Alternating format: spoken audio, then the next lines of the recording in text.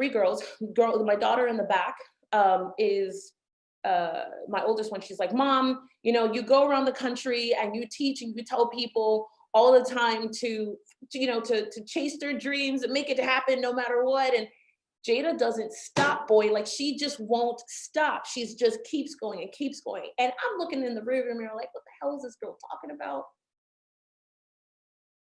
And I look at him and he looks at me and he's like, don't you do it. She didn't say mom and dad. She said mom. Jada's like, Mom, what about my dreams? What about my dreams? How are they going to happen? I must have spent the rest of the time perplexed in my head. We get home, Jada's da-da-da-da, she's at it. And like any good mom, I'm taking off my jewelry, my makeup, and I'm like, listen, girl, like it's over, like we're done. I'm not talking about it, because I really didn't have a good answer for her.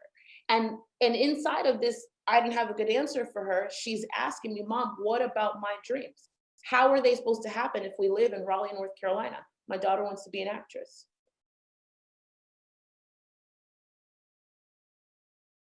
Into myself, real talk, when and how? Why would I stop Jada from dreaming?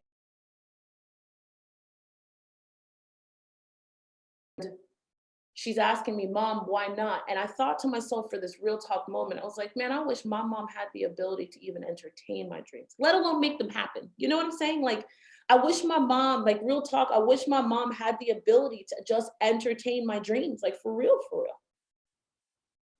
But not only did my mom not have the ability to entertain my dreams, but to her, like there was no way I could actually dream out loud. But here it is, I have the ability to entertain my daughter's dreams, and my reality check was I had the ability to make them a reality. When I asked you this question when we started, it was like, when was the last time you allowed yourself to dream and dream wildly? When I lived in Miami, Florida, making $10.22 an hour and upset and angry and pissed off with the whole doggone world, the truth of the matter is that I made a decision to start owning my story, the good, the bad, and the ugly, not storytelling. But then outside of that, I made a decision to start dreaming out loud. Over the last decade, I've built, actually 2 decades, because Jada just turned 18. I built a handful of multiple 6-figure businesses, and then I went on to build a multiple 7-figure business before I turned 30. I've sold companies, I've acquired companies, and I'm like, man, all of that came from me and making a decision to not allow one, number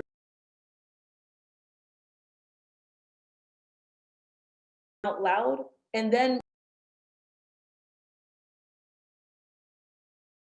last but not least, it's owning my story.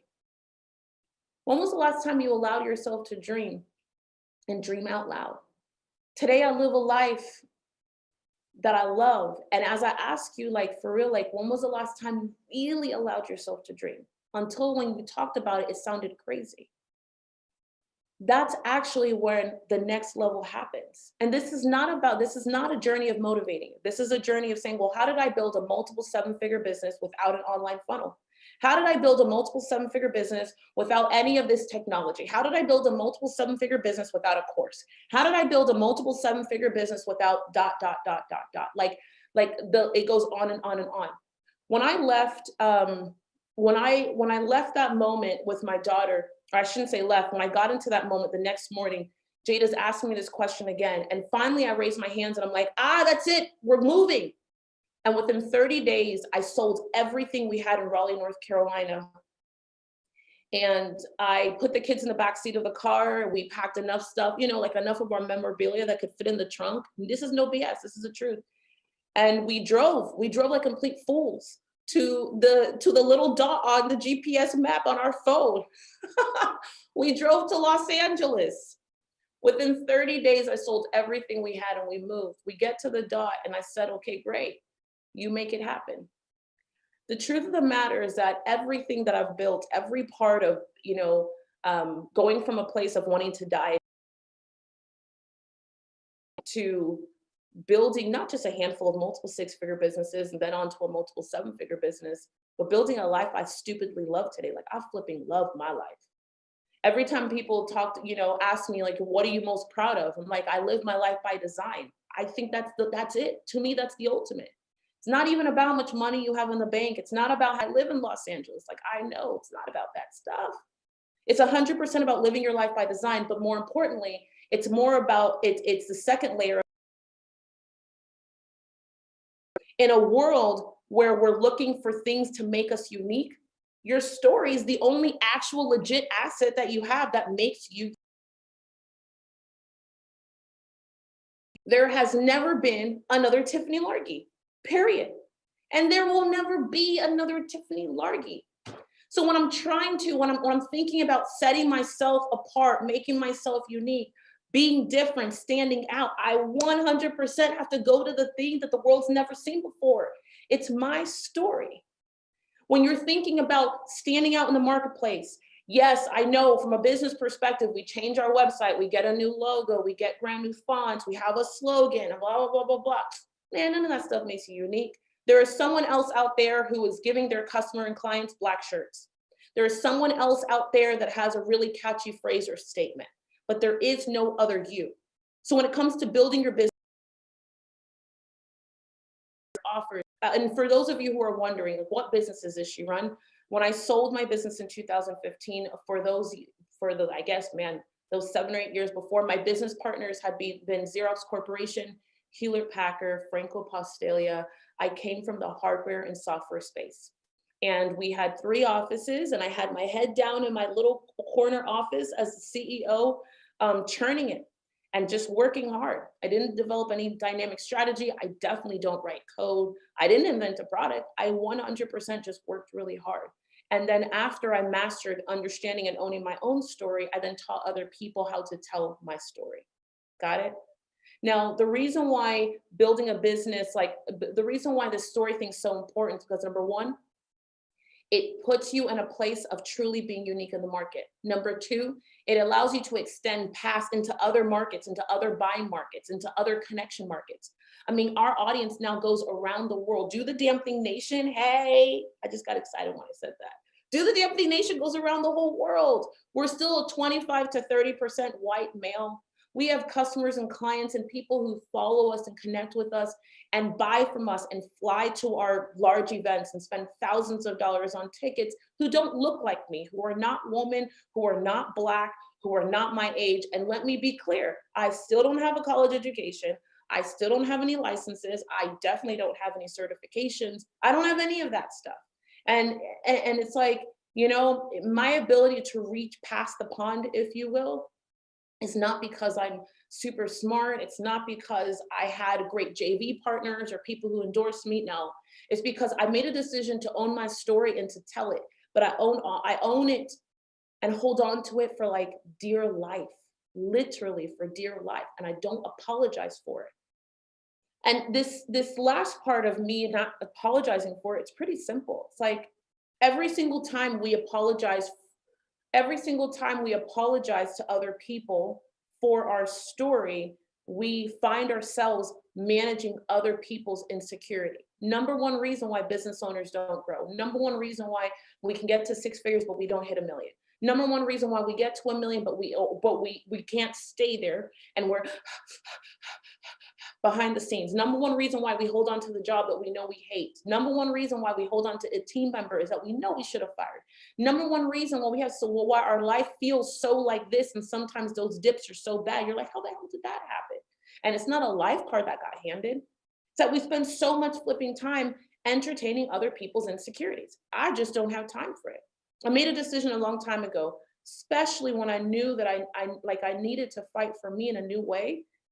I had to stop managing other people's insecurities because there's just only but so time. And let me just tell you, you and I both, listen, we're running out of time.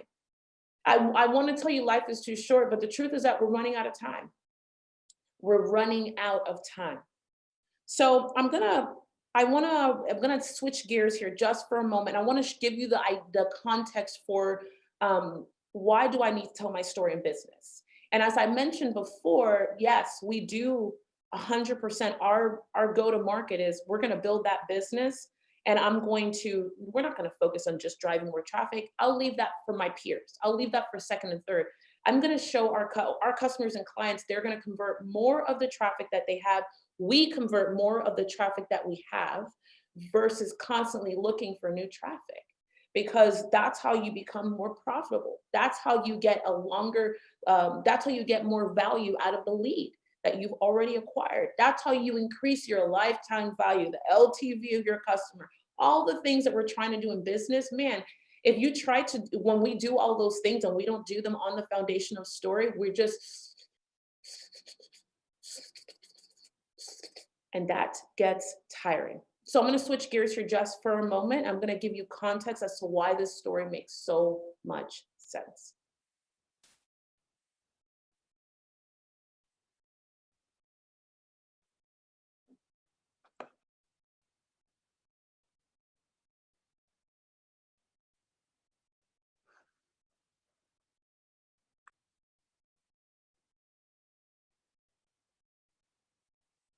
All right, awesome. So I'm going to show you really quickly how, what, where does this just pull in? Like, why does this matter?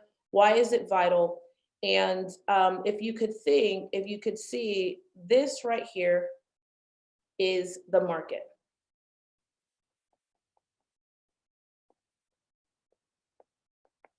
Actually, you know what? I just realized.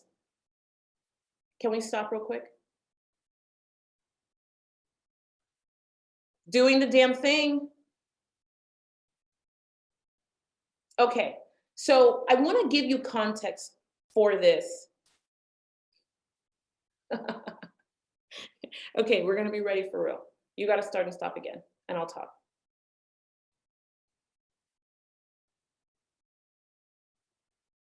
Doing the damn thing.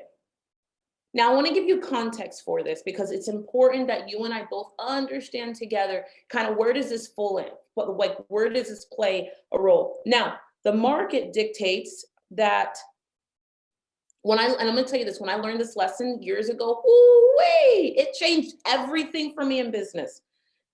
This, we've just figured out how to take it one step further, okay? So in this, we have this concept and it's called the market. Okay, now the market is what it is. I can't change the market. I can't manipulate the market. I just have to respect the market for what it is. And when I'm going to put this down here because I like it better down here so we can constantly see it. So when I think about the market, I have to think this is the people, the open people that are ready to buy in any given market at this time. Now, the market dictates that 3 to 5% of the market says right now, absolutely, I totally need that product or service.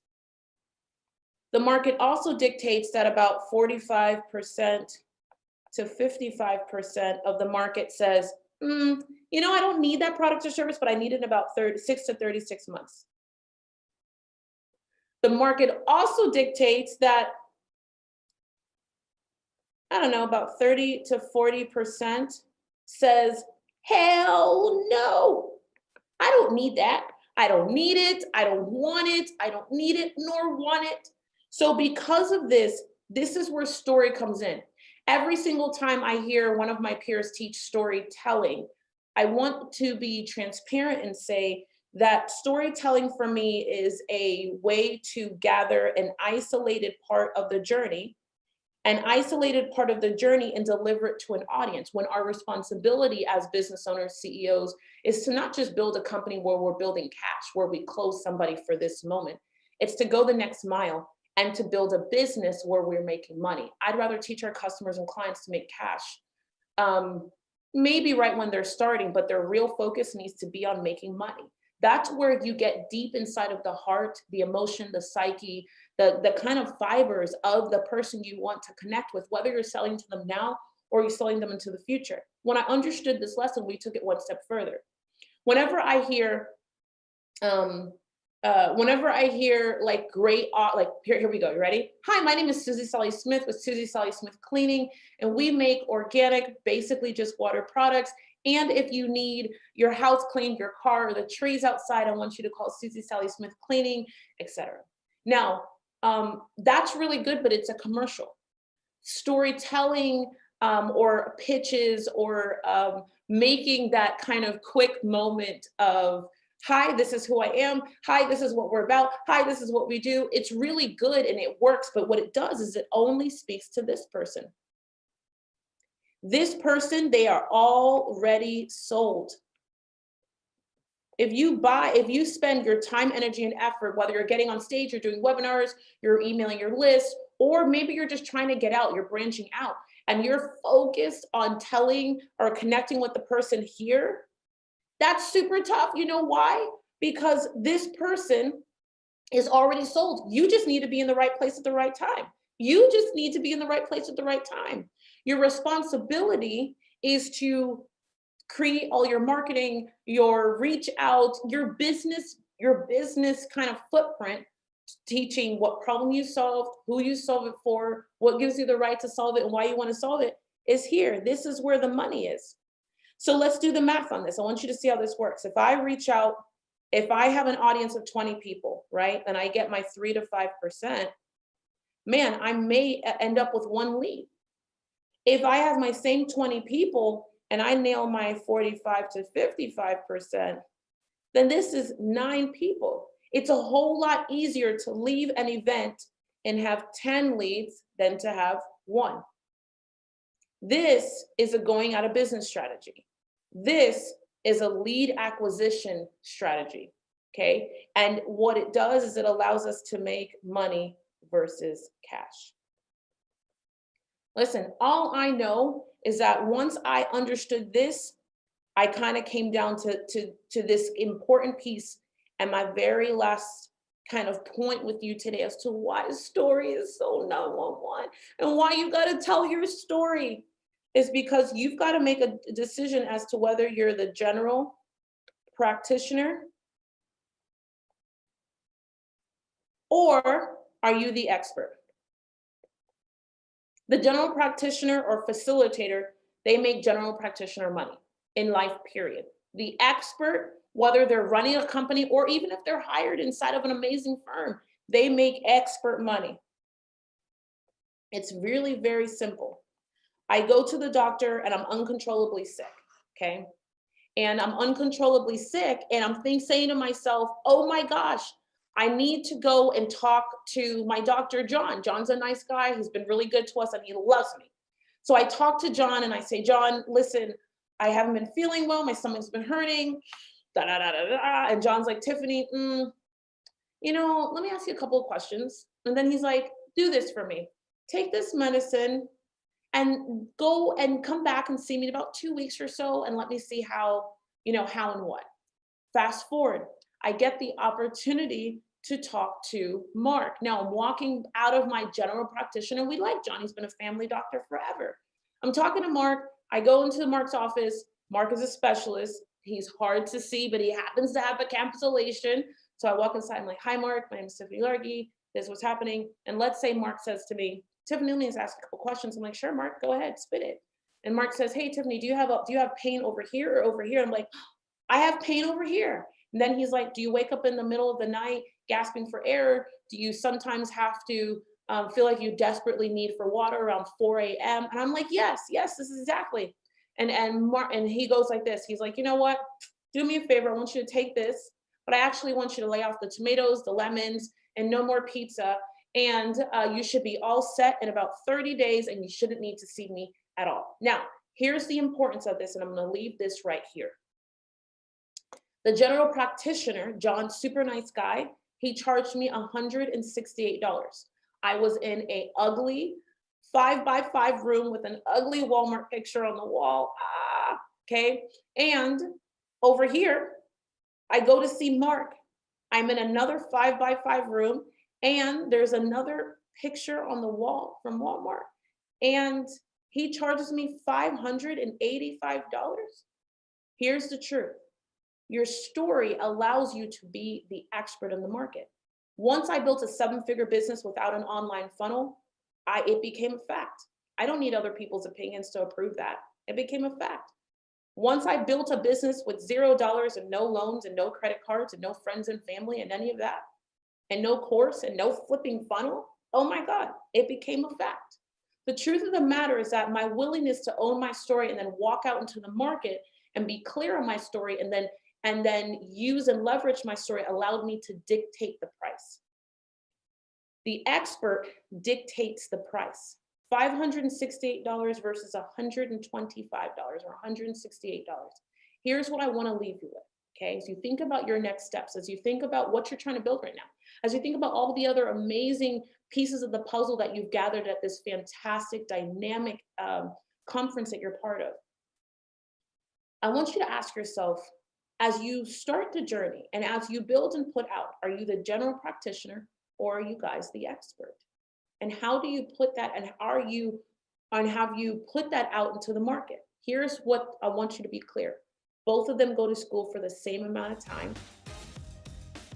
It's just the expert goes into the market and he decides by himself, or she decides by herself, that they're the expert, and that's that. And no one's going to tell them any different.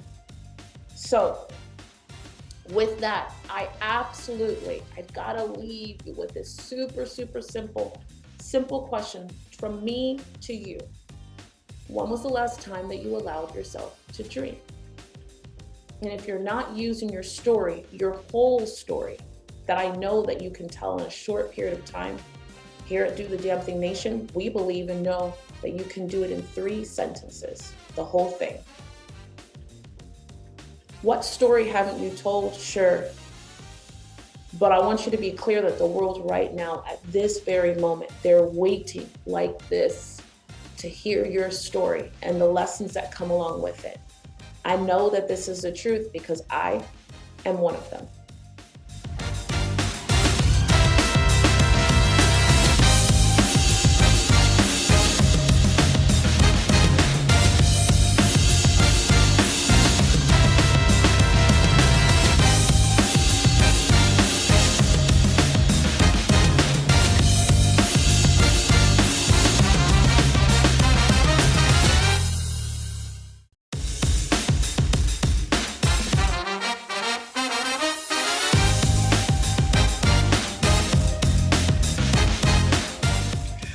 This is Dr. Willie Jolly, and I have only just a minute, only 60 seconds in it. It's forced upon me.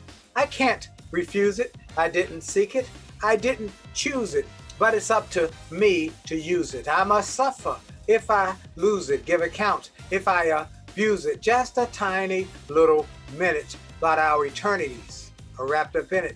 And I'm grateful for this minute, this moment, this opportunity to be on with you, to be here with you, and to hopefully be able to do some things today that will and give you some things today that will inspire, empower, encourage, uplift, motivate, and invigorate you to live bigger and better and greater lives and have greater success. I want to thank my dear friend Trevor Ott for having me to be part of this BlackCEO conference.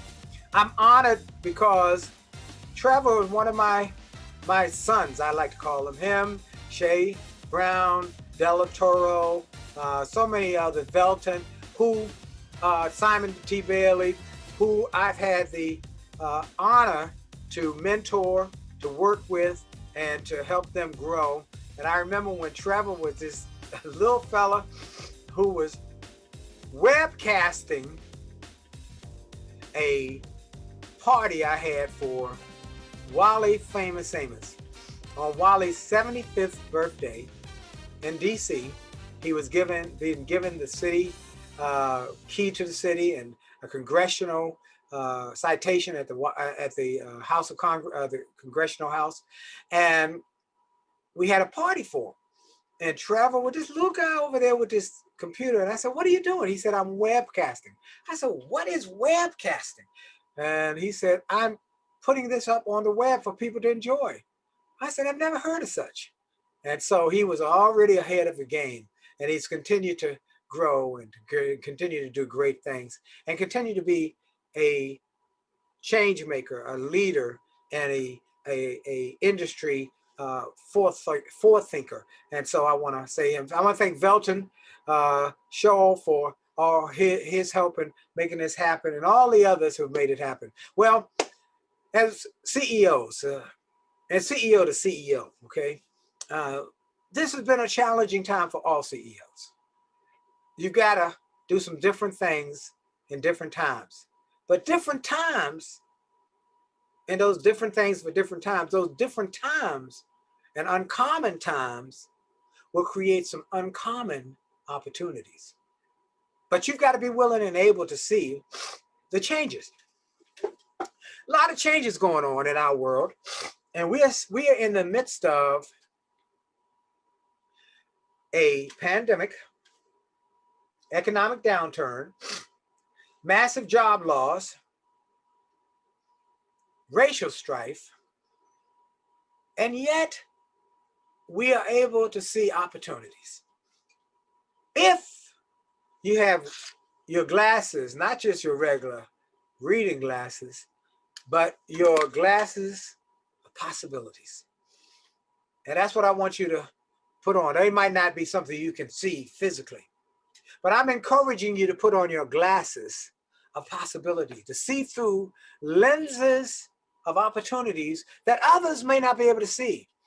But because of your vision, you're able to see. Let's talk about it, what it's going to take. It's going to take vision. Now, let's define vision. Make sure everybody clear vision. I'm getting ahead of myself. I'm so excited. I'm making an assumption that all of you know Dr. Willie Jolly, who he is, where he came from, why he's even speaking on this conference. I don't want to make that assumption, because there might be somebody who says, I don't know who that guy is. Why am I taking time? Who is he? Why should I take time? Well, I hope you will stay around, but I'm Dr. Willie Jolly. Make my living giving speeches, writing books, doing television and radio, and in normal times, traveling around the globe, speaking for Fortune 500 corporations to help them to increase their productivity, their performance, and their profitability. And I've had success working for a number of companies over the years. I used to be, in my former life, a nightclub singer. That's right, a nightclub singer who had won an award for Best Jazz Singer, Best Entertainer, and numerous other awards. Well, one night I went to a nightclub. The club owner said, we made a change. We love your band, but we found something cheaper that's filling up nightclubs. There's a new craze called the karaoke craze. We bought a karaoke machine. We're going to give that a shot. I was devastated. I'd worked so hard to help them build their clientele, their business, their numbers. But I got fired, replaced by a karaoke machine. I was mad. But someone once wrote that a success is a failure who gets mad enough to overcome their fears. What fears have kept you back? Well, I know there were fears that kept me back. The fear of not being good enough, the fear of being inadequate, the fear of maybe this is the best I could do, the fear of rejection, the fear of failure. I was afraid. And so I got mad enough, though. I got mad enough that I'm not going to let my fears stop me. I'm mad. I worked hard. I'd done everything right. I had good numbers. We had standing room only audiences. People were loving what we did. There wasn't an issue with performance. It was just they wanted to make more money. In retrospect, I understand. But I didn't understand then. I was mad. They were just making a business decision. But I'd worked hard. And I made a decision that day. I was never going to let anybody else determine my destiny. I took a job with the Washington, D.C. public school system while I was trying to figure out what I was going to do. And during that year, as part of my job with the school system as a drug prevention coordinator, I had to start giving speeches. And I started giving speeches to little kids about staying away from drugs. And it was during that year, my life changed. From the little kids, the teachers would say, could you come to my teachers group? And someone at the teachers group would say, can you come to my company? And someone at the company would say, can you come to my church? And somebody else would come to this, that, and it continued to grow. And then Les Brown, the great motivational speaker, heard about this guy in Washington, D.C., who was mixing speaking and singing. He said, I've never heard anybody who speaks and then starts to sing. We need this guy on this tour. It's called the Music and Motivation Dream Team Tour. We need an opening act. So he invited me to be on the tour, which featured Les Brown, Billy Preston, Gladys Knight, and a little guy from Washington, D.C. Because of Les and Gladys, they introduced me to some radio people. I got a little radio show on a little AM station because of the introduction. And it then became popular, got to the big FM station, and then it can continue to be popular and got syndicated. And then it was picked up in a longer form on Sirius XM.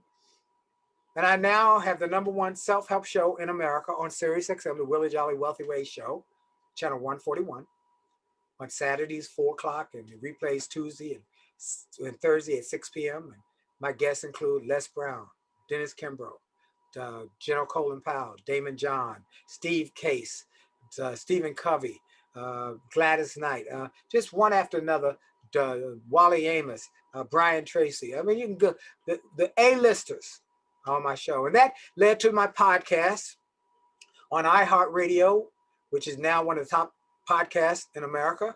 On iHeart, the Willie Jolly Wealthy Ways podcast. It's on iHeart and C-Suite and TuneIn and Stitcher, Spotify, and Apple Podcasts. And then one day a book publisher, oh, by the way, I'm also on Radio 1 with Dr. Kathy Hughes. She called me and invited me after many years of me preceding Steve Harvey. She now has me on a syndicated daily show on Radio 1 on Get Up Mornings with Erica Campbell across America every morning. And then a book publisher heard me on the radio years ago and called me and said, hey, I love your ideas. Have you ever thought about writing a book? I said, no, I never thought about it. He said, let me make you an offer. I said, I just thought about it. My first book came out called It Only Takes a Minute to Change Your Life, became a national bestseller. Then the book that put me on the map, A Setback is a Setup for a Comeback, came out, became a global bestseller. It turned setbacks into greenbacks, then An Attitude of Excellence. And then the latest book, Make Love, Make Money, Make It Last. 10 Secrets to Shape a Great Marriage. My wife and I have been married for 36 years, haven't had an argument in 33 years. Those first couple of years were like World War III, but we got some wise mentors who helped us go from arguing to loving and to get on with success. And because I found out success is better together. And so, in fact, go get a free chapter from the book at jollymarriage.com. Just my gift to you, jollymarriage.com, get a free chapter. Anyway, the book started coming out. Things started happening. Did a PBS special, and it became a success. Started doing more and more television, and things started happening. And I'm excited. I'm speaking. And then in 1999, I got a call from Toastmasters International telling me I've been named one of the top 5 speakers in the world for that year. Former winners include Colin Powell, Norman Schwarzkopf, Nelson Mandela, Margaret Thatcher, Christopher Reeve. I couldn't believe my ears. I said, you sure you got the right person? I'm Willie Jolly. I speak to school kids and colleges and corporations, and I even speak at little groups. I speak at family reunions. I'm a little dog. And the lady said, if a little dog keep yapping loud enough and strong enough, big dogs start to hear about you. And then in 1999, after getting named one of the top 5 speakers of the year, I was next year named the Motivational Speaker of the Year. And in 2005, I was inducted into the Speaker Hall of Fame. And then in 2015, I was named a legend of the speaking industry. And it all happened because I got fired and replaced by a karaoke machine. And it started with a new vision. That goes back to where I was getting ready to go to. It's about the vision. You see, when I got fired, I read a book, Think and Grow Rich, and talked about your thinking. Your thinking as a man thinketh, Bible says, so as he is. It talked about your thinking. Whatever you think about all day long will have an impact on your life and will help you develop a new vision. But let's make sure we're clear on definitions of the word vision. See, vision is an interesting word. We hear a lot of people talk about vision, but there are types of vision. I want to make sure we're clear on what type of vision you as a CEO, as a business owner, as an entrepreneur, as a world changer, what kind of vision you're going to need to know. Well, does vision mean eyesight? No. Stevie Wonder, Ray Charles, Jose Feliciano, Helen Keller proved that you do not have to have eyesight to become a world changer, to have a visionary impact on the world. No, eyesight, not necessary. Well, then does it mean hindsight? What happened in the past? Well, the problem with dealing with the past is you get stuck in the past. You think about the past, you talk about the past, you dwell on the past. What happened 20 years ago, what somebody did to you, how somebody talked down to you, how somebody told you couldn't do it, and you got stuck in the past and you couldn't move past it. Well, let me tell you what I found. The past is supposed to be a place of reference. Learn from it, not a place of residence. You're not supposed to dwell there. There's a reason in your car why your windshield is this big and your rear view mirror is this big. You're supposed to keep more of your time looking forward than behind you. Check it out every now and then. But you're supposed to look more about where you're going, not where you've been. No, vision does not mean eyesight, does not mean hindsight. It's two other sights that are critically important: insight and foresight. Insight, that still small voice within us. Some call it intuition, but I call it insight. That voice that gives us direction, protection, introspection, reflection, insight. You take that insight, that inner voice, and you maximize it. You listen to it. But here's the problem. Most people don't listen to their inner voice. They listen to all the outer voices. The people who tell you what's not possible, what can't be done, what you aren't capable of because of where you come from or what you have in your lineage or your background. No, don't listen to all the outer voices. Listen to that inner voice that gives you direction, protection, introspection, reflection. Listen to that insight. Turn up the volume on your insight. Turn down the volume on the outer voices. Take that insight and you mix it with foresight. Calling forth those things that be not as though they are. Speaking into existence what's not yet a reality. Speaking your future before it becomes even on the horizon of your possibilities. Speak it. I remember when I was getting ready to start my speaking business, I visited a friend of mine, a guy who was a great guy, but he had limited vision. And he asked me, what are you going to do now that you've been fired from your job? And then you took the job with the school system. And what are you going to do now? I said, I'm going to become a full-time speaker. A what? A full-time speaker. Speaker? You're going to become a full-time speaker? You think people are going to pay you to speak? I said, yeah, I believe I believe that.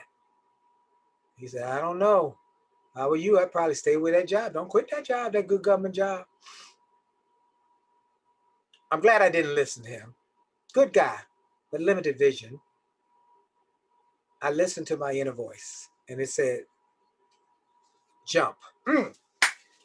Jump and grow wings on the way. And I was willing to jump and grow wings on the way. I didn't know how I was going to do it. I didn't know all the parts and pieces that would be necessary, but I was willing to take the risk.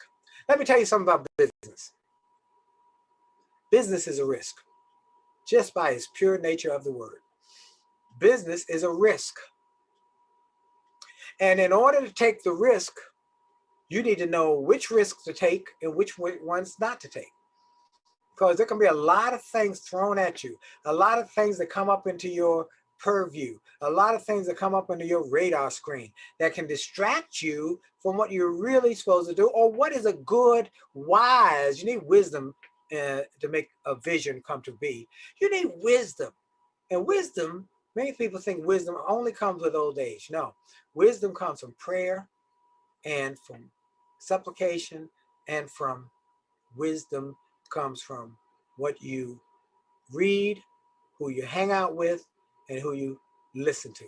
Who are your mentors? Write this one down. There are two ways to get to any goal. Mentors and mistakes. If you don't quit, both will get you there eventually. One just gets you there so much quicker, faster, with less headaches, heartaches, and knots upside your head. Get some mentors. I got some mentors who helped me to grow, who helped me to stretch, He'll help me to become more, do more, be more, and achieve more. So I'm saying to you that it started with a commitment to work on my vision and then take some risk. Now, let me tell you a formula that I used when I had to make the decision to listen to that friend or to quit my job and become a full-time speaker. It's called my risk-taking formula. Business is about risk. Every day you got to take some risk. Which one should you take? Which one should you pass on? Life is about risk. Every day there's some risk. Which one should you pursue? Which one should you let go? Success is about risk. Which projects, programs, possibilities maybe, should you say yes to, which ones that you say no to? Risk. I have a risk formula. And once I learned it and used it, it has had a profound impact on my life, my marriage, my family, my income, and my success. Here are the 4 questions. Write them down. Number 1, if I take this risk, what's the best that can happen? What's the best that can happen if I take this risk? What's the best that can happen if I take this risk? Number 2, what's the worst that could happen if I take this risk? What's the worst that could happen if I take this risk? Question number 3, what's the most likely thing to happen if I take this risk? Question number 4, are you willing to live with the worst to get to the best? Wow. Are you willing to live with the worst to get to the best? What's the best that could happen? What's the worst that could happen? What's the most likely thing to happen? Are you willing to live with the worst in order to get to the best? I'm making $27,500 a year at my school system good government job. $27,500. I got 2 kids in private school. We brought them home in DC. What's the best that could happen? Well, what's the best that could happen if I quit my job and pursue speaking?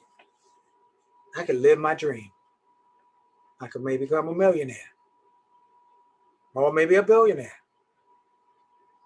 I could have my wife maybe work with me.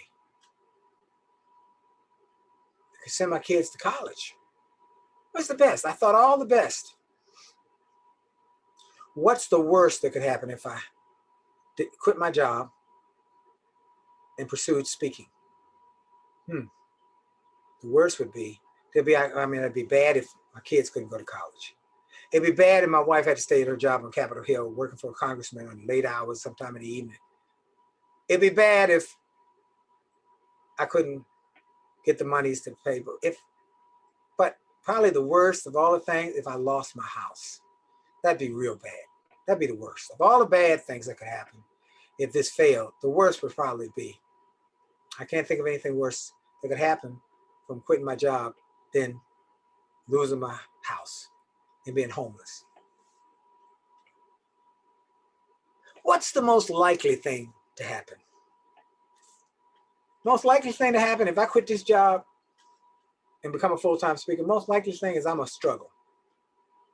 I'm a struggle, but if I work hard enough, and if I'm diligent enough, and I pursue excellence enough, then I at least keep my head above water. Are you willing to live with the worst? Lose your house in order to live your dreams. Yes. Death was not one of the worst possibilities. As long as I'm not dead, I might lose this house, but I can get another house. As long as I'm not dead, I can turn it around. As long as I'm not dead and I got strength in my bones and breath in my lungs, I can change this situation. So, am I willing to live with the worst? Lose my house to get to the best, become a multimillionaire, a billionaire, or live my dream? Yeah, I can get another house. And I quit my job. Risk-taking formula. Now, let me give you another scenario of that same risk-taking formula. Initially, in my speaking business, I was traveling by myself. And I would travel a lot. I was traveling a lot. My wife was not traveling with me because she was home with the kids. Well, one night I was speaking, I think it was Indiana. And it was a big event. There were lots of people. It was in the hotel ballroom. And I was giving them all I had. And I ended up with this song. The dream, the impossible dream, to fight the unbeatable foe, to bear with unbearable sorrow, to go where the brave dare not go. This is my quest, to follow that star, no matter how hopeless, no matter how far, to be willing to fight without question or pause, to be willing to march in hell for a heavenly cause. And I know if I only be true to this perilous quest, then my heart will lie peaceful and calm when I'm laid to my rest, and the world will be better for this, that one man. So, and I sang the whole song. I mean, the dream. And I finished big, and it was, people were all clapping. Ooh. Afterwards, people were all excited and signing books and so forth. And when I finished all the book signing and everything, and I went up to my room, I'm feeling good. And a little while later, a knock on my door. I thought it was somebody from the hotel, maybe sending me a card or something. It was this beautiful woman. Oh, so beautiful, breathtaking. Whew.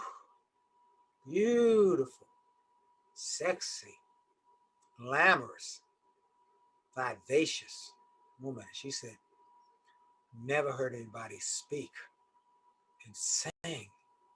It just moved me to my core. I found out where your room was.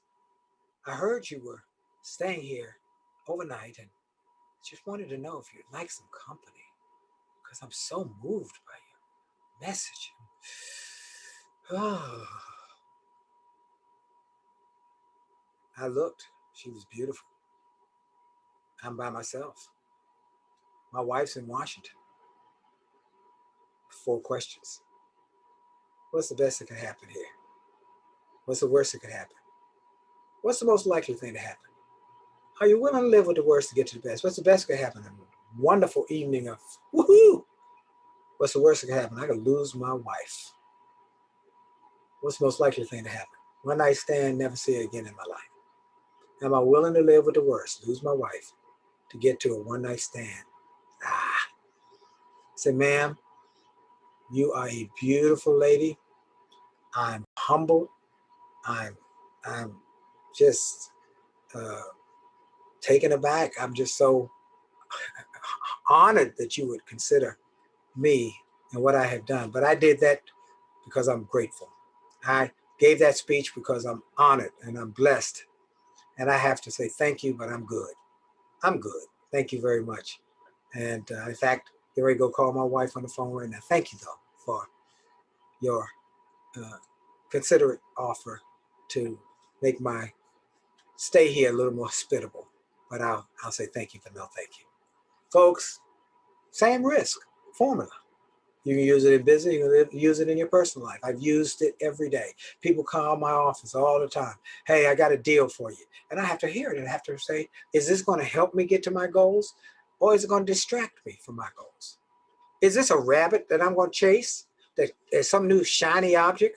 Or do I know exactly where I want to go? And I know I got to do certain things to get there. And anything that takes me off that track, I have to learn to say no. Can't do that. You have to take risks, and you have to learn to say no. And there are going to be things you have to say no to in order to hit your goals and dreams. By the way, I hope you all have your goals clear. Speaking of goals, are they clear? Because one of the things of all the successful people I've interviewed on my SiriusXM show, and hundreds of A-listers over the last 14 years, is they talk about how clear they are on their goals, how they stay focused on their goals and dreams. They don't get distracted. They learn to say no to distractions, or weapons of mass distraction, as Les Brown likes to say. Weapons of mass distraction that will get you off track. Are you clear on your goals? Have you set your goals? Say, I got a sign right here that said, I'm not just a goal setter, I'm a goal getter. I'm a goal getter. Are you a goal getter? If not, have you hit your goals? Do you have a plan, a system for hitting your goals? If not, I want to help you. We got a goal setting class that we did a number of years ago now. I think this is the second year since we did it. We did it right before the pandemic. Not knowing the pandemic was coming, but the fact that people in Australia, New Zealand, South Africa, China, Japan, who were followers of mine, who read my books, knew I was having this annual goal setting seminar, had heard about the results of this goal setting seminar, and the fact that many people who had come to the goal setting seminar might have been broke or busted or distracted or off track when they came, but when they left, they were changed. And many of those became billionaires, millionaires, success stories, wrote books, started businesses because they had a system that worked, and they worked the system. So I said, I know many of you can't come. They were complaining because they couldn't come. They wanted access. So we recorded it. This was before the pandemic. We went online. We went online on our webcasting before the pandemic and recorded the first one. We'd do them every year in a big ballroom in Washington, and I would never record them. You had to be there or be square. But this time we recorded it, and it was the best one we ever did. And we've had some really good ones. I'll tell a real quick story. Years ago, we did one at the ballroom. A lady was brought to the program who didn't want to come. She didn't think she deserved to come. She said she didn't have a need to come to a goal setting seminar because she didn't have a college education. So she wasn't going to come, but her friends made her come. And she came to the seminar, and everybody else, when I started doing the goal setting exercises, she was just sitting there. I said, why aren't you doing your goal? Oh, I don't have a college education. I said, so what? Did you know that Bill Gates did not finish college? Steve Jobs did not finish college. Many other folks who have been successful. Dave Thomas, who started Wendy's Hamburger, I spoke for him, stayed at his house. He didn't finish college. No, that's not important. Really? So we started working on the goals. And what we did this seminar every month. We had an ongoing process to do a check-in every month. Well, the next month we did a check-in, and it's for the internet, so we had to physically check in. And so she came back and said, when I went home, they all laughed at me. I told them I was setting the goals. I said, people are going to laugh at you until you start becoming successful. Then they're going to say, oh, we knew it all along. Just keep doing it. Really? Yeah, do it. So he kept doing it, came back to third month, fourth month, always something I had to push you on. Fifth month, sixth month, seventh month, she disappeared. By the end of the year, we had a big party. Many people had double their income, triple their income. Some had started businesses, some had written books. Things were going great for a number of them, but she wasn't there. About a year later, though, I get a call in my office one day, and it was her. She said, I'm so sorry, I skipped out, but I was so excited. I had to get busy. I had never heard anything like this, setting goals, the impact it. And I never heard anybody who knew how to do it and help me do it and coach me through it. And I got busy. She said, you gonna be home on Thursday? I said, yes. I want you to turn on the Oprah Winfrey show. What? Yeah, she's doing a special show on millionaires under the age of 40. And I'm being featured. Wow. And your goal setting program helped me get there. So I want to encourage you to go get my goal setting program. Go to williejolly.com/goals. williejolly.com/goals. In fact, it's on a discounted price right now. It's on a discounted price. Go to williejolly.com/goals. Take advantage of it so that you can start to profoundly impact your future and hopefully impact your legacy. So you got to have that vision. You got to take some risk. You got to make tough decisions in this process of success. You got to make some tough decisions. Now, we told you got to decide to sometimes say no. You got to say yes to some things, no to others. You got a formula now to do that. But you also have to say no to negative people. Stop hanging around with them. Don't let them infect you. Coronavirus is bad. And so is negative people. It's bad. They can infect you. Now, the coronavirus can give you maybe a illness or might kill you. And negative people can affect you and give you negative thinking, an illness, and could kill your dreams. So you got to stay away from negative people.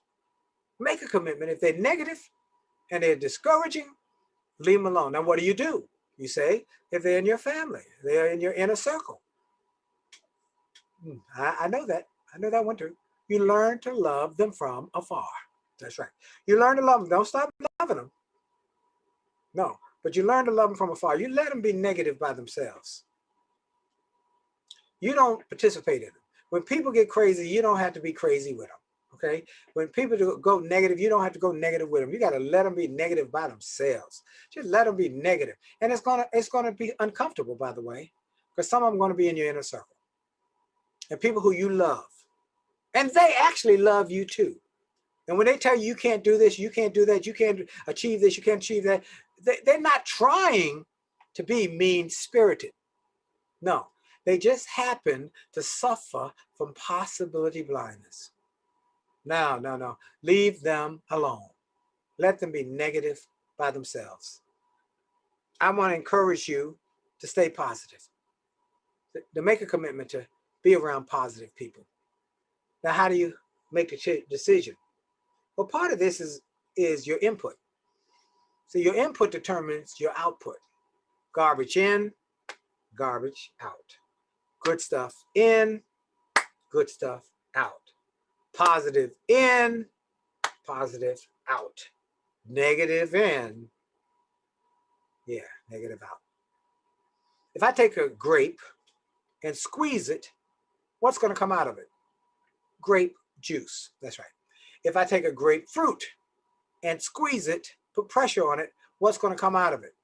Grapefruit juice. Take an orange and squeeze it. What's going to come out of it? Orange juice. A lemon and squeeze it. What's going to come out of it? Lemon juice. So I take a negative person, squeeze them, put some pressure on them. What's going to come out? Negative. That's why you got to fill yourself up with the pure, the powerful, and the positive, because life is going to squeeze you at some point in time. It's going to be uncomfortable at some point in time. There are going to be some challenges at some point or time. So you got to be prepared for the challenges. You got to dig your well before you're thirsty. You got to fill yourself up with the good, the pure, the powerful, and the positive before you need it, because you're going to need it. Oh, life is going to be, one day, something happens in your life that's going to be challenging. It's going to be difficult. If it hasn't happened yet, just keep living. It's going to happen. One day you're going to lose someone you love. Nobody lives forever. It's got to be challenging. In 2003, I lost my mother, my brother, and my father-in-law in 30 days. My mother, I was a mama's baby boy. I talked to my mama every day. I took a cup of coffee and a sausage sandwich from 7-Eleven every day I was in town. And I talked to her every day. If I was on the road, I'd call her every day. My brother, we are 18 months apart. We're almost like twins. My only sibling. And then my father-in-law, my wife's father, my father died when I was 12. My father-in-law, when I met him, became a surrogate dad, and we became best buddies. He was my mentor, spiritual. He was a pastor. So I lost my mother, my brother, and my father-in-law in 30 days. Overwhelming. But I was able to handle the grief, the pain, the hurt, because I had prepared myself with the pure, the powerful, and the positive. And I gave God glory. I decided to make a decision. I'm going to give you a little tip when you lose somebody who you love, somebody close to you, somebody who you need in your life, or you relish, and you relish those thoughts and those times. You've got to make a decision. You have to decide, are you going to curse because a rose bush has thorns, or are you going to celebrate because a thorn bush has roses? Are you going to curse because they're gone, or do you choose to celebrate because they came this way. I made a decision after those deaths that I was going to celebrate. And I eulogized all three of them. And I gave God glory for their life. And I thank God they came my way. They didn't have to come my way. My mama was 42 years old when I was born. My brother was born, she was 40. And when my brother was born back in the 50s, women did not have children in their 40s. So after my brother was born at 40, the doctors told my mother, do not have any more children. You're too old. But thank God mama didn't listen. Thank God she didn't listen. Now I'm here because my mama didn't listen. So, and then my brother, when he was in his teens, 17, 18, he had bought a beat up Ford Econoline van. It was kind of hard to steer. And one day he was out on the highway and the thing was steering funny and it got in the next lane and a big tractor was coming and almost hit him. But he didn't. And he could have been killed that day. I would have not had the next 30 years with him. And my father-in-law, he was kind of not a warm and fuzzy initially, but once we developed our friendship, he could not have been a better father-in-law. We became best buds. But if I hadn't married his daughter, I would have missed out on all his wisdom. So I was grateful. So you can curse because they're gone or celebrate because they came your way. I encourage you to choose to celebrate. Choose to be grateful. Fill yourself up with the pure, the powerful, the positive. Because one day, everybody is going to have a challenge in their life. They're going to have what I call one of the devastating D's of life will come your way. You know what the devastating D's are? Downsizing. I got fired and replaced by a karaoke machine. Disease.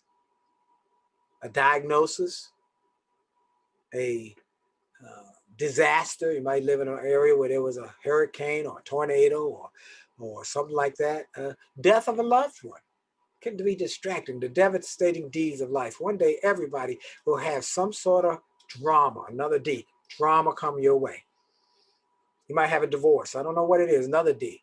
But I do know that you can get through it. I was speaking one time at an event. Lady came up to me at the end and said, that message spoke to my heart. A setback is a setup for a comeback. I needed that message really bad today because my husband left me after 30 years. I was a homemaker, raised the kids, and then he decided he didn't love me anymore. He left me. I'm devastated. He was my high school sweetheart. I don't know what I'm going to do. I said, let me tell you what you're going to do. You're going to live on. You will not curl up and die. You hear me? You're going to live on. You get this book, Setback, Setup for a Comeback, and you read it, and you make up your mind that the best is yet to come. You will not die. You're going to live a great life, and your best days are still in front of you. She said, really? I said, yes. A year later, that lady reached out to me and said, you were absolutely right. My life has flowered, it's blossomed, it's bloomed. You are right. I went back and took some classes at a community college, and I learned I had a skill that I didn't know I had to write. I'm writing materials. I've got a great job now. I've met a gentleman who is kind and nice and loving. I've gone to events and I've got new situations in my life. I've traveled to places I have never gone before. I am so excited about life now. You're absolutely right. Wow. Folks, you got to have that kind of mindset. It's going to change your thinking, change your life, change your future, change your finance, change your focus. So I'm excited about you as part of this CEO conference. We need more CEOs. We need more world changes. A CEO. You know the work of a CEO. You know, one of my mentors told me a CEO's job, their highest job calling is strategic planning and thinking. It's the highest call a CEO is strategic planning and thinking. It's not the doing. They can get somebody to do it. It's the strategic thinking that goes into the long-term plan. That's what a CEO's and handling the challenges and riding them through, navigating through difficult, changing and challenging times and changing and challenging waters. So as CEOs, you got to make sure you prepare. How do you get your thinking? You remember I said your input determines your output. What are you filling yourself up with? Look at these books all over my office. More here, over there. Books everywhere. We got books everywhere. I got bookshelves over there. Every room has books in my office, in my home, in the bathrooms. There are books everywhere. Why? Because I realized the input determined the output. So what are you reading? What are you listening to? What are you're ingesting? I want to give you some resources that helpful, bless you. Some of you want to be speakers. Some of you want to start speaking and sharing your gifts and finding a revenue stream there. So you should have multiple revenue streams. I got multiple revenue streams. I got a speaking revenue stream. I got a products revenue stream. I got radio revenue stream, 2 radios, XM radio stream, daily radio 1 stream. We got television radio streams. We've got marriage events streams. We got a number of streams. We got my own events that we do streams, consulting stream, coaching streams. We got a number of streams, and we got multiple streams working, and then we got streams that I have nothing to do with. We got streams of people who got revenue from real estate and investments and other things. So you want to have multiple revenue streams. Now, what is it going to take to do that? If you want a speaking revenue stream, let me help you with that. We got a speaking course to help you learn how to get your speaking business up and going. It's youcanspeaknow.com. Youcanspeaknow.com. And it was prompted by a conversation I had with Les Brown. We were in Los Angeles. And he said, Willie, some of these folks around here are telling people how to speak and try and get $10,000 or more for a speech. And they charging $20,000 to teach them how to make $10,000. But people say, you know, if I learn to make $10,000, I can do it over and over again. Like this guy come up to me one day. I was in Silver Spring, Maryland. I was going to the bank. And he runs me down. Dr. Jolly, Dr. Jolly. And I stopped. Man, I saw you on TV. I know your face. I said, good, nice to meet you. He said, look, I know you're a speaker. I'm a speaker too. I said, really? That's great. He said, yeah, I got paid $10,000 to give a speech. I said, what? That's fantastic. I applaud you, man. My man. He went in his wallet, pulled out this Xerox copy of a check. He said, look, it was dated like 8 years earlier. I said, wow, that's great. I said, now, this 8 years ago, how many have you had since then? He said, oh, none. Look, I have had people come up to me and I say, it makes a difference when you can do that every day or every week. You can get those kind of checks every week. That's what Les Brown and I have been able to develop. So we want to teach other people how to do it. So if you want to learn how to make money speaking, now if you want to learn how to speak and just do the act of speaking, you can take a Toastmasters course. Highly recommend it. Toastmasters course. It'll teach you how to speak. But if you want to get paid to speak, go to youcanspeaknow.com. Youcanspeaknow.com. And as Les said, those people are charging $20,000 to get you going. I got one there that will charge you $97. Because I know if I started where I started, when I started, I didn't have $20,000. I didn't have a whole lot of money. All I had was a little bit of money because I was just making a little bit of money. So I understand it. So just go to youcanspeaknow.com. Get the speaking basics. It's called Speaking Basics. A good house has a good foundation of basics. How to do it, how to grow it, how to market it, how to expand it. Okay? Do that. Do the goal setting class to help you focus on your goals. Youcanspeaknow.com class. And last thing is you need these resources. You need books and resources. My audio books, my speaking books, all of my products. I want to show you what I recommend you do. Go get my box. Now this is the empty one because now we used to have a little handle, but it got so heavy we had to take away the handle no more. It's the WOW box. WOW box. You can get this. Now if you go to winwithwillie.com, winwithwillie.com, And all my websites are there. The marriage site, I'm giving you a chapter from the marriage book. With, you can get it right there at winwithwillie.com. We got my youth site, my youth PBS special to motivate your children and your grandchildren and your family members. We got our business site, An Attitude of Excellence. We got williejolly.com site for your personal enrichment. We've got my faith-based site.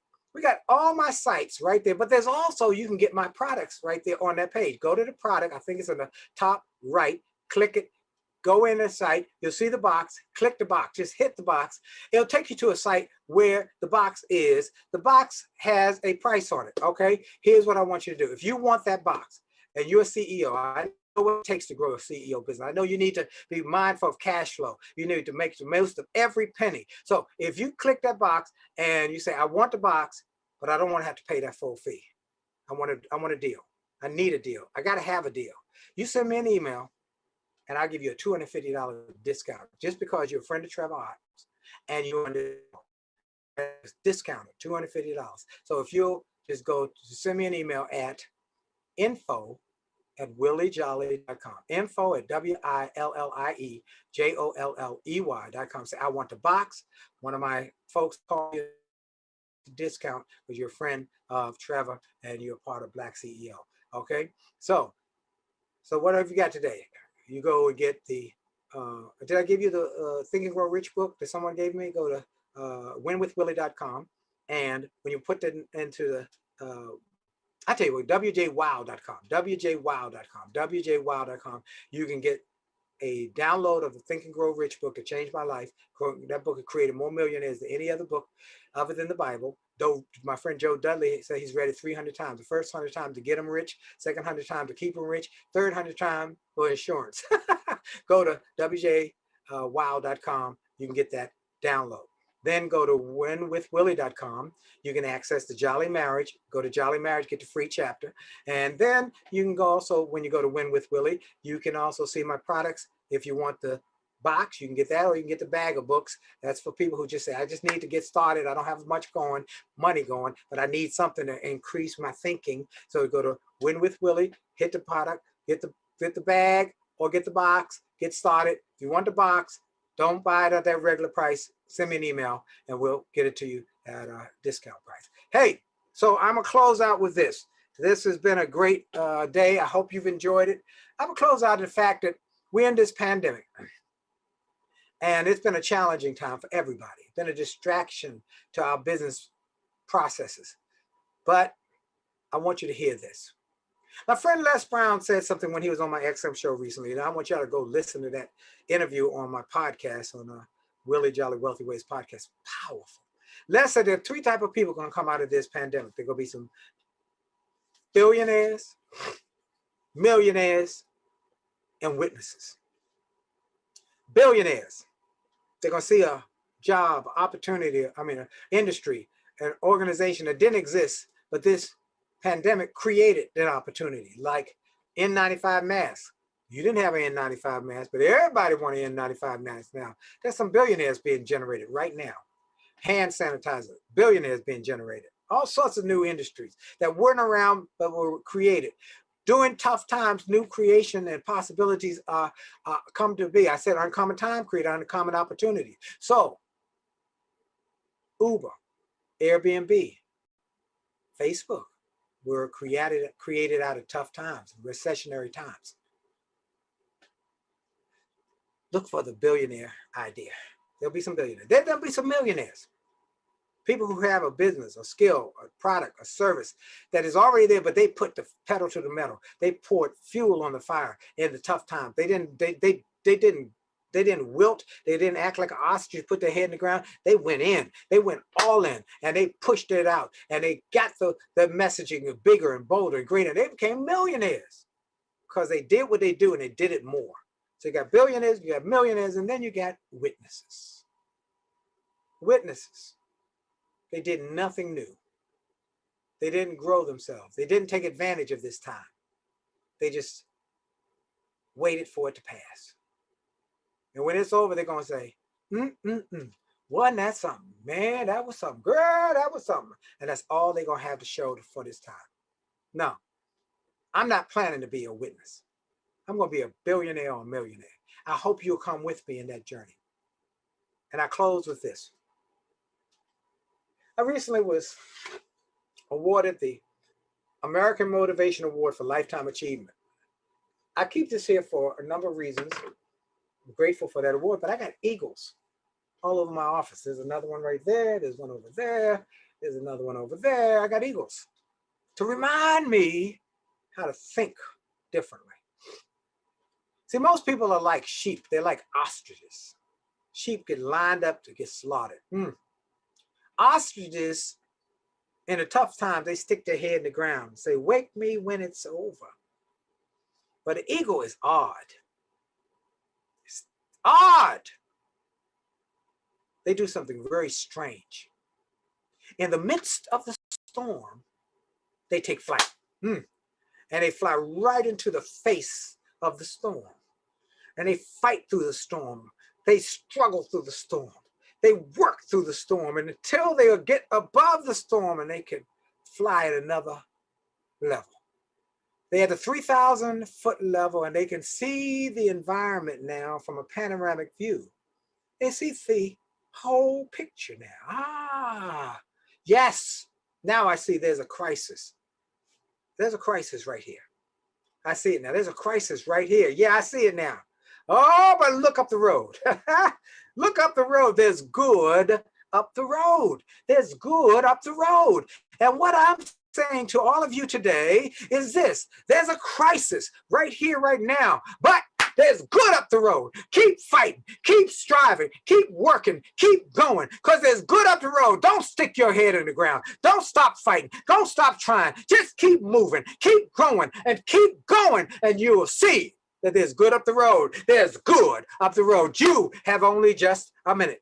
Only 60 seconds in it. It's forced upon you. You can't refuse it. You didn't seek it. You didn't choose it. But it's up to you to use it. You must suffer if you lose it. Give account if you abuse it. Just a tiny little minute. But your eternity is wrapped up in it. It's been a privilege and a pleasure. It's been a treat and a treasure. It's been a joy beyond measure for me to be in your presence. The presence of those who are going to change the world. The CEOs who are going to change this country and change the world. Thank you for letting me spend time with you. It's been my privilege and my honor. And I look to see you soon. Stay in touch. Go to the website. Get some of the resources. And keep me updated on your success. I want to maybe have one of you one day on my XM show when I finish talking to Damon John. I'm going to need to talk to you about how you have become a multi-millionaire or billionaire and how you did it. I look forward to it. Have a great day. This is Dr. Willie Jolly. Keep this in mind. Your best is yet to come. God bless you. Bye.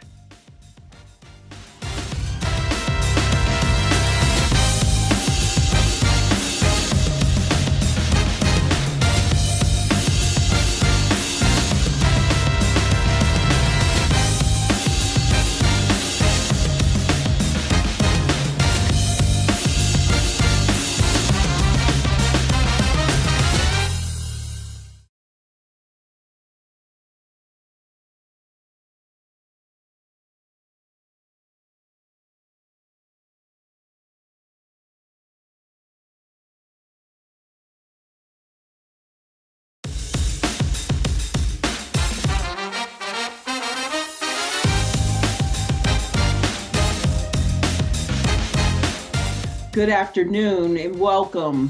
Thank you for taking the time to learn how you can be a networking guru from Tony Harris Taylor of Drastic Results.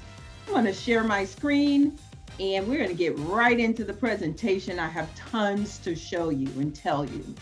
So the name of the presentation is Profitable Networking During COVID and Beyond. How you can get drastic results in a virtual world. My name's Tony Harris Taylor. I'm a marketing and sales coach out of Houston, Texas, but my business is virtual. I help my clients all over the world now, and I'm super excited to share with you some of the strategies that I have used to grow my business, as well as to help my clients to grow theirs in this crazy world that we live in. So, March 11th, life happened to all of us. The entire world went into a pandemic. I don't need to tell you that. But what I will tell you is that I make my money through in-person networking and through speaking. Everything that I had on my calendar disappeared. Nobody knew what to do. Nobody knew how long it would last. And I kind of went into a panic. How was I going to sustain my business with the model that I currently use, networking and speaking, in order to move forward in this crazy world with COVID? What I'm going to teach you today are the strategies that I used to be able to move my business forward using networking as the foundation to be able to grow. We all had to go virtual. And if you look at this screen, you were like, I was ugh, right? And you look at this screen, you'll see some people get it and a lot of people didn't. Those with their cameras off, they didn't understand. So we all had to pivot. And I'm going to teach you how I pivoted in order to move my business forward in a very virtual world. So back to who am I? I mentioned at the beginning, I'm a marketing and sales coach, but here's a little bit of my story.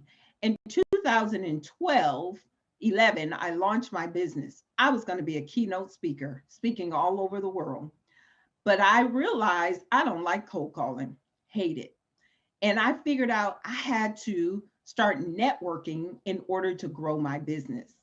So I am an international networker. I am an international speaker now. I actually own a networking organization. I love networking so much, I actually bought a franchise around making connections. I'm a marketing and sales coach, and now I'm launching February 1st. It's already launched the TV show, Drastic Results with Tony Harris Taylor. And I've run multiple six-figure businesses, including my own as a solopreneur. But I, like you, hated networking too. Now, you might even say, Tony, I don't hate networking. Well, I hated networking. I would go networking, I'd put on my face, I'd comb my hair, I'd have my business cards, as back in the day when we were in-person networking. I'd show up and I'd pass out a bunch of business cards and I'd put them in my purse. I'd get back to my office and I'd wait for the phone to ring. And what I found out is nobody was calling me. I just spent money, time, energy, plus I fixed my face to show up at events and nobody was calling me. Can you relate to that? It's frustrating, to say the least. So I figured there had to be a better way. One day when networking, I met a sales and marketing coach, not me, someone else. And this was back in 2005. And I told her my plight. I said, I really hate this networking thing because it's not working. She says, it's because you're not doing it right. What do you mean I'm not doing it right? She said. I asked her. She said, pay me and I will tell you how to network right. Her price tag was $6,000. That was back in 2005. And I was like, that's a lot of money to learn how to network. She promised me one thing. If you invest in yourself, networking will change your life. And I did it, and it changed my life. I can tell you story after story how networking was the foundation to everything I have in my life today, including my husband. So I want you to listen up because I'm going to teach you some of the things she taught me for $6,000. When March hit, I was like, how am I going to do this? And I decided to buckle down and go back to what I know, the foundation of networking. I'm excited to say I was able to make, since March, well over $100,000 from behind the computer through virtual speaking and virtual networking. Let's look and see how. Now, you might be thinking with networking, I don't know what events to attend. What will I say? I don't look good on camera when it comes to virtual networking. And this looks like where we're going to be for the foreseeable future. So we need to get used to it and stop complaining about it. Or you do show up to events, but you don't know what to do after the event, and you don't know how to turn those contacts into contracts. And I do know how you feel. I had every fear in the book. I had my own resistance. I was trying to figure out how I was going to make this work and keep my business going. So this talk is for you if you're a coach, consultant, pro service provider, a business owner, and you are done with struggling to get clients or customers. You hate cold calling. That's me. I'm not about to pick up that 500-pound phone and make a bunch of phone calls. So if you hate cold calling, then you must learn how to network. You feel that networking is a waste of time, like I did, because you go to events, especially virtual ones, and you don't know how to make real connections after everybody leaves the meeting. And you don't have a method for staying connected with your network. So if any of these bullets fit you, you're in the right place. So what you're going to learn are 5 networking secrets that create a profitable business during COVID and beyond. You're going to learn the number one thing that has stayed the same pre-COVID, after COVID, and into the future, and the number one thing that has changed. Before I get into the content, I want to give you a free gift. I actually have an 8-part video series, Networking Strategies to Turn Your Contacts to Contracts. So pick up your cell phone. You can pause right now, pick up your cell phone, open a new text message, type 22828 and type the word drastic. It'll come back and ask you for your email address. Go ahead and put in your email address and then check it twice, make sure that it doesn't autocorrect, and then hit send. And before I'm done with this presentation, you will receive your first video in the video series, Networking Strategies to Turn Your Contacts into Contracts. So here's the problem. If you don't learn how to network, you will not be able to get speaking engagements. And I know there's a lot of you all who want to be speakers. You can't get coaching clients. You won't be able to be, you won't be visible. You'll be invisible. And ultimately, you won't make the money that you desire. So it's 2 options, networking or cold calling. You choose. Otherwise, you will not be known, you will not be connected, and you will not get paid. 5 steps to get more clients during COVID and beyond. I hate the stupid mask, don't you? Step number 1, you got to know your target market. But Tony, I can help anybody, everybody, somebody. In that case, your target market is nobody. And because you have no target, you're networking in the wrong places. Let me say that again. Because you have no target, you are networking in the wrong places, in front of the wrong people. And you're not getting the referrals or the connections that you need to get. So the first step is you've got to drill down on your target market. Who do you have an affinity for? Who will buy your product at your price? So make sure that you've done the work around finding out who your target market is and then drilling down on where they are, the organizations and associations that cater to them, and then you can start networking. Step number 2, know who you are and what you do. I cannot stand it when I ask someone at a networking event, virtually or in person, what do they do? And they give me some generic answer. I'm a realtor. I help people buy and sell homes. And so does everybody else. So you've got to be distinguished. You've got to have a solid elevator pitch. And your elevator pitch, write this down, should say who you work with, the 3 problems you solve, and the results that you get. Again, who you work with, your target market, the 3 problems you solve, and the results that you get for that market. Once you know who you are and what you do, it is easy. Either you're chatting it or you're articulating who you are and what you do, so people can self-select if they want to connect with you. But if you're just, I'm a financial advisor, bring me your money, please, nobody wants that. It's not sexy. You got to have a way that make people say, I want what you have. So know who you are and what you do. This is one of my success stories. This is Jasmine. Jasmine is the MVP of my networking organization, Network in Action. She shows up, she connects, she helps people, she knows her target audience, and she's crystal clear on her purpose for networking. Jasmine has connected with our network, and I have been able to help her take her business beyond the 4 borders of Houston, Texas, and grow her business nationally. The key there is that Jasmine knows who she is and what she does, and she articulates it very well. And she's now on track to make 6 figures for the first time ever. Step number 3, you got to be prepared, especially in the virtual world. Here's a few tips for you. Number 1, you got to have a calendar link. You've got to be able to send people to a place where they can connect with you on the spot. You need to have a website or a digital business card, something that explains who you are and what you do.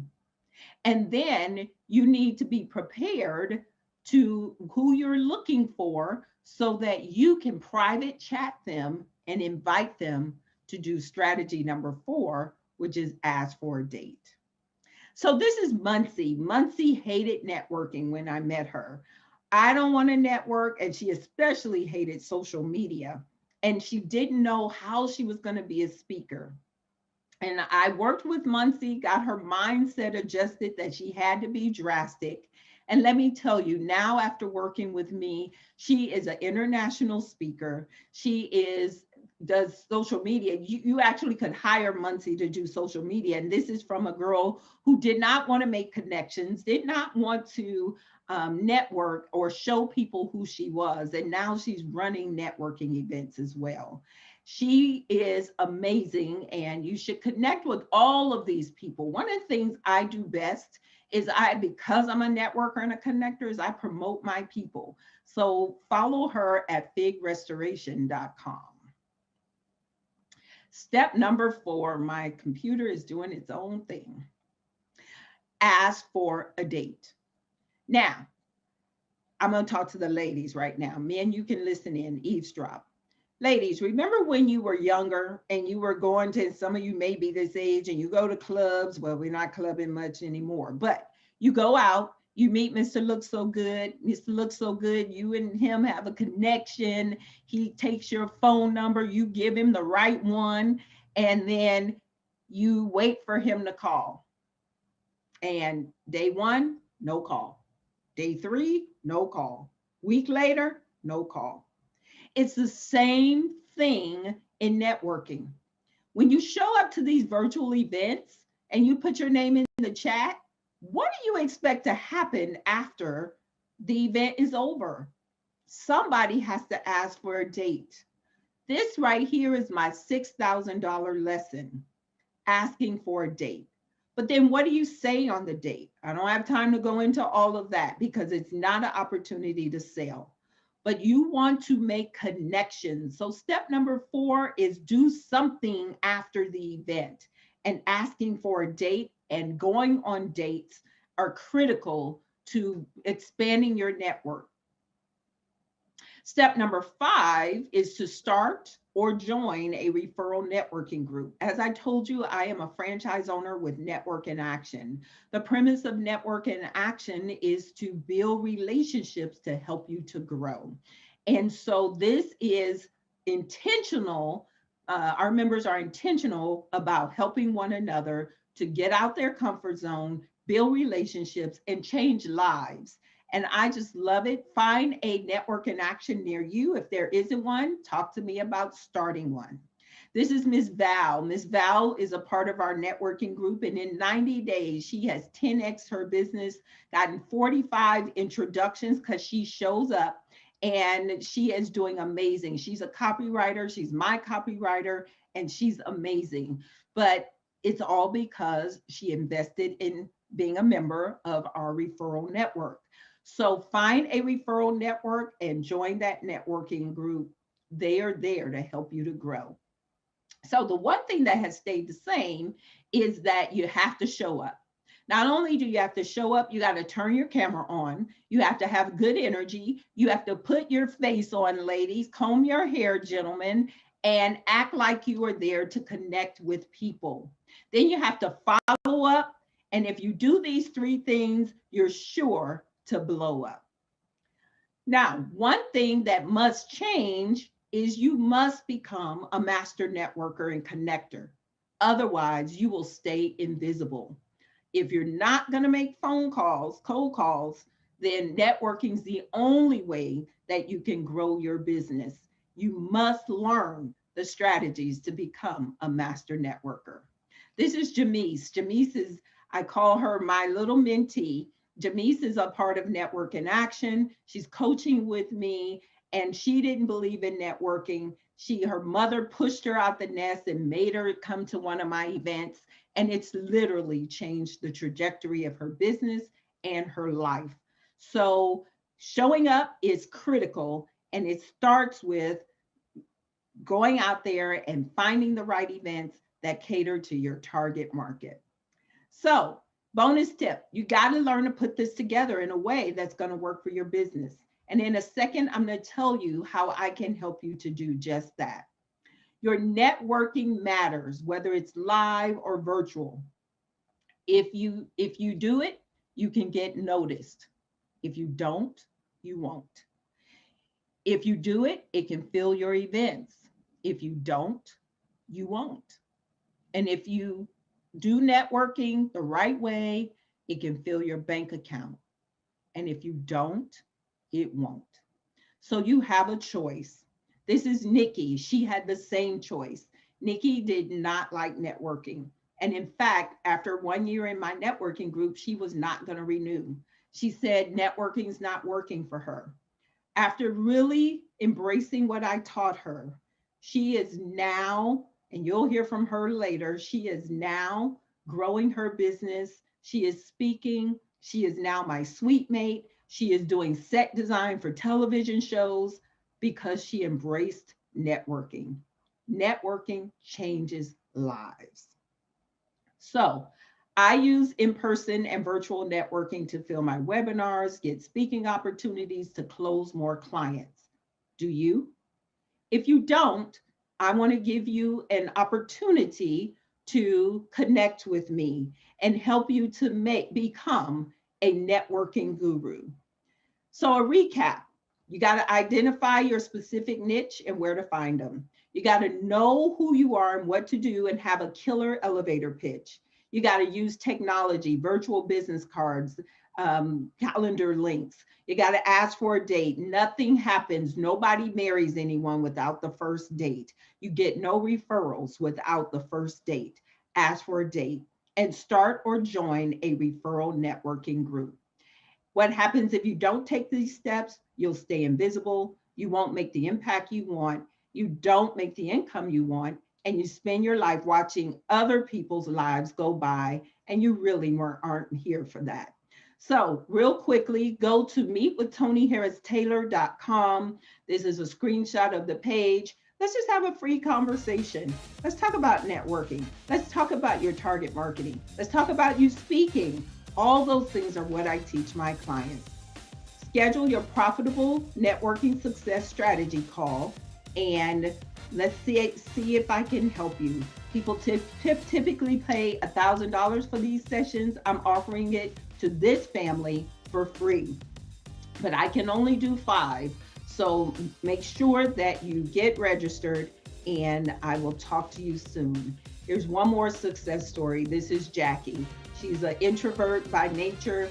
very analytical, but she went from $1 million in real estate business to $4 million, and she attributed it to my coaching as well as networking. So thank you so much for the opportunity. Meet with TonyHarrisTaylor.com. Let's connect. I'm a connector. The worst thing that can happen is I know you better and I might send you a referral too. Bye.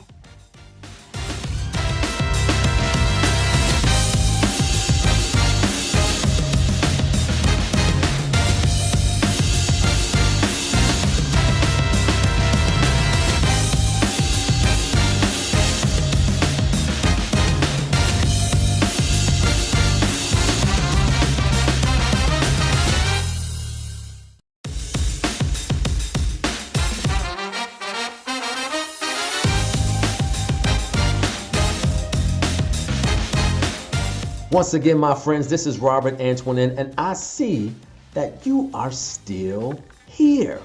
And you're here because you've gotten value. You've got some gems and some nuggets from Tiffany and also from the great Myron Golden. Well, if you've gotten any value out of anything you've seen or heard so far, here's what I want you to do. I want you to share this broadcast on your page. In addition, I want you to tell one of your friends about the greatness that's happening here. This is BlackCEO's premier event, Iconic. And I want you to be black and iconic and share this out to someone who needs to benefit from this information, because this time, this moment may impact someone in a real and a relevant way. Here at BlackCEO, we believe that 1 + 1 is cooperation, but 1 and 1 is #11 collaboration. And we want to make sure that if you're a black entrepreneur, that you're collaborating, that you're helping to expand your network by sharing information. There's enough food for all of us to eat, and there's enough wealth to go around for you, and you. So do the right thing and make sure that you're sharing this out and telling a friend. So if you're watching thus far, we're going to keep this party rolling.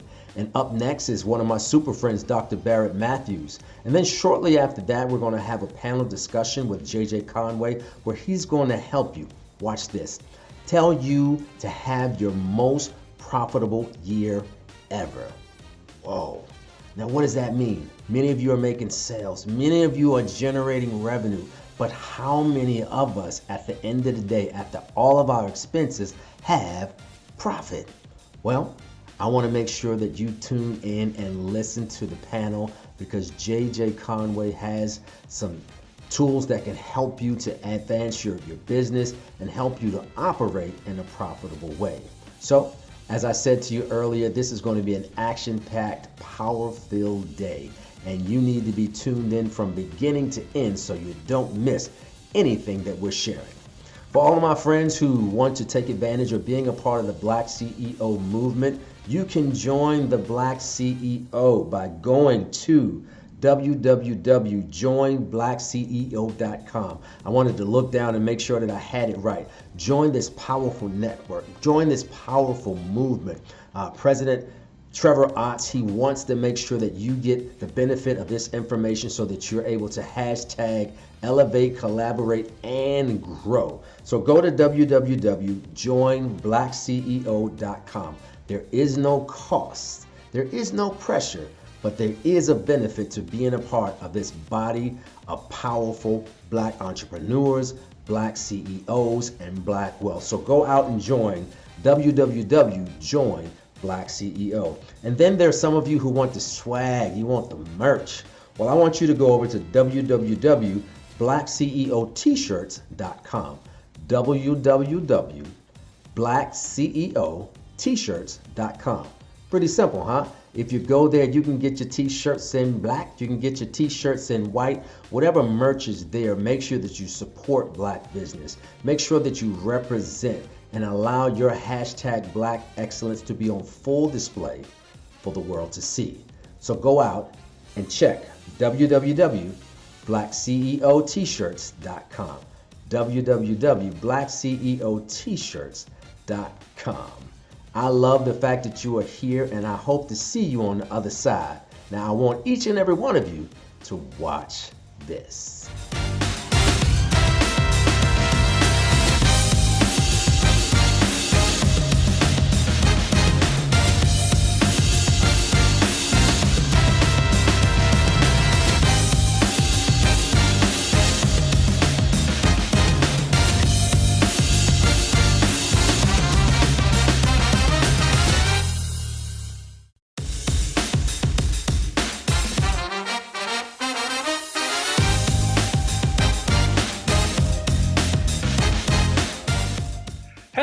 Hello, everybody. This is Dr. Barrett Matthews. I am so excited for you guys because you're going to get some great information that I found out that can help you. That's right. I want to help you. I want to help you to become a media boss. And you're probably asking yourself, well, what is a media boss? I don't know what a media boss is. Well, I'm going to explain all of that to you. But my question to you is this. Do you have a business? Do you have something that you want to get out to people? Have you been doing things and they haven't been working for you? Did you want to earn money with your business? Did you want to help people with your business? Well, I'm here to help you to do that. I'm going to share my screen with you guys, and I want you to take note to some of the things that I'm going to go over today. So I want to tell you the one thing that everybody may think, but they don't know, and that is this.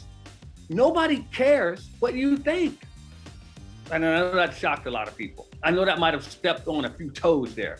Well, I tend to do that. Well, I want to tell you, nobody cares what you think until you become a media boss. That's right. Until you become a media boss. You want to be that person that people come to get their information, to get their knowledge, and they want it coming from you because you are the media boss. Now, I want to tell you, there are a lot of trappings when it comes to media. And there are a lot of the trappings. What I mean by that is this. A lot of people want the fame. They want the prestige. They want the glory. They want people to sing their name and praise them for all the great things that they've done. But that is really not what being a media boss is about. That's really not what it's about.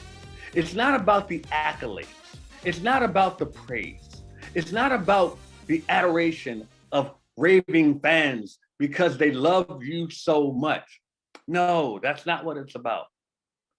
It's really about you controlling what goes on around you. Now, what do I mean by that? Well, it's a couple of things I want to say on that topic. You can be one of those people that focuses on being seen. That's the problem with most business people today. They want to be seen. They want to be famous. Have you heard of someone being Facebook famous? They're known on Facebook, but they're not making any money? How does that sound? Sound familiar? Sound like someone you know? Hopefully it doesn't sound like you. But that's the problem with a lot of today's entrepreneurs. They want to be seen. They want to be famous. They don't care about any type of business acumen or business control or revenue coming in. But as long as so many likes come to my page, by golly, I'm happy. That's what happens with a lot of people. Remember, guys, nobody cares what you think and nobody cares who you are. Nobody cares who you are. I want that to resonate. As much as you think they do, nobody cares who you are until, you guessed it, guys, until you become a media boss. Think about it. People are caring who you are not because you are seen on camera, not because you have a blog, not because you have a book, not because you have a documentary, not because you have a radio show, not because you're on Clubhouse, not because you're on Facebook Live, not because you're on Instagram, not because you are out there in the public eye, but because you are controlling what happens. Man, think about that. That's what becoming a media boss is about. So when you look at this person here, some of you may be thinking, who is that? Because you're a little younger, but many people may know who this is. This is MC Hammer. Hammer, don't hurt him. Back in the day, back in the 90s, oh, he was hot. I mean, he was hot. He was a mega millionaire because he managed to capture the minds, the audience all over the world, and he was making money hand over fist, dancing and rapping on stage. But there's a price to fame. That's right. There's a price to fame, because some of you still out there, no matter what I say right now, you want to be famous. And I'm trying to tell you that being famous is not what you need. Hammer paid the price of fame. He had hundreds of millions of dollars and went bankrupt. That's right. He went bankrupt because the business part of it was not his focus. The business part of it was not what he kept at the forefront. The business part of it was not even really important to him as much as being liked, as being seen, as being heard. He had a quote unquote entourage around him. And that entourage wanted to be kept looking good too. They wanted to be taken care of as well. They wanted to be seen just like Hammer was.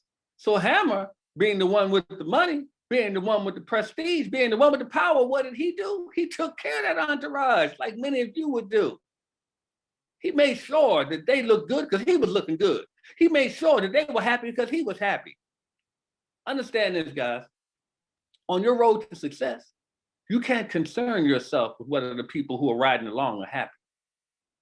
They have to create their own happiness. So what Hammer did by creating happiness for them, he created misery for himself. Because what happened was he ended up losing that money. He ended up losing a lot of that fame, that prestige, that honor, that glory. And then Hammer was just another guy that we used to know that was famous. Now, don't get me wrong. He can still get people interested in the fact that he was Hammer, but now he's just Stanley Burrell. Because that character of Hammer, of MC Hammer, it doesn't bring in money anymore. It doesn't. So do you want to be Hammer in your business? Do you want to be the person that everybody says, oh yeah, I remember seeing them. They were great to look at. They were great to listen to. They were great to read. But what are they doing now? Do you want to be that where are they now person? I would hope not, because I would hope that you would want to control some things. You know who this person is? Big media figure, huge media figure. That's Oprah Winfrey when she was younger. Oprah developed a skill on news stations for interviewing people. She perfected that skill, so much so that she took that skill onto having her own show, the Oprah Winfrey Show. You all remember the Oprah Winfrey Show? It was dynamically successful. It was shown all over. People wanted to be on the Oprah Winfrey Show. That was it. That was the ticket. When you made it on Oprah, you made it. You instantly got fame just from being on Oprah's show. Oprah was a huge, huge media figure. Now you hear me saying was, right? You hear me saying she was, and I know you're saying, well, Barrett, whoa, whoa, whoa.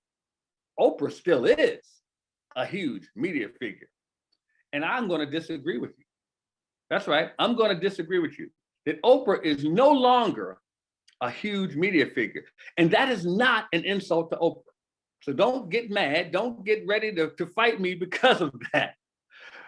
By me saying that Oprah is no longer a huge media figure, what I'm saying to you is that Oprah has changed herself from being a media figure to a media boss.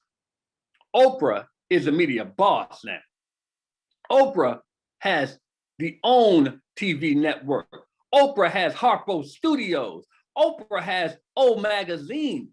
Oprah is dealing with the media in so many different ways. She is controlling how things are done.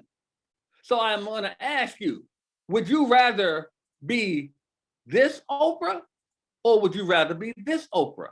Because I'm going to tell you that when you can ask Oprah, she's going to tell you she'd rather be this Oprah. She'd rather be the one with the own network that makes TV shows, that produces TV shows all over the place so people can watch all these different shows and they go, where are they? They're on the own network.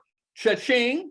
That's right. It's cha-ching for Oprah. Would you rather be the Oprah that says, hey, I got a movie and I think I want to put it through the studio. Well, what studio is it coming out of? Harpo Studios. Cha-ching.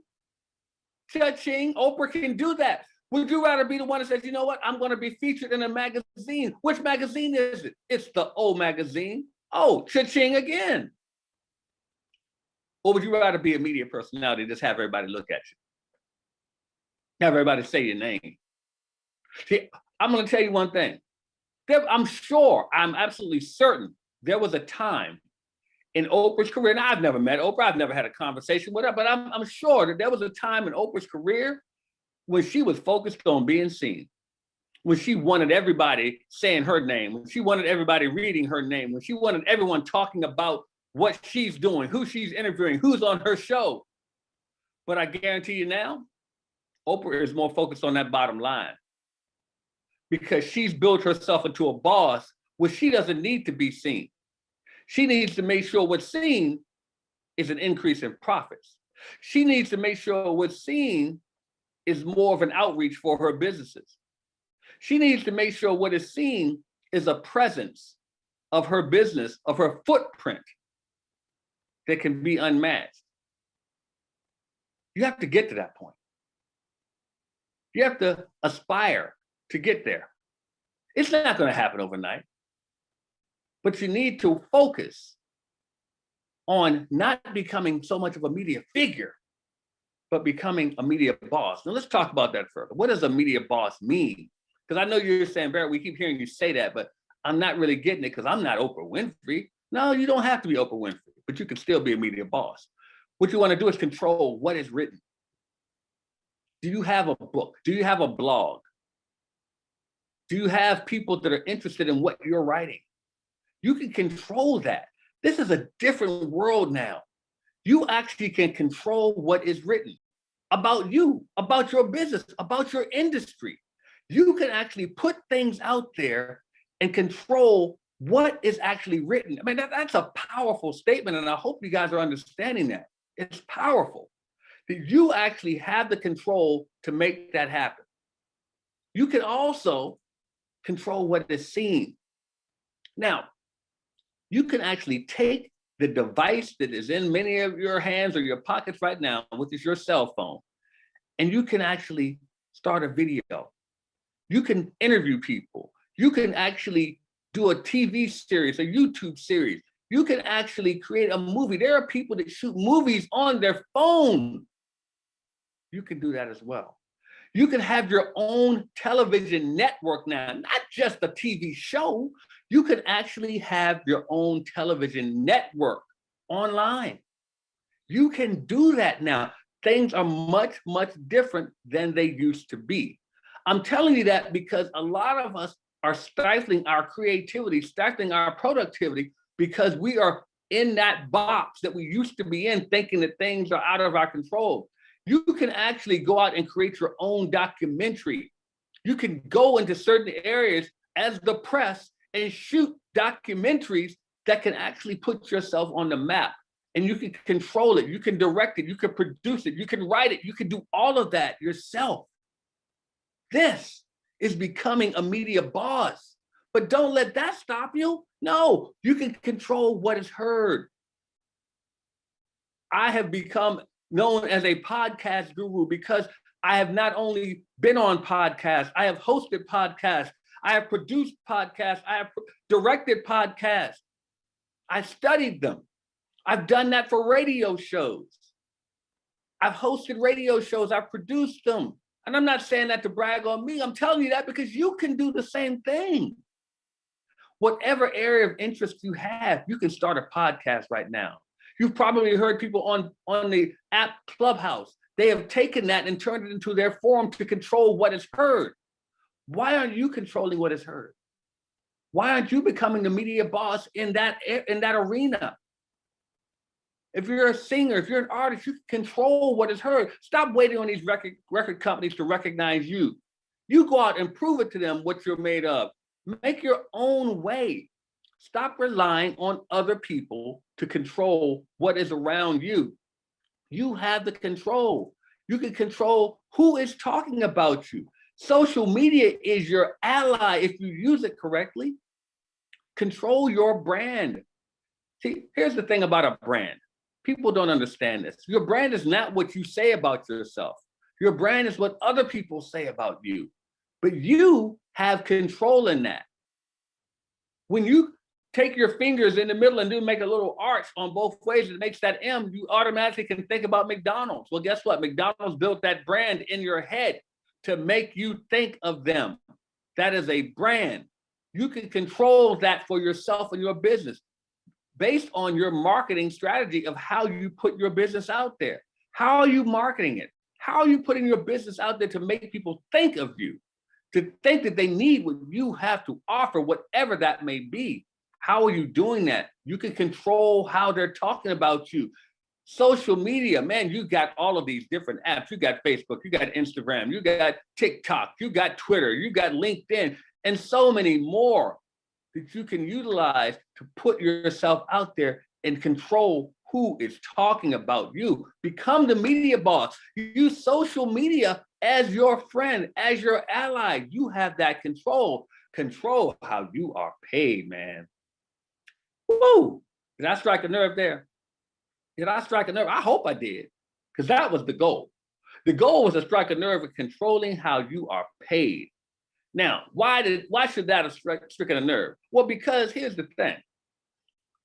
Right now, too many people in this world are waiting for other people to let them know how they're going to get paid. And they're waiting. Oh, I hope they pay me today. I'm waiting on this thing to come through so I can get paid. I need to put this out so I can get paid. Why don't you have a continuity system that you can control, that lets people know that this is what happens, this is how they get it, they got to pay right now if they're going to get it? Why don't you have that? Why aren't you sitting at home chilling while people are paying you? You can do that when you're the boss. You can do that when you become a media boss.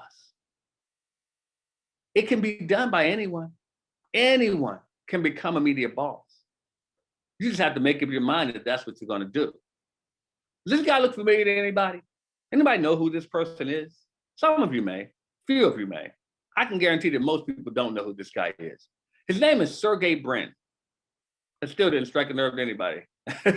Sergey Brin. Some of you say, I know the name, but I can't think who is Sergey Brin. Well, actually, funny thing about it, this gentleman went to my high school. He went to my high school. Now, he was a little younger than me, so I was there before him, but he went to my high school. Now, he's the founder, the co-founder, actually, of a little company you all may have heard of before. It's called Google. Yeah. Sergey Brin went to my high school, co-founded Google. And that's inspired me because it makes me think, man, he's from the same area I'm from, and he created Google. You know what it makes me say? I can do something even greater. Why aren't you thinking that? But Sergey Brin, what he did by creating Google, guess what he did? He became a media boss. He became a media boss. And if you don't think Google is media, then you haven't been paying attention, because they own YouTube. They own YouTube. YouTube is media. If you haven't been paying attention, Google owns a lot of things that you participate in, and that makes them a boss in that arena. Look about these people. That first lady on the left there, that's Blair Perry Oakenden. She is one of the people in the Cox family, Cox Media. Yeah. How about Kathy Hughes? You know Kathy Hughes, television, radio, print. How about that guy, Mark Zuckerberg? You know him? Yeah, you know him. Right below Mark Zuckerberg, is a gentleman who is a media mogul in Africa. That's right, in Africa. He is a media mogul. Then, of course, you got Mr. Bloomberg there. You've heard the Bloomberg report. That's a lot more media. And then you see that group of people there on the bottom left. There was a TV show back in the 70s. Now, many of you may not remember. It actually was in the 70s and 80s. It was called Real People. Real People. And the star was the lady in the middle there. Her name was Sarah Purcell. She was the star of the show, and they had all these different people that did different stories, and she hosted that show. But that gentleman there, the African-American gentleman there, guy named Byron Allen, he was a stand-up comic, a young stand-up comic and comedy writer who went on to become a media boss. He now owns several television shows, several television networks. The man owns the Weather Channel. He decided he didn't want to be a media personality anymore. and he decided to become a media boss. I'm telling you this because you have that same power. You have that same control. So the bottom line is this. It's time for you to control your story. You can have people write about you, and they can do the once upon a time there was you and tell it their way, the way they view how your story should go. How many of you know what I'm talking about? When they don't really know what really went into your story. You can do that by letting them control the narrative, letting them be the media boss, and you just be a pawn in their game. Or you can control the narrative. You can look dead in the mirror as you see here and tell your story the way your story is supposed to be. Understand this. The people out there who you need to know are out there. The people who need to know you are out there, but they're not going to get out there until you let them know what's going on and what you're capable of doing in this world. Understand, if you don't do that, nobody is going to care. Nobody, until you become a media boss. I am Dr. Barrett Matthews. I want to thank you for joining me here. I look forward to working and seeing all of you grow and becoming media bosses for yourself.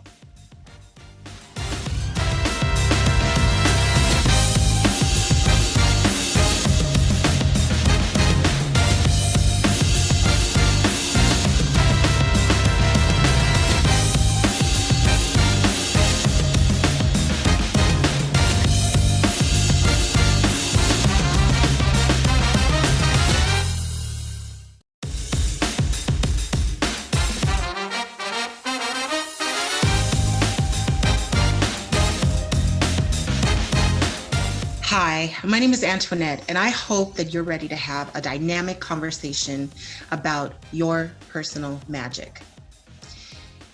I want to tell you a little bit about the type of people we are. We are a powerful people.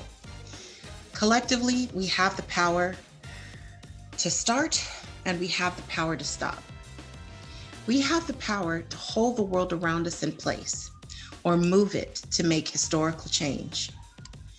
We can work together to build it up, and when it's time, we definitely will come together to shut it down. We're thought leaders, influencers, trailblazers, and as a whole, we can fall down and bounce right back every time, stronger than ever before. But individually, there's a connect. There's a particular hole that many people allow their own to fall into without any clue or any help climbing out. And so I want to share a little story about that, what it looks like. In 2018, I was hired to work for one of the most prestigious companies in its industry, a Fortune 500 company. I didn't know what to expect. I went in there just to do a good job and to relax and enjoy the perks. Once I got a feel for what I was doing, I started to become a resource for skill and for advice. And people that I'd never met would come and find me and ask me questions about how to resolve issues and how to move forward on projects. I was being called in to train team members. I was being asked to get on projects to resolve different tasks because they know me for doing a good job and doing a dynamic job and for doing it very well. And as things progressed, I started to become known in other countries. And I was on the phone with people in Latin America and Southeast Asia, in the Middle East, and these same professionals would come and fly in from wherever they're at because they had been, because they were impressed. And they wanted to come and meet me and get to know me better. And I was having so much fun doing this work that I enjoyed and making all of these great connections that I really had no clue that my professional life wasn't as great as I thought it was, until one day a man from Switzerland came in for a management team meeting, and he had specifically asked for people in the office to introduce us because he wanted to see this person that he'd worked with and know a little bit more about her. And when we met, he he immediately started asking me questions. Well, what's your background? What's your ethnicity? And where are you from? And how long have you been in the industry? And how long have you known all this information? And I want to say he even threw a vocabulary question in there because it just seemed like I was reciting my resume. He was working really hard to figure out if I knew all of these things that I said I did. And he was so surprised that all of this was coming from someone like me. And as we worked together over the next 2 months, he would always make a comment and say, wow, your work is so impressive. It's really hard to believe. And so all of this, it was very confusing to understand his comments and why it was important for him to make them. So when it came time to review the work that I'd accomplished and get paid, the feedback that I received was that your work is very impressive. You've done a really good job for us, but we feel that you haven't worked up to your true potential. We feel that there's something missing and that you maybe need to look into what more you could do in order to function at your true potential. This was a little heartbreaking because I really believed that I'd put my best foot forward and that I was having so much fun. There's no possible way that I could be functioning at a lesser capacity than what I was experiencing. And I couldn't understand how they would make such a comment after all of the work that and all of the fun that I had experienced.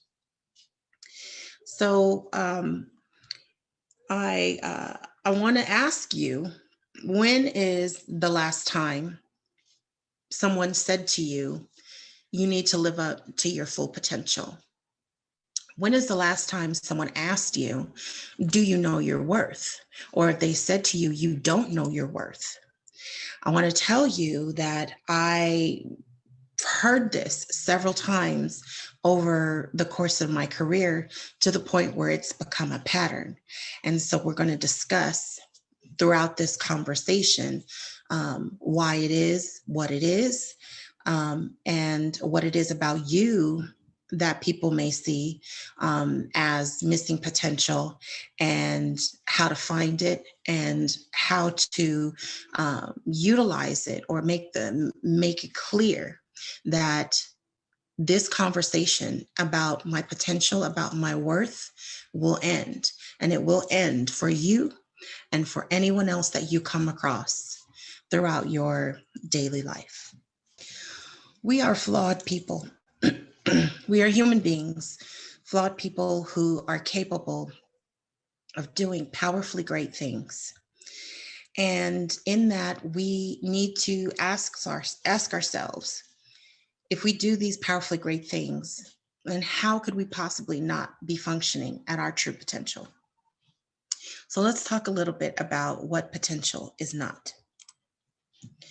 Potential is not money, confidence, commitment, passion, perseverance, perfection, or any of the things that you see on this screen. So we're trained to believe that that's what potential is. It, in fact, is not. We're going to talk next about some of the signs of untapped potential. What are the behaviors that these people who make this claim see in us that we're unaware of, so that we can make the change and end the conversation about our worth? The first is hidden talent or raw talent. This is a natural aptitude, a natural skill, something that comes to us when we wake up in the morning. We don't think about it. We don't give second thought. We just do it. And oftentimes, because it's a natural part of us, we don't use it responsibly. We don't have a respect for it. And people can see that. We may use it for fun. We'll use it for friends. We'll entertain. We'll use it to grab attention, because it's just that second nature for us. This might be singing a song, maybe writing a really beautiful Christmas card. It could be decorating, organizing, or maybe comedy, anything that is a natural talent. And we use it kind of willy-nilly. We also could use it for work and do just enough to get by, just enough to get paid. So it shows up as inconsistencies, careless use, and a manager might say to you, if you applied yourself just a little bit more, then this probably would be an outstanding work product. If you just gave just a little bit, if you just cared just a little bit more, then I might be able to give you credit that you deserve. It could be in school. You're doing an assignment and you're constantly getting feedback from professors that are saying, this, you could do so much better, or you need to go back and try again, or you need to apply yourself more, or you need to do some more research. After you feel like you've expended so much of yourself, put so much of yourself forward, right? Go back and do it again. You don't celebrate it because it's second nature to you. It's part of who you are. If it's not in your nature to celebrate yourself for doing something as simple as brushing your teeth or combing your hair, then you're not going to celebrate this God-given talent. But people can see it. People can see it. Some of us can see it a mile away. Some of them make it a business to recognize that kind of talent. So someone like Berry Gordy, who is out there looking for someone who's just singing for fun, for enjoyment, for laughter, for friends, for love, he knew that talent could be harnessed and used to build an iconic legacy of music. And that's what he went on to do throughout his career. So you have to think about, what are these talents that I have that people are always looking to me for? What kind of resource am I to people?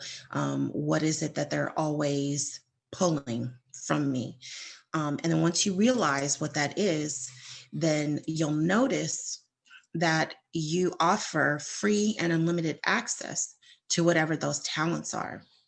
You're not giving any kind of restrictions in time, no it's free commitment. Somebody can use your talent to get what they want, and that looks like, hey, you know what? I know that you're good at this. Come with me because I need to do whatever this thing is. And if you do it, then I'll get credit for it. They'll tell you how to use your talent to make them money.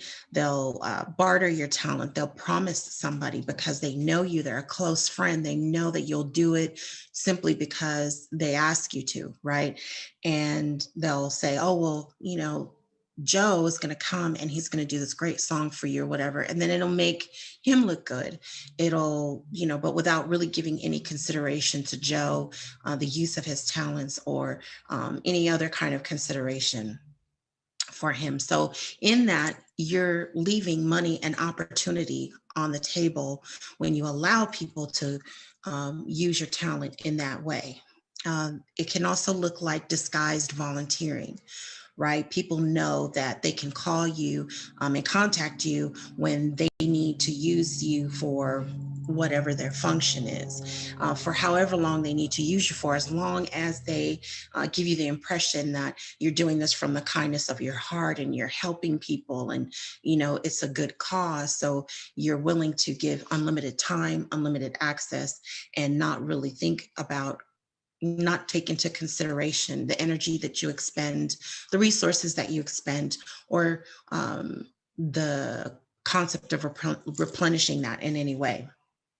And there's also two unbalanced exchanges that somebody can offer you something that they know you enjoy, like Starbucks, or maybe they're going to watch your kids, or, maybe they're going to take you shopping, or maybe they're going to, put gas in your car.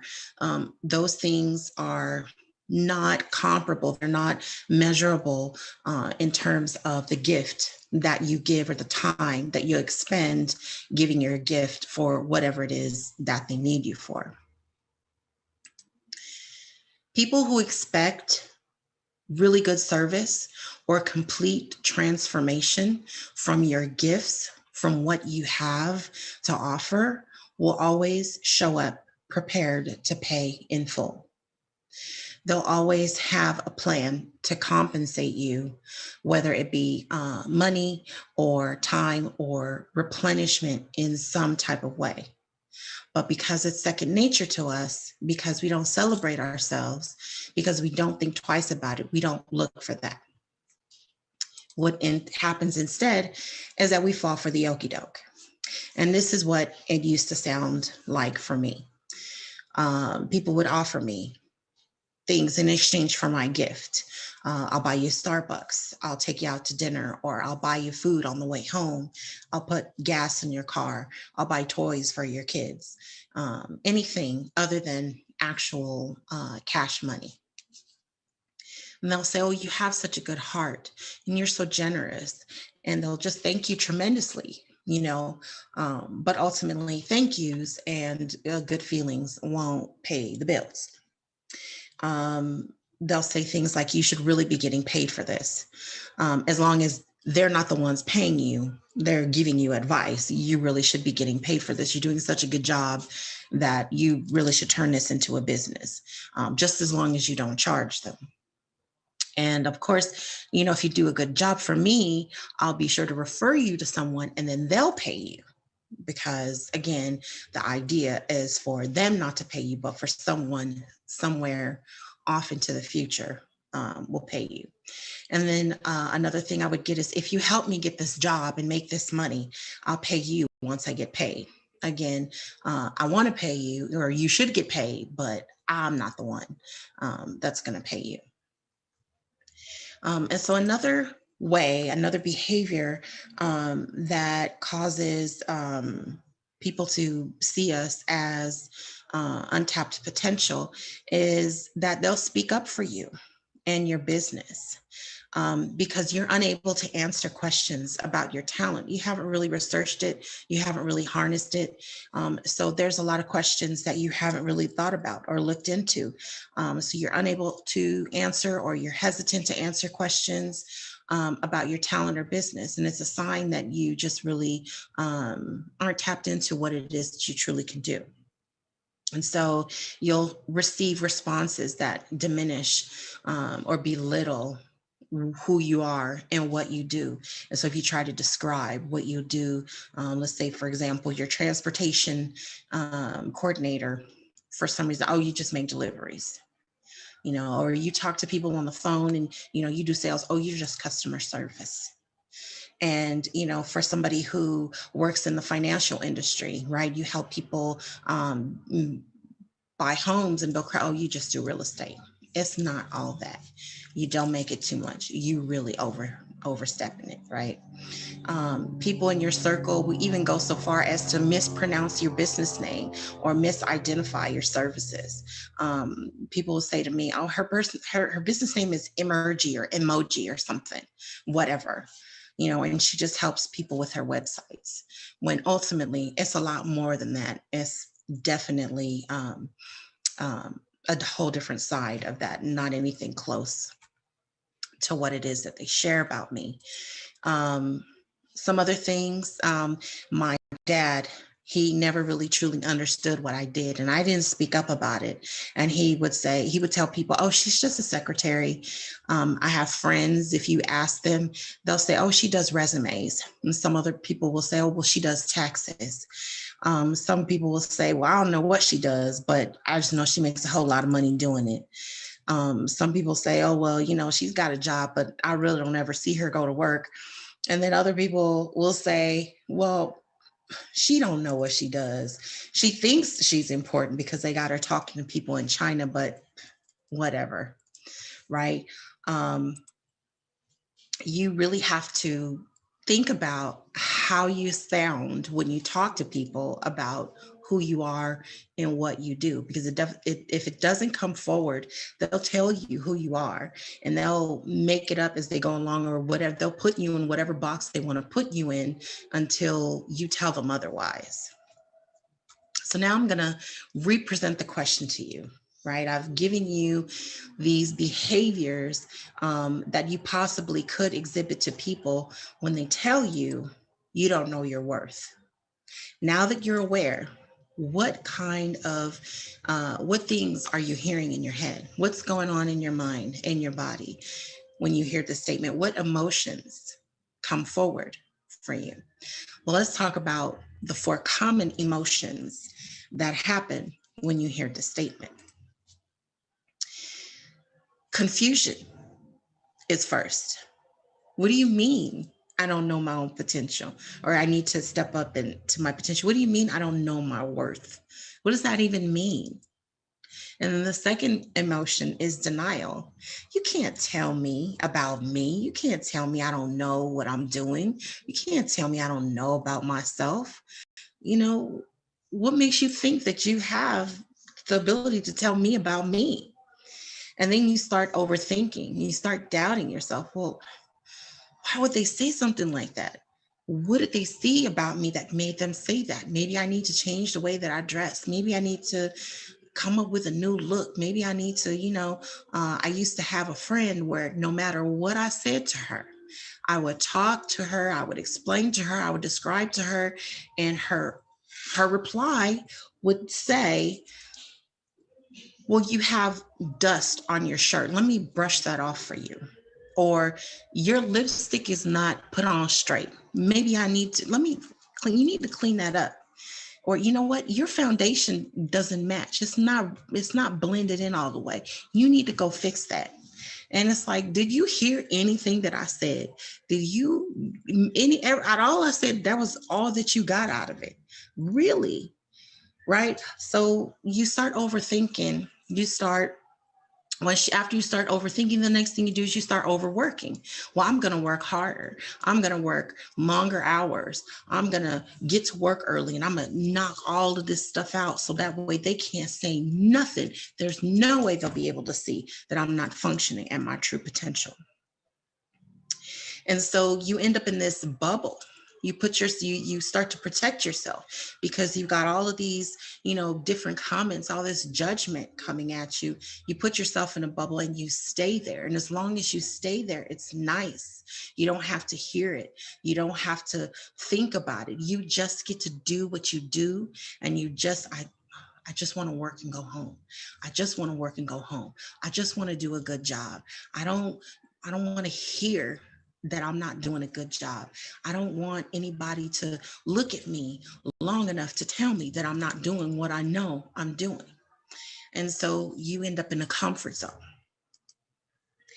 And I'm here to tell you that the root cause of untapped potential is failure to leave the comfort zone.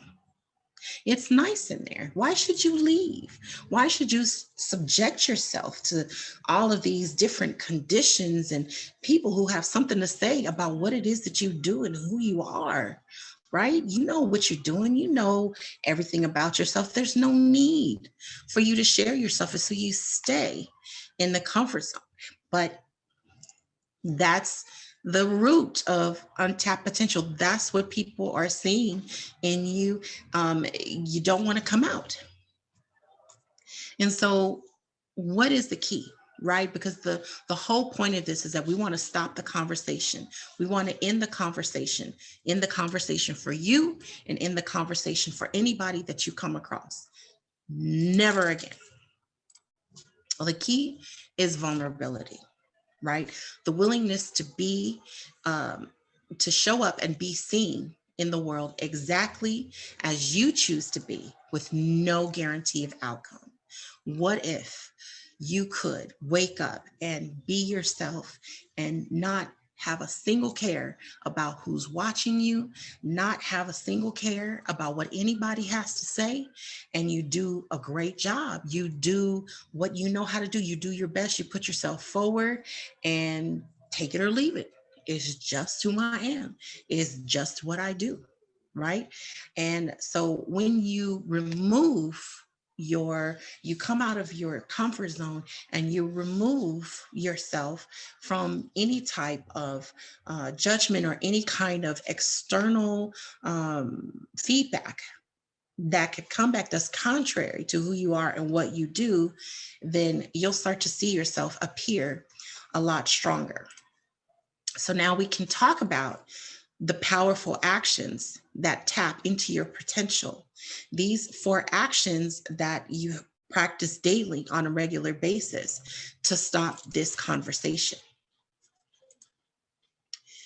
So the first thing that you need to do in order to tap into your potential is to get clear on what you want. Stop using words like something, anything, everything. When people ask you, what do you do? I do everything. Well, what do you want to do? I don't know, something. Well, what can you do? Well, I can do anything I put my mind to. I can do whatever I want, right? And someday maybe I will. And when I do, I'll always do it. And I'll never stop it. Never. And I can do it whenever I want, wherever I want. These words are promise, unfulfilled promise, right? Of course, we are who we are. We can, the possibility is everywhere, every day, everywhere. But at some point, we have to nail it down. We have to choose. We have to make a decision. And with the same power that we use, right, to make history, to make a legend, to protest, those same voices that we use to accomplish those things are the same voices that we can use to make a decision. We get to choose. You get to choose exactly what it looks like. You get to choose what it will be. You get to choose when it will be. You get to choose what it will look like. You get to choose how it happens. You get to choose how long it will happen. And you get to choose how it will turn out. And so with that power, what could you possibly accomplish? The next thing you do is to speak powerfully about who you are and what you do. You are the backbone of you and your business, right? No one should be able to tell you about anything you do in business. Nobody should be able to tell you what you look like, where you're going, or anything. Nobody has the ability to tell you about that because you know better than they do. Right? But if you know better than they do, then you need to speak up and tell them exactly what it is. It's transparency, right? Know your numbers. If you're in business for yourself, you say, my name is Antoinette Clay. I am in public relations. My business has a value of $150,000 and I employ 4 people. And, any facts about your business, if you're transparent with those facts and you share them openly and powerfully, who's going to argue with you? Right? How many times have you heard people say, you can't tell me about me? Exactly. And that's exactly what it is. Can't nobody tell you about you as long as you're powerfully stating that's who you are and that's what you do. Know your offer. Everybody who works with me makes money. Everybody who works with me has a 15% to 25% increase in their revenue, in their connections, and their overall exposure to the business environment. Period. Who's going to argue with that? Unless you had a different experience or unless you work with me, there's no way for you to argue about that. And you end the explanation. That is my final answer. If you want to know more about me, go to my website, make an appointment for a consultation. There's no need for me to stand here and rattle off everything about myself and everything that you want to know. I didn't wake up in the morning for that. That's not what I woke up in the morning for. I woke up to run my business and make my money. And in the backtracking back talk, when people come to you and they'll say, well, what do you do? Well, what I used to do was this. And then when I went to school, I studied that. But today, no, that ends. We didn't ask for all of that. And it's really not anybody's business to discuss that. If they really want to know that about you, they can read the autobiography. They can read the book on your legacy after you've made your millions and changed the world. But right now, in this very moment that we're having this conversation, it's not applicable. I told you what I do. I told you who I am, and I told you where you can find more information out about me. That's the end of the conversation. Establish and maintain your boundaries. Reclaim your time. Auntie Maxine was right. Reclaim your time. The less time you spend explaining to people who you are and what you do, and the less time that you spend giving yourself away, you'll find that you have more time for yourself and more time for those cash generating activities that you need to be doing. You guard your knowledge, you guard your availability, because your time is precious. But a lot of times we feel the need to, well, we're doing this out of the kindness of our hearts, or we're doing a favor. That has to end, because we don't get replenished in the way that we need to in order to be able to have what we need for ourselves. We need to be direct, and we need to be clear, and we need to use our PR statements. If you need to know more information, if you need more of my time, please feel free to go to my calendar and schedule an appointment. Please feel free to contact my assistant and schedule an appointment. And then we can have dedicated and focused time for me to answer your questions and be thorough. But right now is not the time. Right now, I need to focus. Right now, I'm otherwise engaged. Have those statements ready. Give yourself permission to step away. Give yourself permission to move to a circle or an environment that's more giving to you, that's more refreshing for you, that's more pleasant for you. And build a team. Build a team that gives you the support. Give yourself a reason to say, you know what, this is going to take more time than I expected it to. Contact my assistant and schedule an appointment. Let's do this in a way that is focused and that gives it its due respectful energy. Have those direct PR statements available. And then finally, complete the golden circle. If you're the smartest person in the room, you're in the wrong room. How many times have you heard that? Build a circle that speaks great things about you when you're not there. And require that those who are among you stand in agreement. When you have agreement among the people that you're working with or that you're around, there's no question. Nobody's going to ask you. They shouldn't ask you anything that's conflicting about your presence or anything that you said. And just, again, give yourself permission. Don't be afraid to leave the space that doesn't serve you. And don't be afraid to create a space where you can thrive. And anybody who's truly looking for you, anyone who's truly looking to benefit from who you are and what it is that you have to offer will follow you where you need to go. So what's the result of these 4 actions? When you move through the steps, right, you'll have a different conversation. The conversation will serve you, and it'll point forward anybody who is looking to work with you. They'll either be forced to get on board or they'll be forced to jump down. And that's the final answer. There's no in between. And ultimately, you'll enjoy a lucrative business and lifestyle you'll have mutually beneficial connections. And again, you'll have more time and you'll enjoy more of the cash generating activities that build and grow your business. So if you want to learn more about this, these actions and creating transparency for yourselves, remember that we're repeatedly what we do and achieve excellence through habit.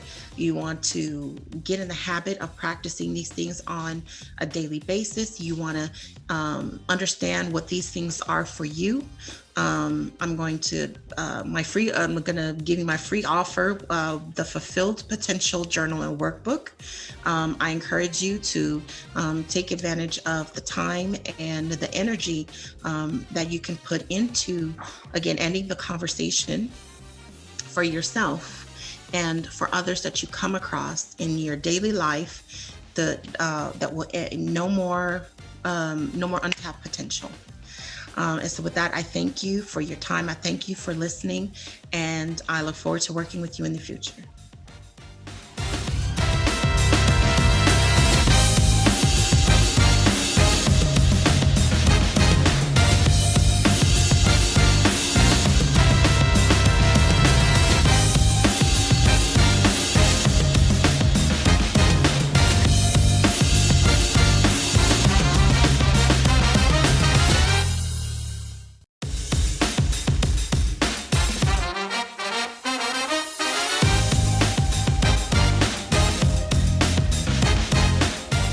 Hi there, my name is Zandra Evans. I'm the founder and CEO of Zandra TV Network, located in Dallas, Texas. I'm here today to talk to you about the importance of your digital footprint, but more importantly, why streaming TV really does matter for you as a small business. So I'm going to tell you a little bit of a story, because when I talk about this, I need you to understand why I believe that you have to leverage streaming technology now. You can't wait.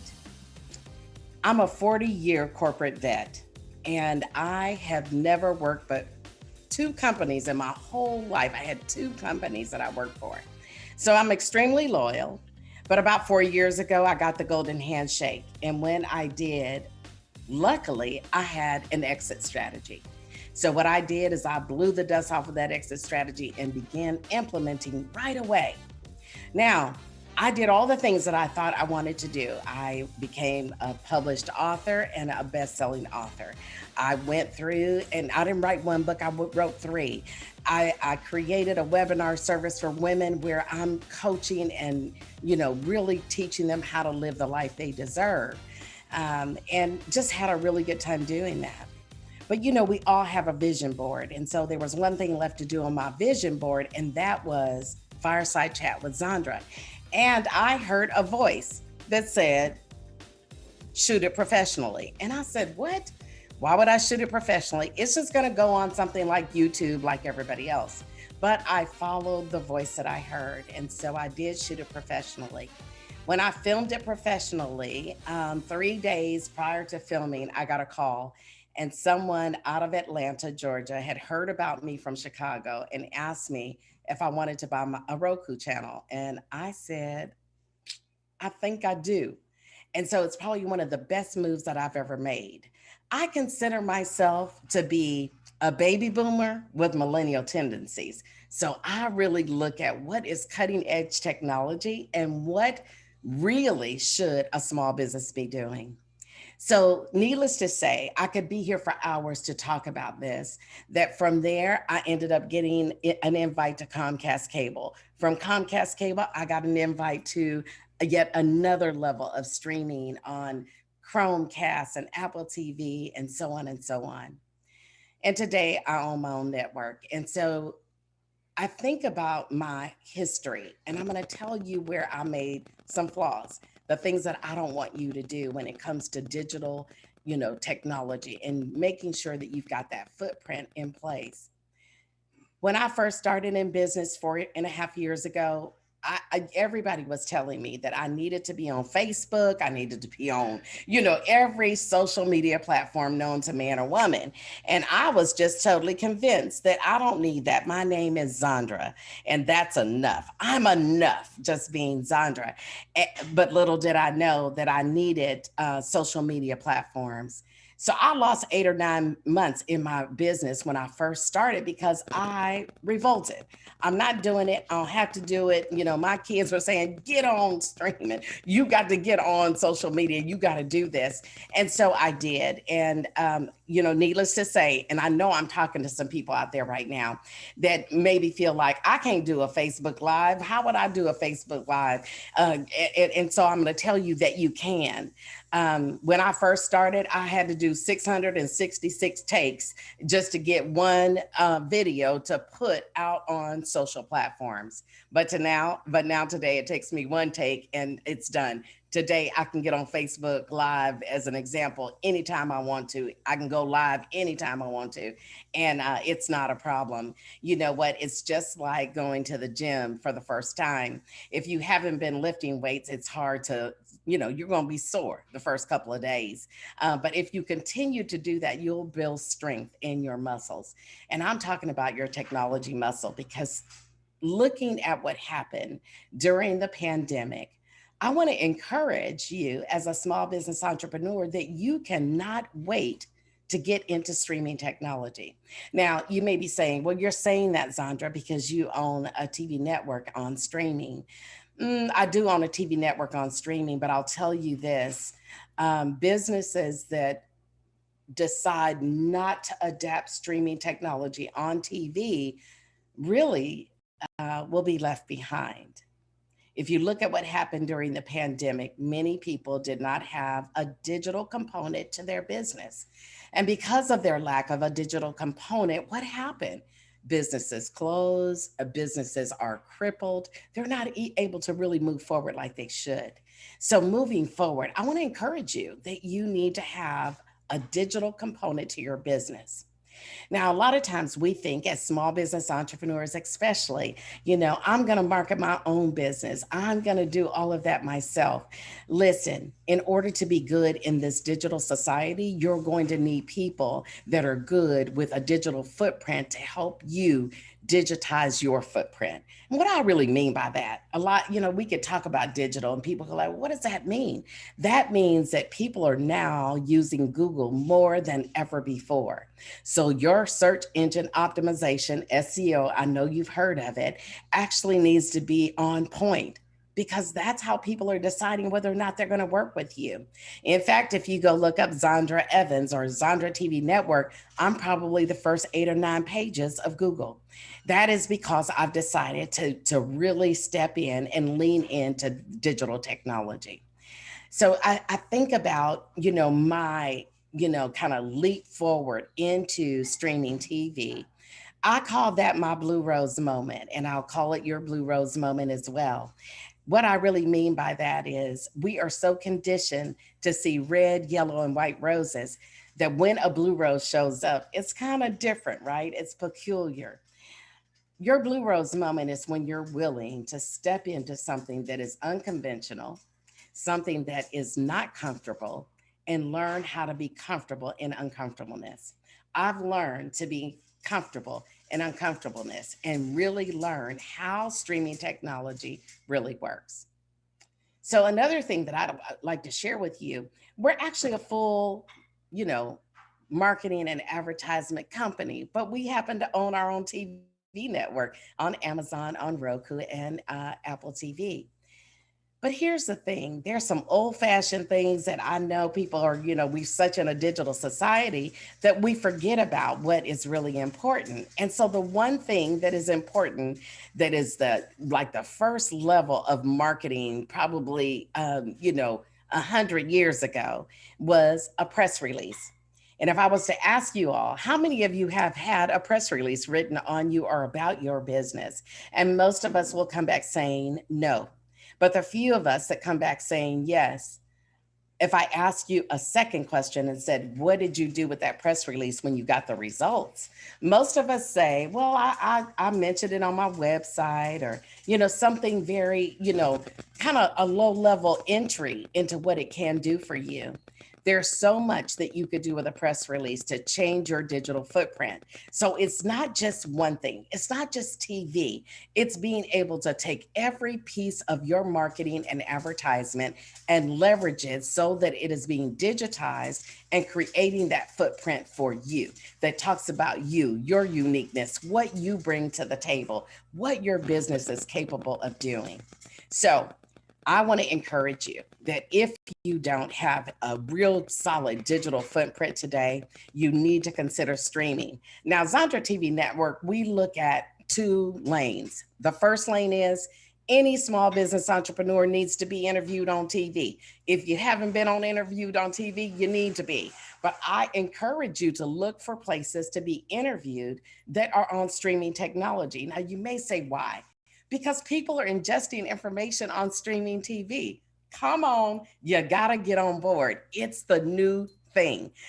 In fact, it's so new that you need to be an early adopter. You should adopt this. This is something that will be good for you and good for your business. So we focus on small business entrepreneurs one-to-one. We believe that there's so much power in gaining knowledge about this industry. So we help to educate. We do that, and we do that affordable for small business. So anything that I've talked about, we can do it all. It's a wonderful thing. But here's the other track. What if you decided, I want to be a producer? Guess what? You could be a producer on TV. That's your blue rose moment. It might be your blue rose moment to be a producer on TV. I don't know. But I can tell you this. We have a TV and media incubator where we can help you understand how to be a producer, how to monetize your content. Small business entrepreneurs, I want you to know we are leaving a ton of money on the table by not entering into streaming technology. And it is the best way to digitize yourself and to really create that digital footprint. So I would love for you to think about, how are you going to package yourself in 2021 in order to change the outcome on Google? Let's just start there. Change the outcome on Google. Put your name in and see what happens. I'm gonna give you another tidbit, and most of y'all probably know this. If you haven't bought your name off of GoDaddy, you need to go buy it. Like, run out of here right now. Just go get online. You know how to toggle. Get online and buy your name. Your name is important. And so that's another way to start digitizing, because you can create a landing page or one-page business site that actually has your name in it, like ZandraEvans.com, right?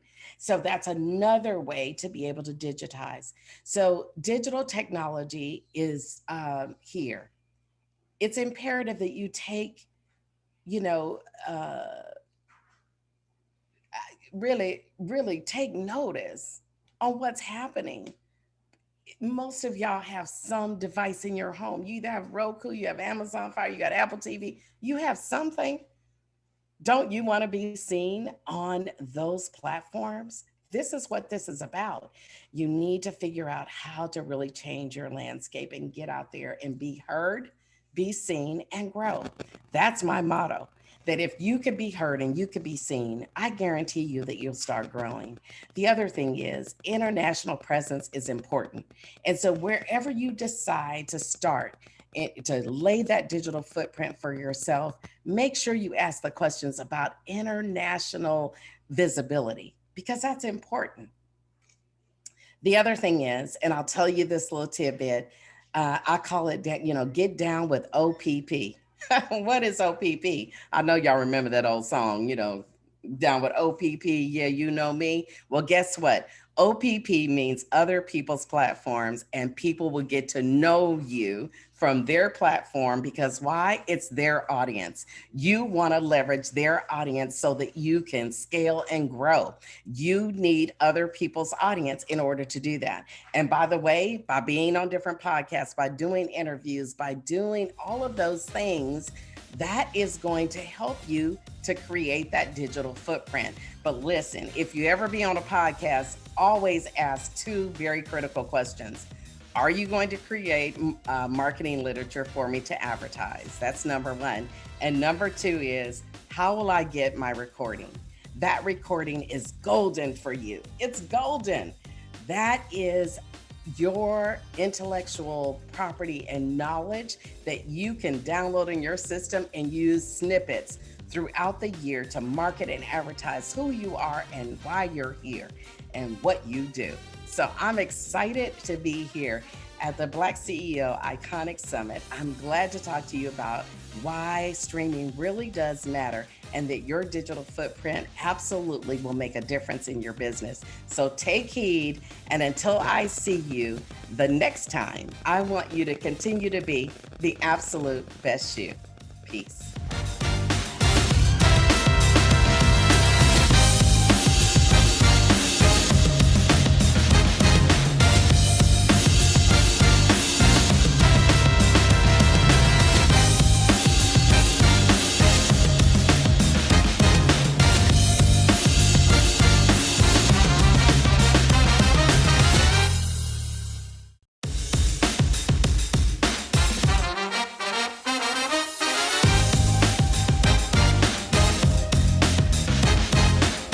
Hey everybody, it's JJ Conway, and today I want to welcome you to the most profitable panel you have attended all year. Secrets to your most profitable year.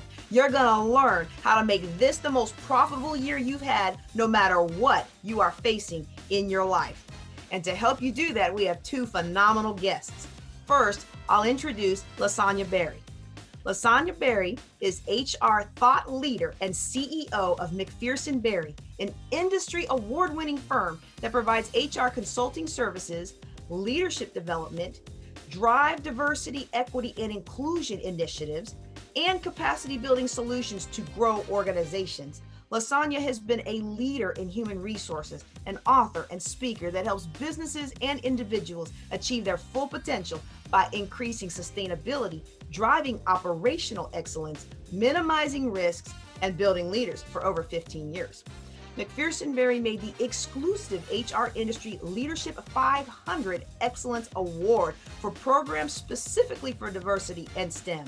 LaSonya is noted for developing the next level programs for increasing diverse leaders in the workplace and in business. She serves on various boards, including the National Association of African Americans in Human Resources, Manpower Group Supplier Diversity Advisory Board, the Carolina Virginia's Minority Development Council, and the Advisory Board for Diversity Professionals Magazine. Next, we have Dr. Alana Cook, who is passionately known as Lady Alana, the comeback coach. She helps individuals bounce back from catastrophe. You're gonna go from catastrophe to comeback, y'all. 25 years of experience in healthcare she brings to the table. She specializes in healthcare administration and staffing. She owns a home health staffing and a health and wellness spa. And if that wasn't enough, she is also the multi-talented queen of multiple streams of income as the designer of the Anointed Rags clothing line, y'all. She is the pastor of the Power of Christ Ministry alongside her husband, Bishop D.B. Cook.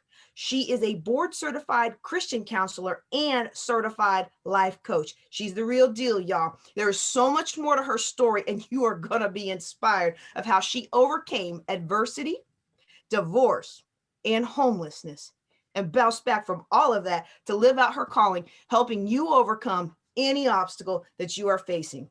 This is a power-packed panel, and you are going to get pure gold. Grab your notebooks and let's go. Thank you for joining us, ladies. Please tell us a little bit more about yourselves. Thank you so much, JJ. Again, I'm LaSonya. I'm happy to be here.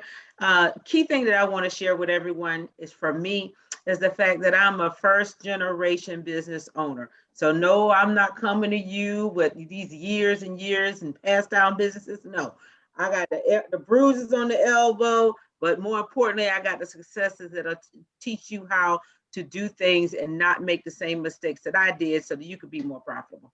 That's right. That's right. That's right. Great. Good evening. Good evening, JJ. Thank you so much for having me on.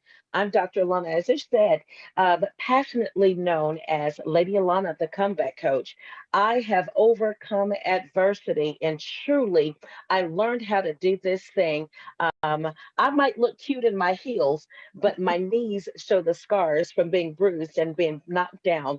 And I'm so grateful that I have learned how to go from the ashes of life and I have taken that, stepped up from it, and I am now walking in prosperity. And so, what I do is take all of the adversity that I've been through and I teach you how to be creative in taking your mess and turning it into a message and living out and walking out your promise. All right, all right. And that's what so many more of us need to do because we get caught up in the mess and we don't realize there are options and there is a way forward. And I like what Lasagna said earlier about I didn't just inherit something. I Yes. built it. I built it. All right. And so what we want to talk about, the first question that I want to ask you guys about today, I want to ask you about what caused you to go into business for yourself. Ooh. You want to go first or you want me to go, Dr. Lana? Listen, I've always been an entrepreneur. I watched my mom, although she worked for other people, she was a master stylist and she was working, as they called it back in the day, kitchen beautician. And I didn't realize until I started having that fever, working for some top corporations during my first marriage. I've been through three. During my first marriage, I decided that I knew that it was something different about me. So while I was working with corporate America, going to school full time, newly married, there was something extra, some thirst on the inside of me. I was always creative, and so I started doing all of my creative stuff and realized that I can get paid for the other stuff. So it began to birth. A business, and I didn't really call it business at that time. I called it getting paid for a hobby. Um, and so I've always been in business since I was, I think, about 13 years old. And so it just became instinctively natural that I just figure out how to make more money doing what I was doing. All right. Well, I'll say for me, I probably had a little bit more of a non-traditional, traditional route. So I'm from rural South Carolina. So my biggest thing was to leave that area and get me a job that could take me to something else.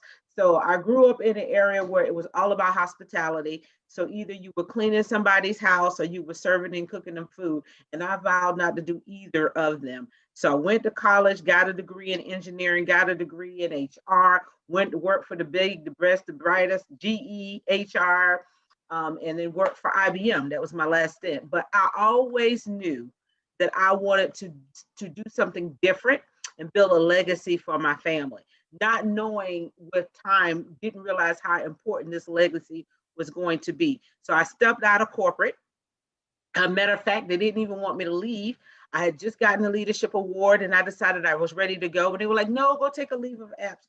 So I took a 3-year leave of absence to go start my business. But they didn't already know I'd already started my business, but I was moonlighting while that last couple of years. But I had the support to really help me do that because I was still supposed to be taking a leave from IBM, working on my doctorate degree, started working on my business. But in the midst of that, I lost my brother. So we are only 2 children.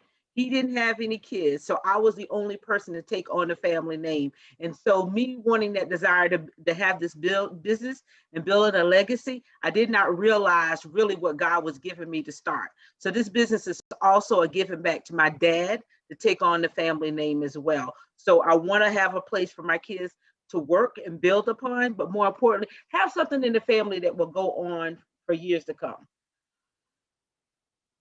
And you say that, which I Absolutely. think It's is a financial. Oh, go ahead. Go ahead. I'm sorry, and again, it we didn't hear the words uh, financial health and wealth growing up. That was not common language, and so we were never introduced to that. So when we were building, We didn't know that we were actually building generational wealth. We didn't know the responsibility or shouldering of leaving a legacy. We were just, for me, it was just doing something that I saw that I got paid for. As I began to evolve and get greater revelation of what my hands were anointed to do and the creativity of my mind, I realized that there was a plug for everyone in the family that they could come in and continue to allow this thing to grow. But initially, it was probably more of a selfish reason. I did not, I never said, well, no, I did. I did say I didn't want to work for anybody. And I kept saying that I was making so much money for the companies and they were really getting the greater benefit. I'm like, how do I do that for myself? And so I took all of that talent and all of those pieces and began to just, as the great woman said, intertwine that and decide to take those bricks and build my own building. Exactly, exactly. And that's just the legacy that many of us come from. For years, my big why was making sure that my children and I never had to sleep in another moldy basement apartment on one bed, right? And then it was like, wait a second, no, this is bigger than just you. Right. And in order for us to do something that's lasting, and in order for us to leave that generational legacy, we have to stack good year upon good year. So let me ask you, in what way was 2020 your best year? And I'll start with that one. I guess, and the key thing is you hear people talk about in 2020, we had to pivot. We got to pivot. We got to pivot. Okay. And for me, as my business grew, I ended up going through different growth levels. But more importantly, I was traveling a lot. So when 2020 hit, I found myself at home. And I'm surprised because even now it's been a year since I've been on the plane. And that's like unheard of for me and my business. So the biggest thing that I would say, how 2020 was my best year, it helped me to focus on my business. But more importantly, I found a better, and I won't say balance, but I found a better combination for being there with my kids, but still having my business. So it wasn't a focus necessarily. I had to focus on really what was important, and that was delivering to my customers, but more importantly, coming up with more solutions and being more innovative because the way we had to do business changed. So that's why it was the best year for me. Not only was I able to, pivot from that standpoint of delivering our service more so virtually and still maintain and be in business, but I got to do it by and being able to be there for my kids as well. I have two kids, one in college and one in high school, who's a senior. So did not realize how much of that family time we really needed. So that's what it made it the best year. My business kept in tech, and then I was there to have another level of intimacy, even with my kids.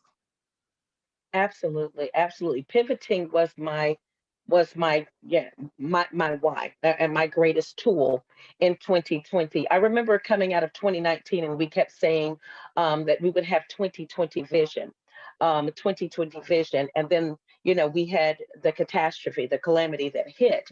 But 2020 did sharpen my vision. What it did was, as you said earlier, it allowed me to become laser sharp and very focused on, ingenuity and how to become creative in, providing the service and what I did. But I also had to go and, as you said, learn. And again, I don't like to utilize the word balance because sometimes the scale requires an imbalance, and that was the balance. And so I had to learn how to go in and pivot and even become more creative. And what it did was it caused me to look in areas that had been dormant. And I'm like, well, wait a minute. I'm only providing the service, but there's a product attached to the service. And so with that, I began to expand. Now it's product and services. And I remember my master coach was saying, hey, you're writing out, things to do. Well, where's the book? And I'm like, well, wait a minute. So now I birthed out books. And so again, it just caused the expansion, and it met the supply and demand, the needs of the people. They had more time to sit at home and read. And so now they're reading more. So again, as you said, the pivot was was my greatest. That's what helped me become more, and not only just financially, but spiritually as well. It really tapped into it forced me to tap into some uncharted territories within my spiritual strength, my emotional strength. It made me just really dig in deeper. And and I want to add one more thing to that. And here's the other thing: when she said about pivoting and being innovative, it also helped me to figure out ways to be more profitable because we moved our service to more virtual, which means we cut down the travel costs. I was spending $15,000-$20,000 in traveling, getting new Yes, clients, going to clients. That was one part of it. So now we offer the HR services to small, medium-sized businesses virtually. So we become an extension of the team. We really start to grow that line of business. And then the other part was I got a chance to focus on not so much the services, to your point, well, and then focus a little bit more on the products. And so with that, look, I'm gonna put a little plug, is my CEO strategy planner. I was able to create and yes, upgrade products that we were using for the clients. So it gave me another a stream of income to look at with the business, not just doing the HR for the corporate side and even small businesses, but what could I do for more B2C and to help more of the business owners? That's the capacity building part of it. So if nothing else, they always say tragedy, pandemics, and things of that nature is when things are born. So that gives you time to kind of get quiet. You said it, Dr. Alana, get quiet and really get more to the core and get in line with your purpose instead of going in many different ways. We had to stop, get settled. And if you're getting settled in your business and you're paying attention, you got time to go back to your notes, hear back from your customers and what they say that they're wanting. And you ain't got nothing now but time on your hand because you can't go anywhere. And that's still an issue. I mean, COVID is still an issue. It's still relevant right now. So let me ask you all this. What's the number one thing you think entrepreneurs should do right now to set the foundation for making this their most profitable year?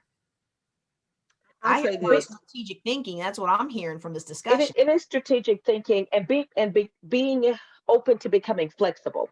I know a lot of times when entrepreneurs started out a race, they were, kind of tunnel vision, and I'm going to do this, and I'm going to do this, and then I'll get here.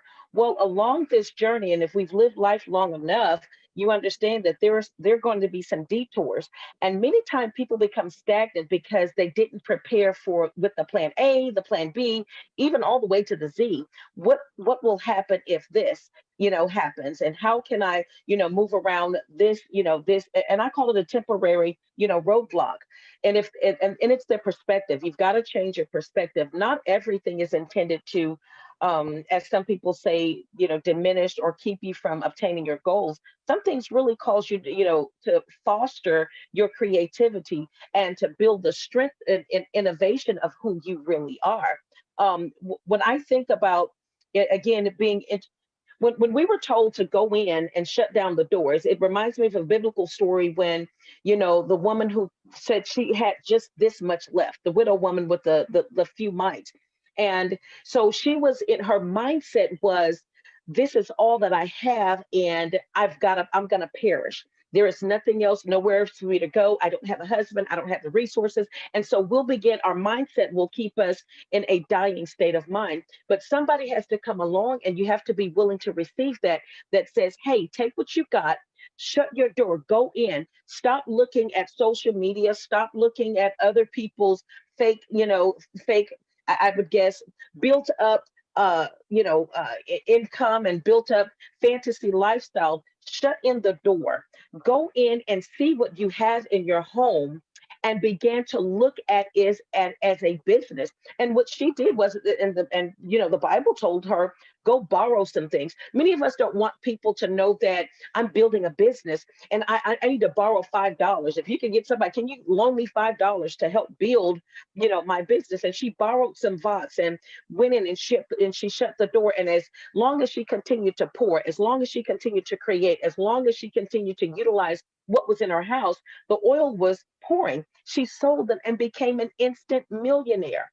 and paid back her loans. And so when we get out of the mindset that there's only one way to do this thing, then we can keep the momentum moving forward with ingenuity and creativity. And then we can knock down, we can break ceilings, we can, knock down barriers. And so I would say to them, listen, be open to flexibility and learning, how to utilize that in the moving forward.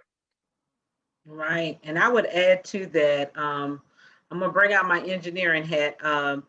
I think especially when we look at being small businesses and sometimes startups, is making sure your processes are tight.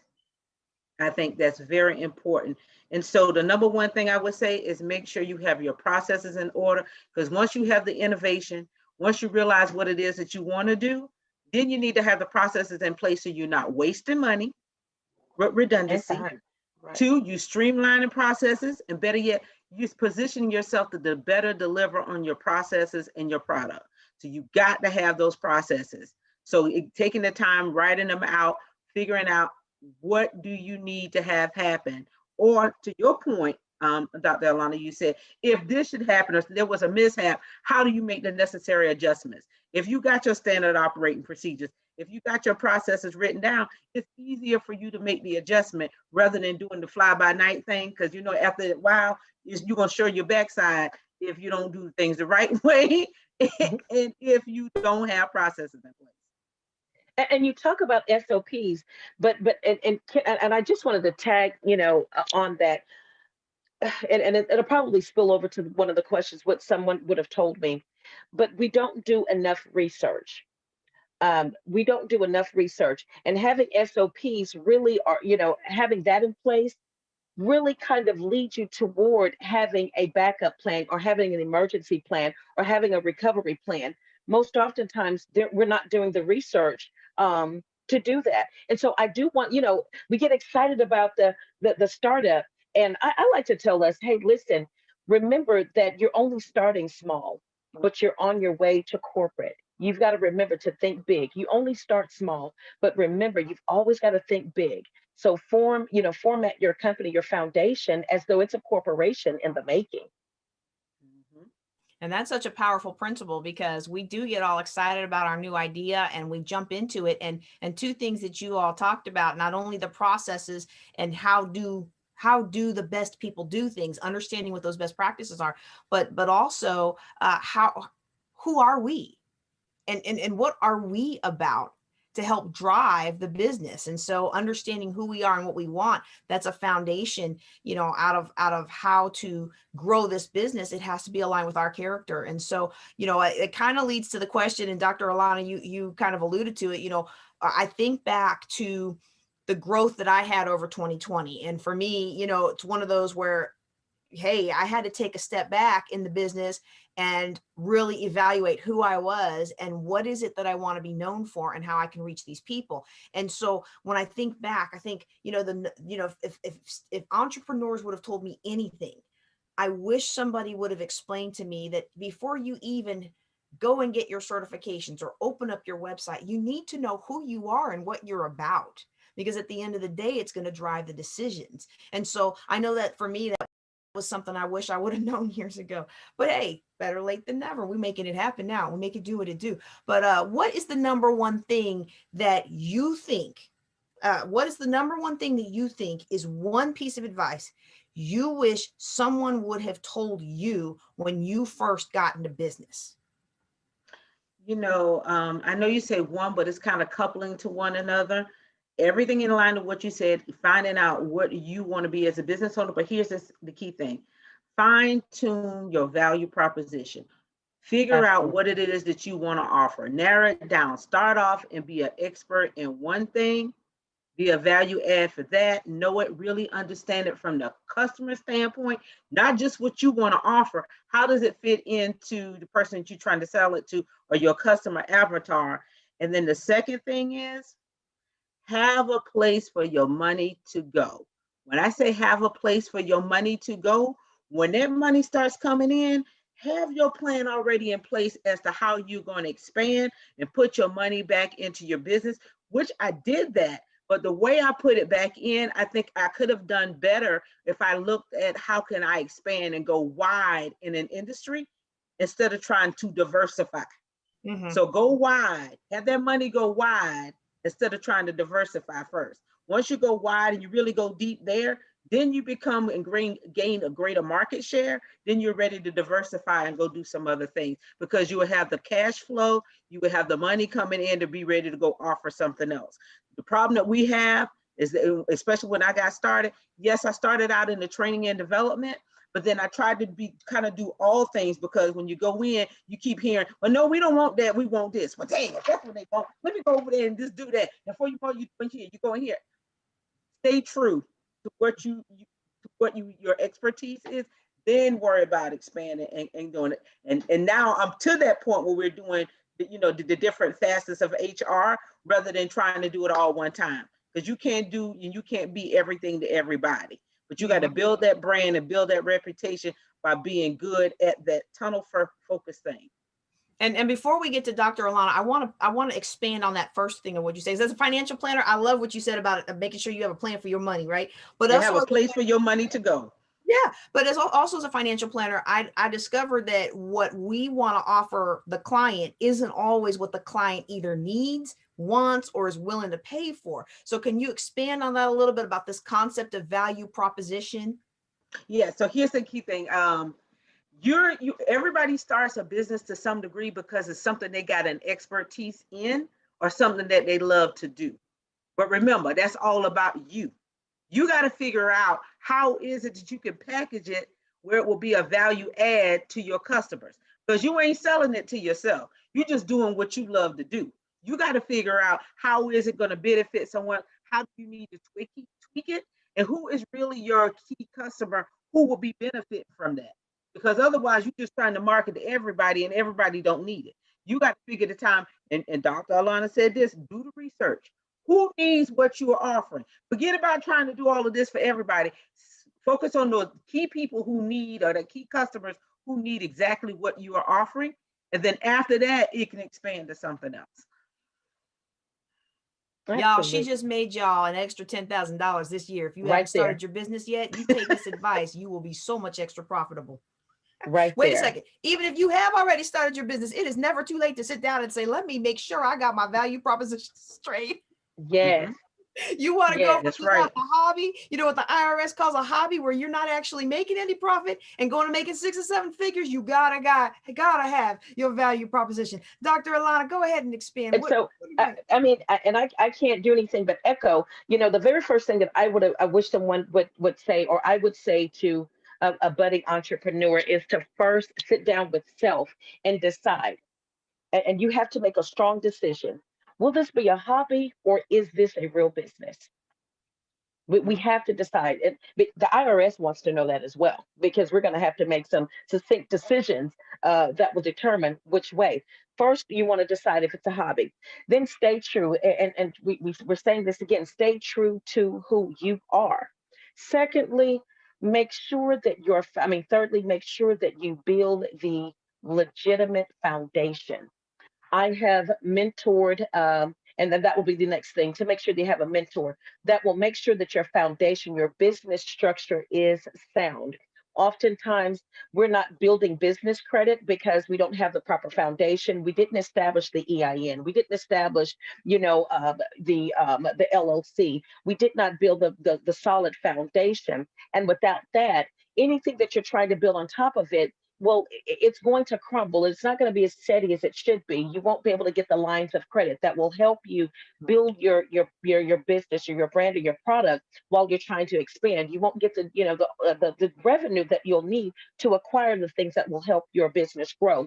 And then lastly, remember that everybody is not your client or customer.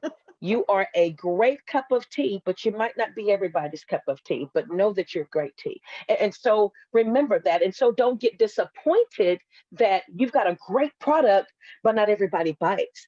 My book that's coming out, it's called Balance the Bait. Everybody has bait. You've got to know which bait will bite, which people will bite on that bait. So realize, for the budding entrepreneur, You've got to know who your clients are, and your clients will pay your price because they know the value. Right. And that really leads into our next question, because I know for me, I've had 17 different businesses till I finally found one that worked, right? One that stuck, that made me money, and people wanted what I wanted to offer. Okay. And so when I think about, the value proposition and understanding who you are, and finding mentors to help you develop a business plan. If I'm somebody today that wants to start off and start my own business, I've been working in corporate, I've been doing whatever, and I feel like, okay, I need to have a legacy that's under my control.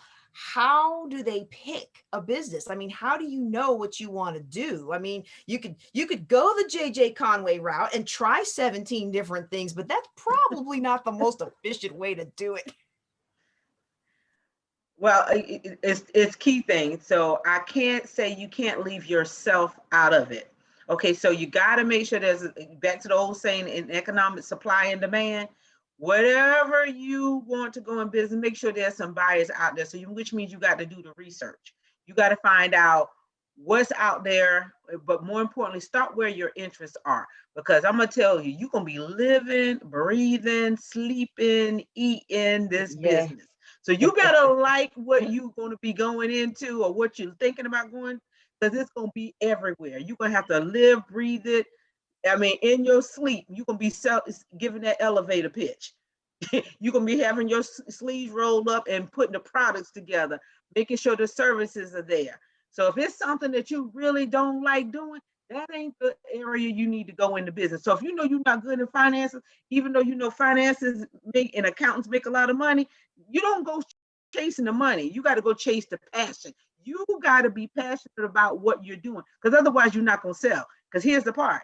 People buy from people that they love, they know, they like, they trust. You got to have that believability factor too. So you can't always come selling something that you're not wholeheartedly into. So one, do the research and make sure when you research, it's aligning with something that you are passionate about. Matter of fact, start with that. Because the reason why I started my business is because I do believe that I was sent here on earth to develop people and organizations. That's why I started out in learning and development. People hate HR. I love it. I love it. Let me help you get your business together. Let me teach you how to handle these employees. Let me help you with your employee relations. Let me help you be a better executive. I already went through it. I got the IBM award. So when I say that, I'm not bragging. I had to live it first before I could turn back around and help and teach somebody else how to do it. I came from rural South Carolina. My parents weren't managers. They were blue collar workers. And I became a white collar worker. So I had to learn how to go to college, learn what I needed to do, and then found what my passion was. I've always wanted to be a teacher. So now I'm a teacher, but I'm not in high school or college or anything, but I'm teaching people how to work and how to lead. And that's another, when you say learn your passion, a lot of times we don't really know what our passions are. We'll say that we like it. But when with some of my mentees, I've asked them to go back to what you're passionate about. Would you do it even if you didn't get a paycheck for it? And so when we finally get the yes, what would you do even if you weren't paid to do it? And when we began to narrow that down, then we began to pull back the onion layers on, well, what is in this that is, a technique or a skill set that people now will pay for or will seek after you and can trust your area of expertise. And so we began to do basically kind of like an outline and begin to map the picture, the painting of what the business is, or what that field that they can go into. Because a lot of times, they come to me saying, I just want to start a business. Well, you do, and like you said, you have to be passionate, because I need to, and this is one of the other things. Not only will you do it if you didn't get paid, but would you continue to do it even if it was not pleasurable? Because I've got to like even the unpleasant parts of this thing. I'm passionate about it, even when it's unpleasant, even when there was a disruption, in the financial market, even when the patients or the clients are not so pleasant. Will I still be passionate? Am I still passionate about it? And I am. And so I still do. And so when we get to the revelation of that, then we can, we can pinpoint this is where, my passion lies. But a lot of times you've got to, kind of map it out and get some revelation, because a lot of times they really don't know the difference between just, wanting to start a business and where their area of passion lies. Right. And then so many of us get knocked down by life, or we get the life of us, the passion beat out of us by trying to fit in, or trying to do a job, or trying to be the perfect wife or husband or father or mother or anything, that sometimes we don't even know who we are anymore. And we just know we want to change. We want things to be better. Listen, I had a client who's, they're not, I guess, not a great leader in the church, but they're very um, visible in the church, and wanted to open up a CBD where it's legal, not here in Texas, but it's legal. And so share the idea. That's another thing I think I would share with entrepreneurs. Be mindful of where you share your ideas, because you'll get some sharpeners, and then you'll get some people that will try to throw dirt and bury. There is a graveyard. So there's a graveyard everywhere that's full of buried ideas, great ideas, businesses and opportunities. So be mindful of where you share your dreams and your passions, because you've got some dream stealers and, killers and robbers here. But find a great mentor that will help you sharpen and refocus, to get down to that. But yeah, but she opened it up, because the church people said that, she would be going to hell for opening up a CBD dispensary, and it's legal. So so now she's doing well. She's doing well. well, I mean, I think I didn't, that's not where I thought you were going with that. I just thought about all the times that I tried to share my ideas, and people were like, okay, you've had 17 different businesses. Why is this one going to be any different? Right. Like, that's where I thought you were going. But we have to be careful, if we want to start a business, we do have to be aware that, if we've got a habit of not following through, or if we've got a habit of not believing in ourselves, or if we have a habit of chasing the money, I think you said, and we're just chasing the money. And then when it gets tough, we don't have the passion to push us through. We don't have that big why, right? Not only does everyone around us get used to, they're not going to be about nothing, but our own subconscious starts to acclimate to that. And the next time we have this big idea, it's the subconscious goes, oh, wait a second. We've been down this road before. We remember how much time and energy and money she wasted last time she had a good idea. Let's just nip that in the bud, and let's just stop her in her tracks. And that's why so many of us have this self-sabotage and stuff like that. But I mean, what you all are giving everybody today is a fantastic blueprint that they can use to either start their business or take their existing business up to the next level. And regardless of the path that we are on today, we have so many different CEOs on this conference today. Regardless, there's going to come times where we feel overwhelmed. When y'all were talking about the business taking over your life, I thought to myself, yeah, it's like that baby that's nursing. You take it to bed, you take it, I remember the days of holding my son, trying to go to the bathroom in the gas station. I mean, that's what the business is like. It's there all the time. So how do you keep from getting overwhelmed when you've got all the demands of running a business, and you've got your personal life, and you don't even get 5 minutes to yourself? How do you handle that? What gets you through that as an entrepreneur or as a CEO? I'm sorry.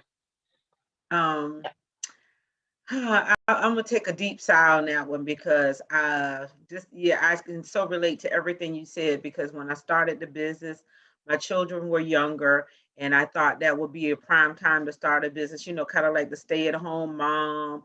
Let's get this we already wear multiple hats. I'm gonna call it like it is. Women, anyway, we wear multiple hats. So the key thing is, for me, one of them we said already, there's no such thing as balance. Some's gonna get more time than the other.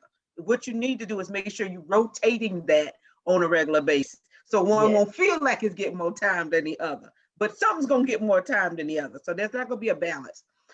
That's one part of it. The second part will be is having you a trusted group of advisor and support system. For me, for the last, God, we couldn't believe it was 10 years. We call ourselves the Black Pearls. We're all business owners. It's 5 of us. None of us are in the same business. We started out as a mastermind. No, we started out as a prayer call on Friday morning. Wow. That prayer call then evolved into us doing prayer over our businesses, to masterminds for our business, to even being there for each other personally.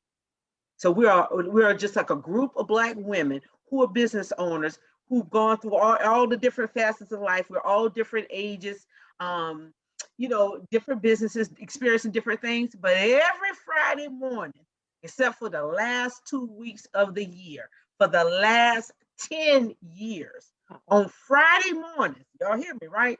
Started at 7 a.m. We're there for each other. And it started out for an hour. Then when COVID happened, we moved it to 8 o'clock. We were like, we got to get up that early. We ain't nobody going in.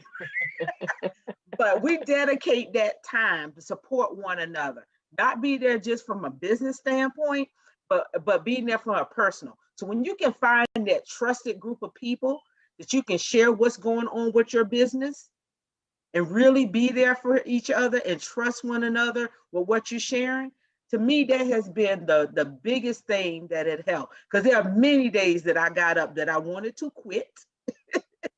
There were days that I got up and said, oh Lord, did I do the right thing?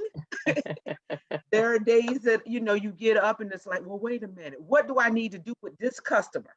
And then here you got Friday morning. You can always count on Friday morning. If you can't wait to Friday morning, you can pick up the phone, call any one of our, we call ourselves Black Pearl, call one of the pearls and have that conversation. Even if they're on the phone, we text one another. Whatever it takes, we're always there for one another.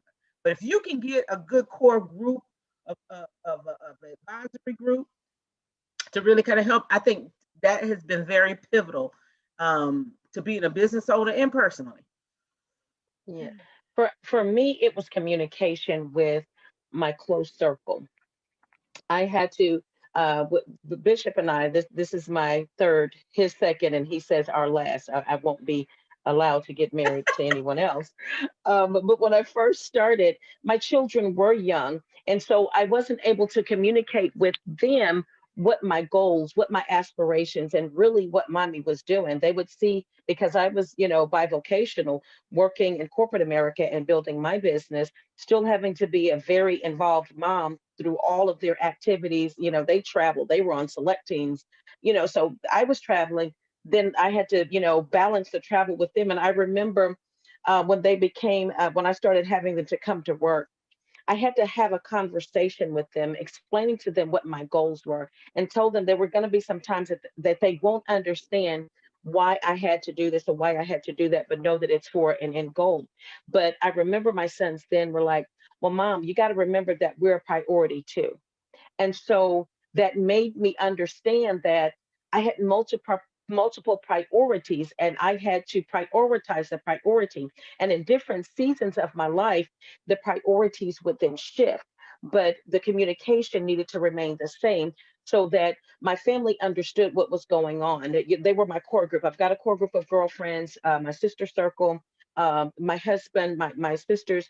And so they knew what I was going through. And although they didn't understand entrepreneurship, they saw my passion. And so they respected, and they would come in at times when if it was like, if I'm staying at the office late hours, hey, what do we need to do to come help you? Because we need some sister time with you. So we'll come and help you. What can we do to so they began to shoulder some of the things. And so it made me become more verbose in sharing my areas of need so that they could help support me. And then I can just, and to get some things done. And then there would be some balance. But then after, then this last marriage, when I got married to Bishop, he was just like, hey, there has to be a cutoff time. I understand that you're 24/7 an entrepreneur, but you've got to remember that you are a wife, you are a mother, you are a daughter, you are a sister, and we need some of your time too. And so I just remember, I've got to remind myself that I do have to get off the clock, because my husband didn't marry an entrepreneur, he married a wife. My children did not, they didn't ask for an entrepreneur. They asked for a mom. They were gifted to a mom. My sisters knew me as a sister, not as an entrepreneur. And so I had to understand the balance and the roles and responsibility of the gift of being all of those people to those people. And truly, again, I just know that God will take really good care of me. I do have to get off the clock. I do have to get off the clock. Ooh, that was an ouch amen moment right there, because you just brought something else to my memory. The other part that I would add, and you're right there on it, is we just have to remember, you got to disconnect. You're not going to get better. Your business is not going to get better if you can't disconnect, reflect, refresh, and refuel. Yes. And that you got to do that sometimes with your family or whatever. You can work, but sometimes you're not being productive because you're so much in it, you having to step back to get rejuvenated. Okay. And then, so like you said, not just having the right people too, but just taking that downtime and making sure you don't, and I hate to say it this way, but not losing your family in the midst of, because Yes. I don't know if I shared that with you. You talked about it. I ended up getting divorced in the middle of it. And the other part to that is, which is key, like you said, you got married, he was looking for a wife, but not only that, for your success in your business, if you did not start your relationship off being an entrepreneur, that's going to require a lot of discussion. And people say they support you, and it's not that they don't, but they don't understand what it means to be an entrepreneur. Absolutely. Absolutely. Because you're And learning it yourself, but you also see, because you've been so invested in it, you also absolutely. see what it's going to take, because as you're getting out here, you're learning, you're going to classes, you're meeting with other entrepreneurs, you're learning. It's like how you said you jump out the window and barrel the parachute while you're going. That's really what you're doing as a business owner, Right. especially when you're a first generation business owner. But what is going to have to be key is that you're going to need to have those conversations. And the part that I would say is, make sure, and you can't control other people, that you have that level of honesty in your relationship, that they understand what you are sacrificing, and that everybody is on one accord. And we know about the Bible and God and being on one accord. You got to be on one accord, because the business going to do well do well. Then sometimes the business going to come up short. So it's like we got to ride the wave while the wave is going. Because right now there's a wave going like this right here with this pandemic. Okay, it is what it is. But to me, this is the key thing I try to tell people who are married to folks who are not entrepreneurs or don't really understand it. It is no different than you being on that job and you got that check, I know, every 2 weeks, but then they knock on your door, because I don't did it, because I don't laid off a lot of people in corporate America. When your number is called and you told to pack up and you got 2 weeks, or they give you 30 days, what's the difference? Everybody has to make the pivot and the adjustment. So if you can really help your significant other really understand that, but help you keep you grounded, and they're paying attention and know when you need to disconnect, and you understand it when they say enough is enough and you need to stop, and give them time, not stop the business, but give them time, then that's what you need to do. And they do, which is super awesome. I got permission to be on the line tonight because this cuts into, we made some, agreements. I remember when we first got married, and he was like, why is that text, that phone? I mean, getting text messages and alerts, because I wanted to be on top of everything, and I got the alerts.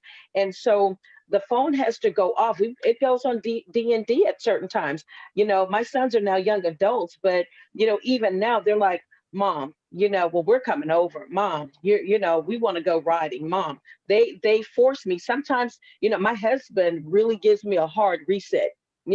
Oh no, we're not doing anything. We're going out of town. You're going riding. And so I'll have to do a hard reset. Now, with entrepreneurs, I'm just like, oh my God, how many emails have I missed? Did I miss any big deals? Did I miss any calls? Oh, did I miss an opportunity? Dr. Lana, wait a minute. I even bought the charger to go in the car, that I could plug my laptop up into the charger, into the cigarette lighter. We're riding on family vacation, and I'm sitting up there like this. I'm driving, going, or coming back. Which one I'm doing? Whatever one I'm not doing, I'm working.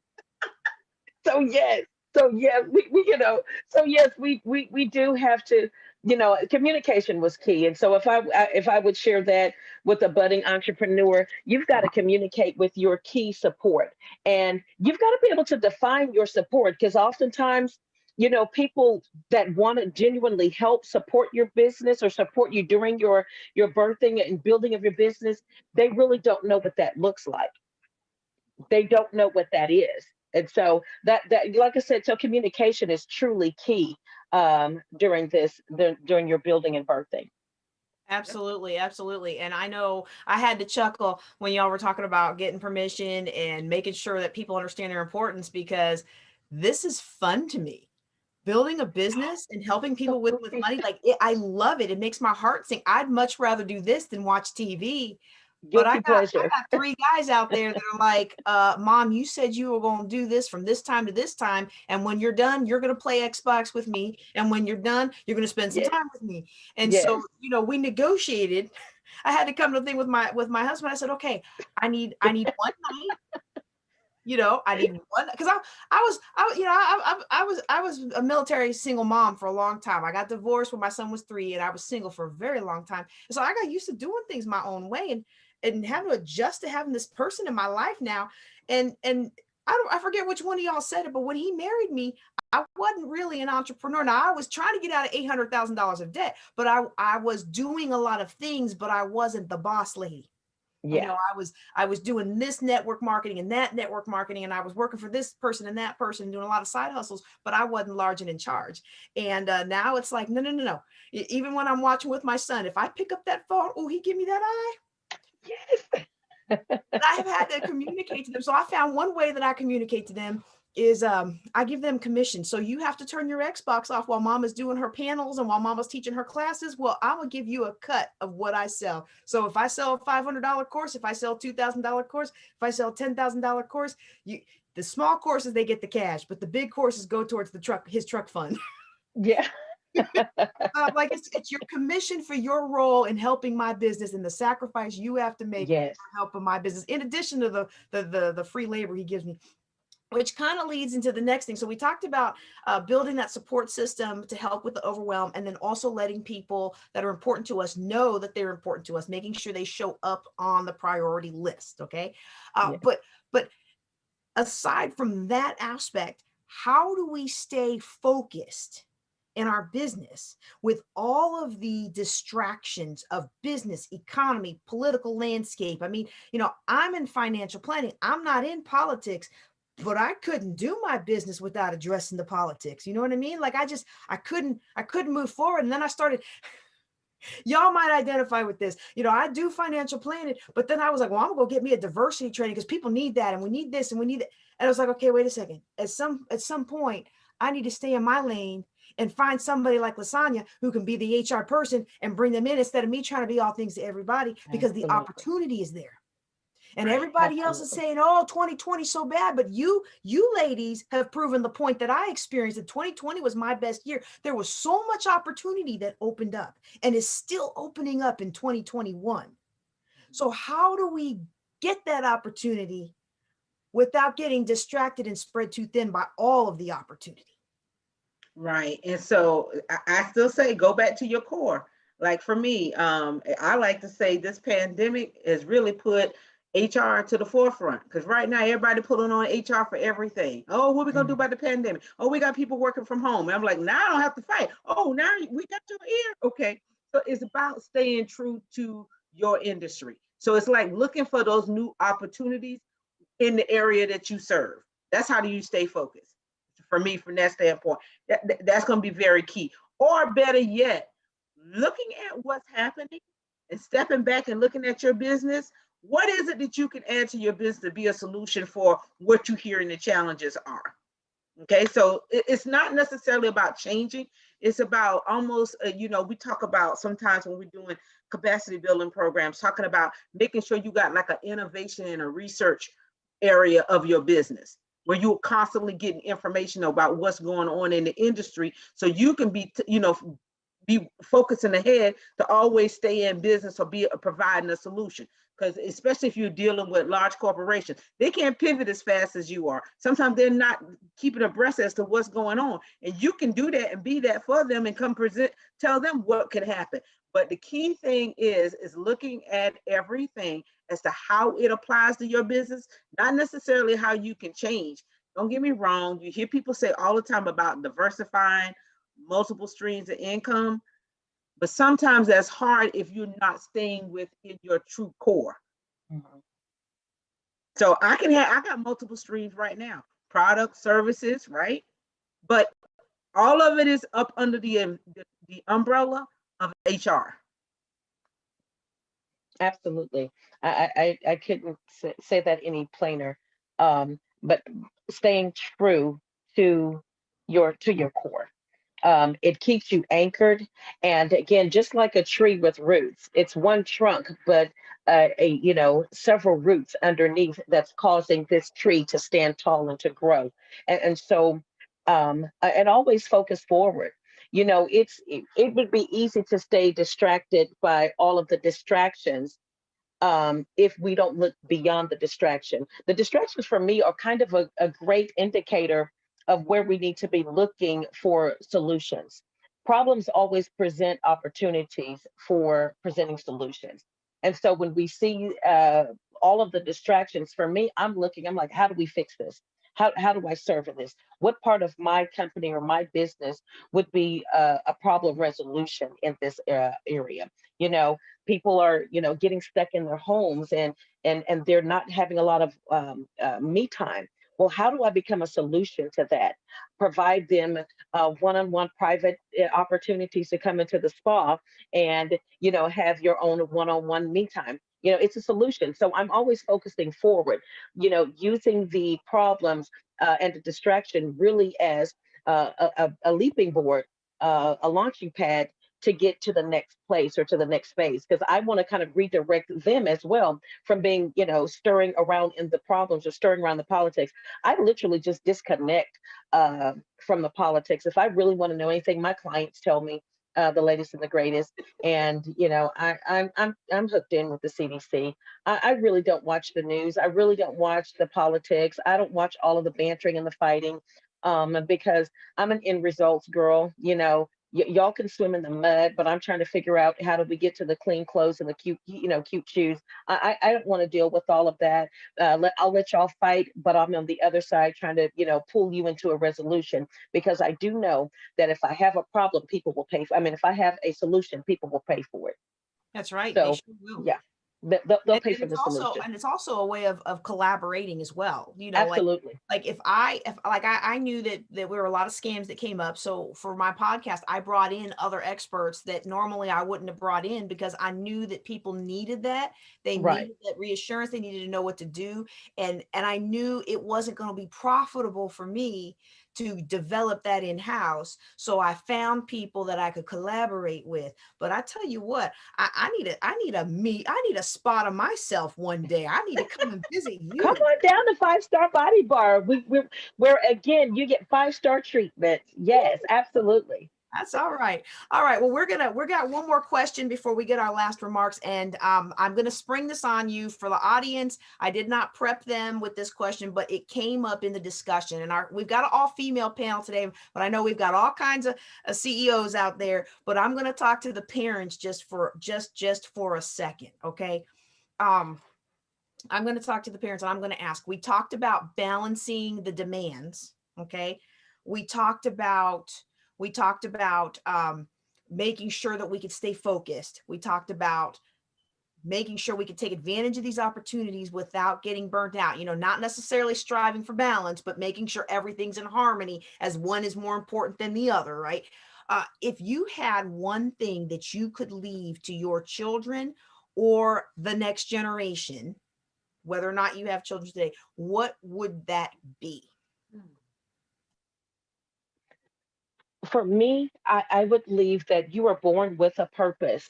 And sometimes it may take some time for you to peel back the layers to get to the true identity of who you are.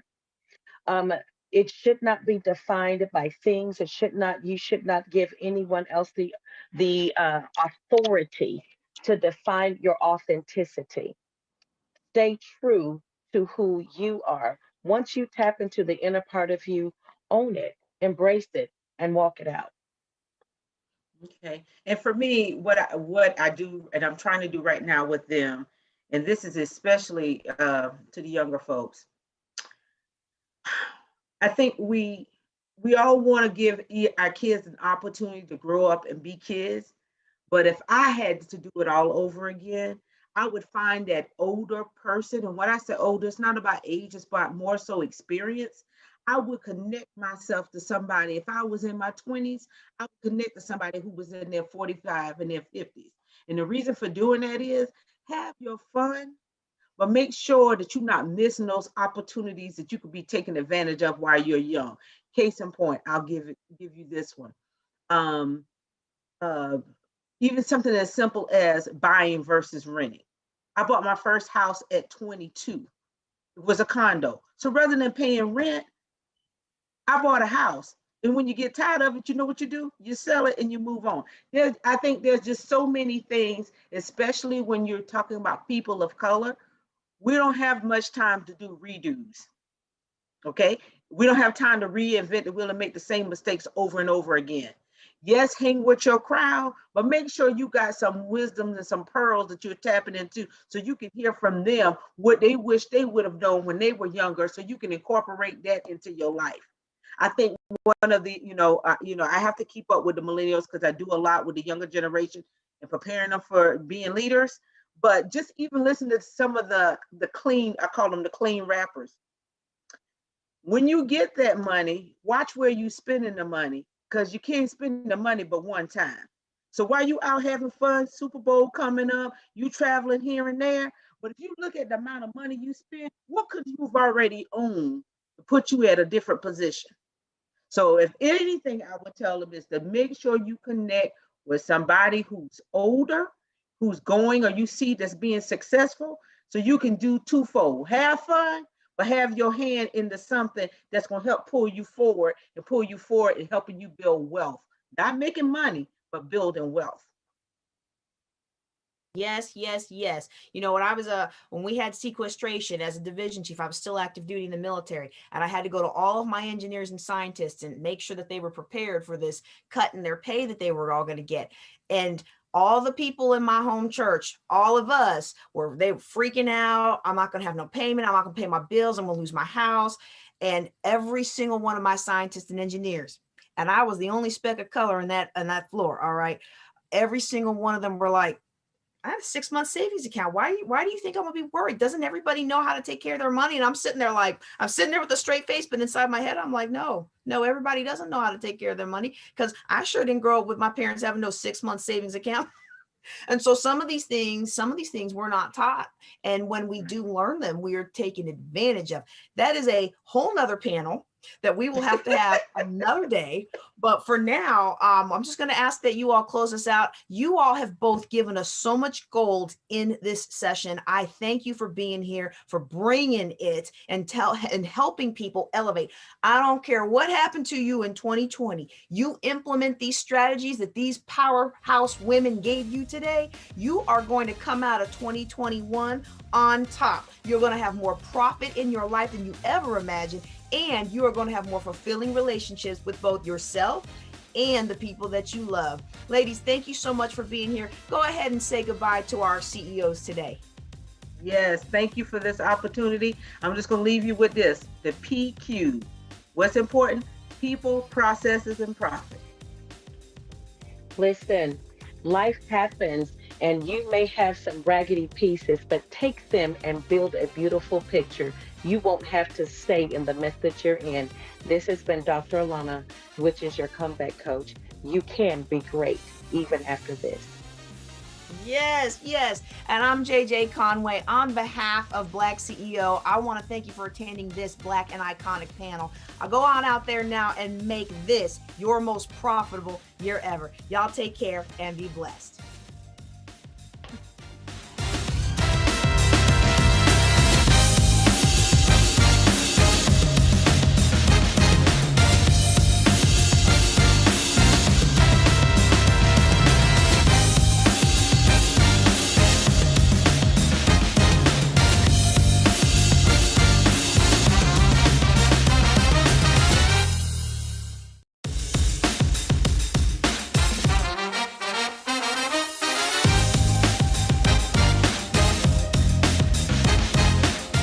Once again, my friends, this is Robert Antoinette, and you are watching live the BlackCEO 2021 National Conference, Black and Iconic.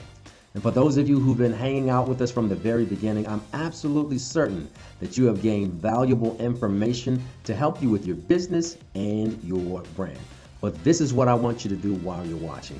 Make sure that you share this broadcast out on your page, and make sure that you tell a friend so that they can join on in and connect with the Black CEO family. And speaking of joining the family, I'd like for every person under the sound of my voice to go over to www.joinblackceo.com.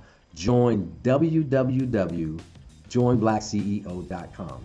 You can connect with a body of entrepreneurs that can help you to grow your business and elevate your brand, and collaborate with like-minded individuals who are in your field of expertise that can help you, that can build you, that can mold you in the way that you need to be for the 2021 new year. New year, new you. And while you're part of the family, here's one other thing that I want you to do. I want you to wear your swag, represent for the Black CEO family. So you got to go over to BlackCEOT-shirts.com. That's BlackCEOT-shirts.com. So now that you've joined the family, you've got merch and swag to represent. Here's for you, and you. This is a 7-day event. And on day 6, it will be our virtual masterclass. And during that event, there will be some phenomenal thought leaders that you will get an opportunity to interact with live. But the only way that you can do that is if you go and get your virtual seat right now. And the way that you do that is you go over to www.blackceovip.com. That's www.blackceovip.com. So that's black as in the color, CEO as in the boss, and VIP is you. www.blackceovip.com. Now, to do this, I want you to make sure that you invest in your business, invest in your brand, but more importantly, invest in you. Join day 6 for our virtual masterclass. But before we get to day 6, we still got a whole bunch of good stuff for today. So in this next pod, you're going to have the opportunity to hear from more virtual experts. One of my favorite folks that'll be coming up is Vanessa Collins. And in addition to Vanessa, my super friend from the DMV, Justin Morgan, will be one of the speakers whom you will hear in the upcoming pod. So make sure that you're connected, blast this thing out, share it out, heart it up, and make sure that you comment in the feed so that you are interactively connecting and being a part of this once-in-a-lifetime experience known as Black and Iconic. Watch this.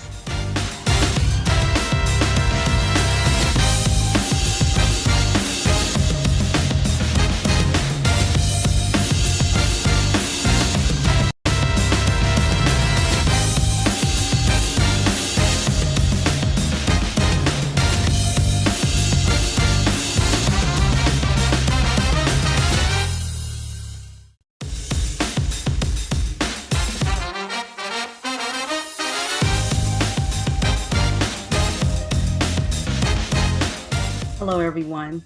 My name is Sharon Devonish Lee. I'm a publicity strategist, public relations consultant, and I'm also the owner of my own PR agency. And I'm here to talk to you about good PR can make you and bad PR can break you.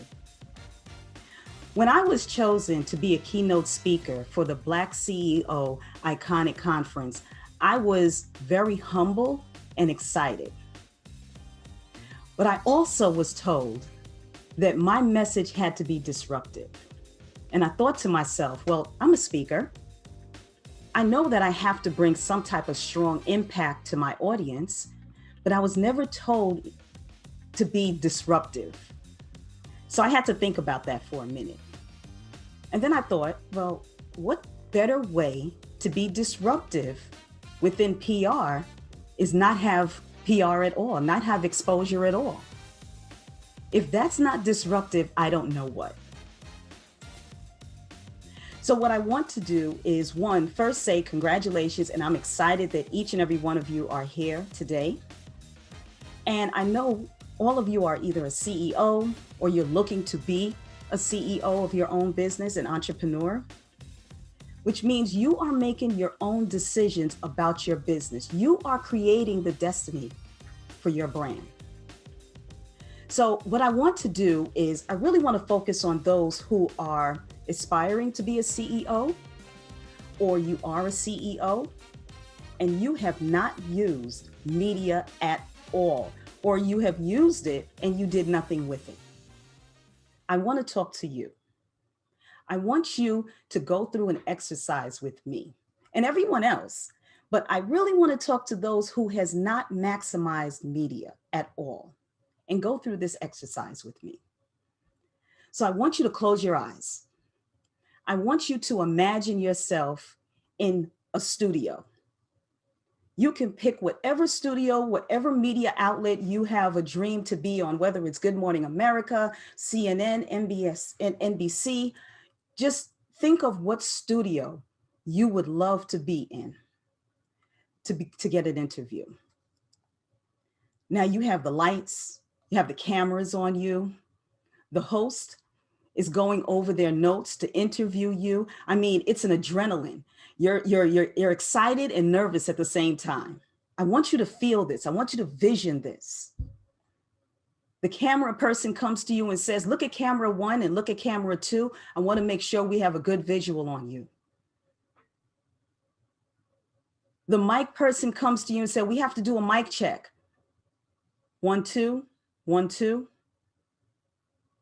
Now you're getting closer and closer to that moment when your interview begins.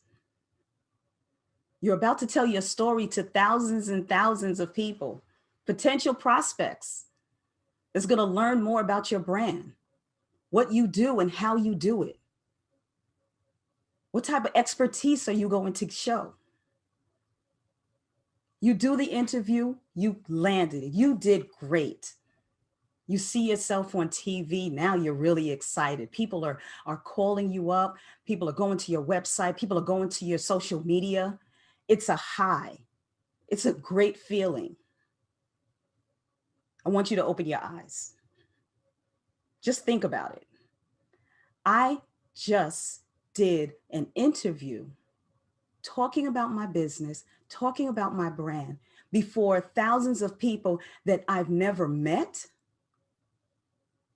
I may not meet them until they contact me. Anywhere.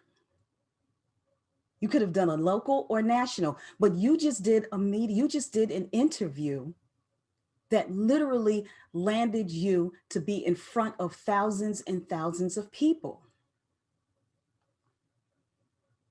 I want you to feel something when you do that. I want you to feel the excitement. I want you to feel the empowerment, the confidence. That reporter did not ask you not one question about what does your product cost? Not one question about you. They spoke to you about how you are doing in your business, how your business.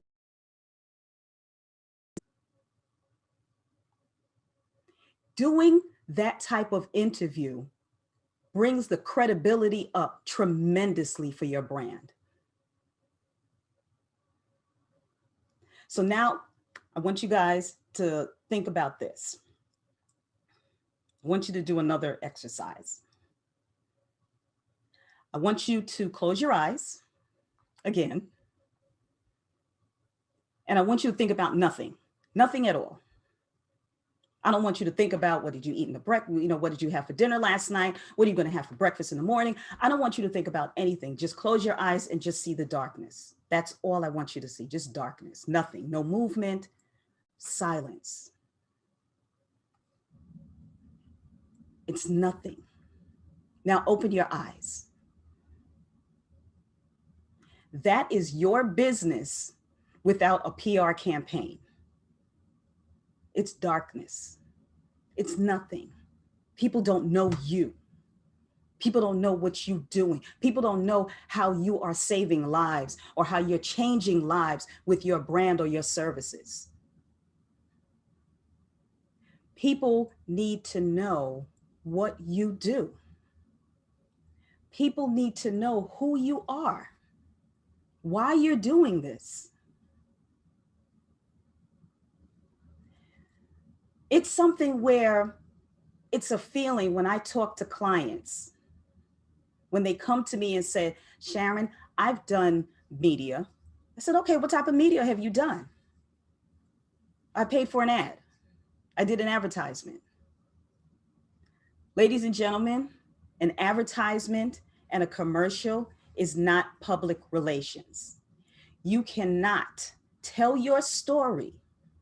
You cannot give the full in-depth about your business, about your brand in a flyer or in a paid advertisement. So I want you to really understand the difference between the two. I did those exercises because I want you to have that feeling of promoting your brand. So I thank everybody for participating in it. I know some people are like, why am I closing my eyes? I don't want to close my eyes. I want to see what's going on. But I want you, when you close your eyes, you start really doing a deep thought, a deep thought about your business, about your brand. And when you think of, when I tell you not to think of anything, that's what's happening to your brand. You're not getting the word out. You're not telling the story. Now, I know some people are saying, well, isn't that marketing? I have a marketing plan. Well, at least some of you do. I'm making money. Well, at least some of you are. Marketing is not public relations. Marketing is paid techniques that you use to drive sales to your brand. You're paying for advertisements. You're paying for promotions. When you're doing a PR campaign, you are persuading the audience. You're storytelling. You're persuading the audience through unpaid, earned techniques to believe in you as a brand, to believe in your story, to believe in your confidence. When I reach out to media outlets, I have to create the story for them. I have to create a pitch, a message for them to buy into it, to say, I want to do that interview on that person. That's excellent. Yes, when can we schedule this interview? I did not pay for anything. And my client is now going to get an interview talking about their brand and their services and how they can change people's lives. Now, I know what you're thinking. What are some of these techniques? Traditional media, TV, radio, print. Those are some of the techniques what we use, what you can use. Anyone can pay for an advertisement. Community engagement, that is so important. That is a form of public relations. Speaking engagements like this great platform. I am talking to you about how you can get media for your business, why media is important for your business. These are opportunities that you should use to help grow your awareness, show your expertise.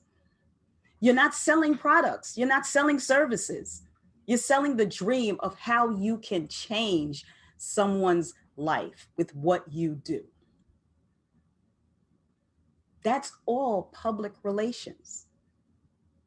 That is all public relations. And I really want you to think about it, because when people come to me and they say, and I tell them I'm a publicist, oh yes, I need marketing. And I have to stop them. Wait a minute. Do you need someone to drive sales to your business through paid advertisements? Yeah, that's what I want. That's not what I do.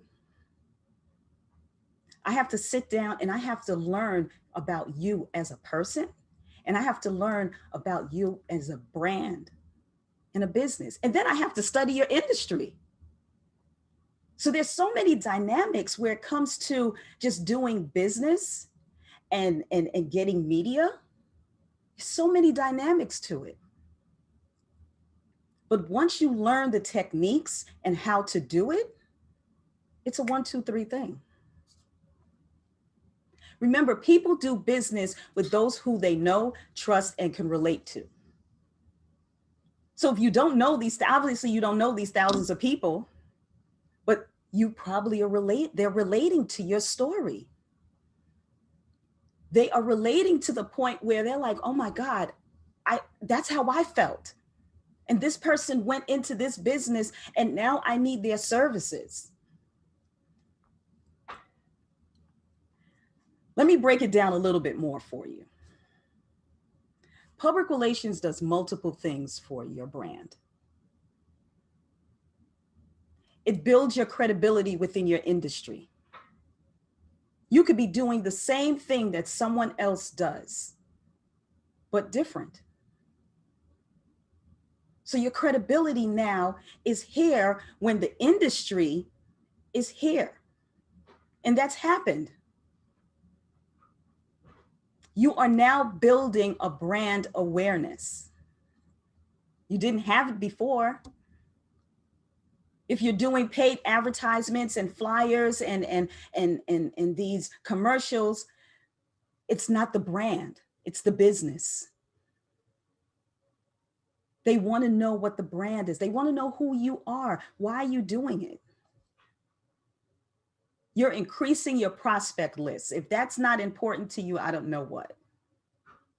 And then guess what? As you increase your prospect list, you are growing your profits.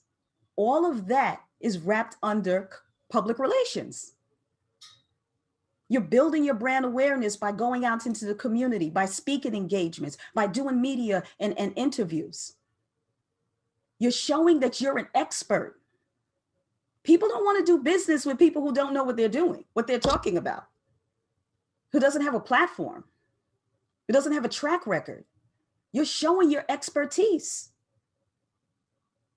Public relations creates the illusion, not the illusion, it creates the sense of, this is what I am. This is what my business can do to help change your life. And you have to learn how to use it. You have to use it. There's no getting around it. So those of you who have not used media, those of you who have used it and didn't really maximize on it, please don't do it anymore. We are in a new year. We are in such a different time. Now is the time to utilize media. And I'm going to talk to you about how it should be for you to be newsworthy. So when you think of PR, don't just think of driving sales to your business, which again, don't get me wrong. We are in business to make money. I get it. I'm the same way. I'm in business to make money. But you should also want to show how you and why you are making an impact on touching lives, why you are making an impact in changing the trajectory of people's lives, people's livelihood. You want to control the narrative of your brand. And honestly, you can only do that through storytelling, which is another word for public relations. So before I close out, I just want to give you guys 4 major tips in how to be newsworthy. And it's very simple. Look at the current times. What is the media reporting on? If your business fits within that, put a pitch together. If your business brings an awareness to a particular situation, put a press release together. Send a message out to a reporter about what they're writing on, and you have that awareness and you can pitch that to them. That's newsworthy because they're focusing on that, but they didn't know that your business actually brings more of a spotlight on it. If your business provides a solution or solves a problem to an issue, that is newsworthy. And I always call this the bonus one, and it's a give back. If your business is, align your business with a give back, community service, non-for-profit. You don't have to go out and create a non-for-profit organization. Align yourself with one that fits your mission and vision. My business every year, I align my business with a not-for-profit organization who around school time, they do a school give back, school supplies. Christmas time, they do a toy drive. Thanksgiving, a turkey drive. Every time they do something that's giving back to the community, I am there giving them supplies. I am there giving them support. It's newsworthy. The media loves give back. They love a good give back story. So think about those 4 tips as you're putting your business together and you're putting your PR campaign together, because that's important. If you are not fitting that newsworthy category, all of this is just in vain. So that thought that you did in the beginning, when you thought about being in that studio, when you thought about sitting there with that host and going through the cameras and the lights and action and everything, that's because you were newsworthy to them and they're picking you up. They want to hear your story. So in closing, I want you to understand that public relations can dictate how your brand looks in the public's eye. And unfortunately, you cannot get that in a promotion or paid ad. A good public relations campaign is used to protect, enhance, and build your reputation through earned media. It can literally put you on the map and make you shine. However, bad public relations, a bad media interview can break you and give you such a bad name or no name at all. Either way, you don't want it. So I'm offering you, each and every one of you, an opportunity for some guidance and to work with me to get positive media coverage, or even just to learn how do you look to the media's eye. So I'm offering each and every one of you a 1-hour free PR consultation, one-on-one with me, to do a business assessment and PR recommendation on your brand, getting exposure for your business. All you have to do simply is just go to my website, www.netstruckpr, that's netstruckpr.com. Go to the Talk With Me, schedule an appointment, and it'll jump right on my calendar, and we have that time. I hope to see each and every one of you also at my workshop that I will be giving on getting media for your brand. Thank you so much, and I'll see you again.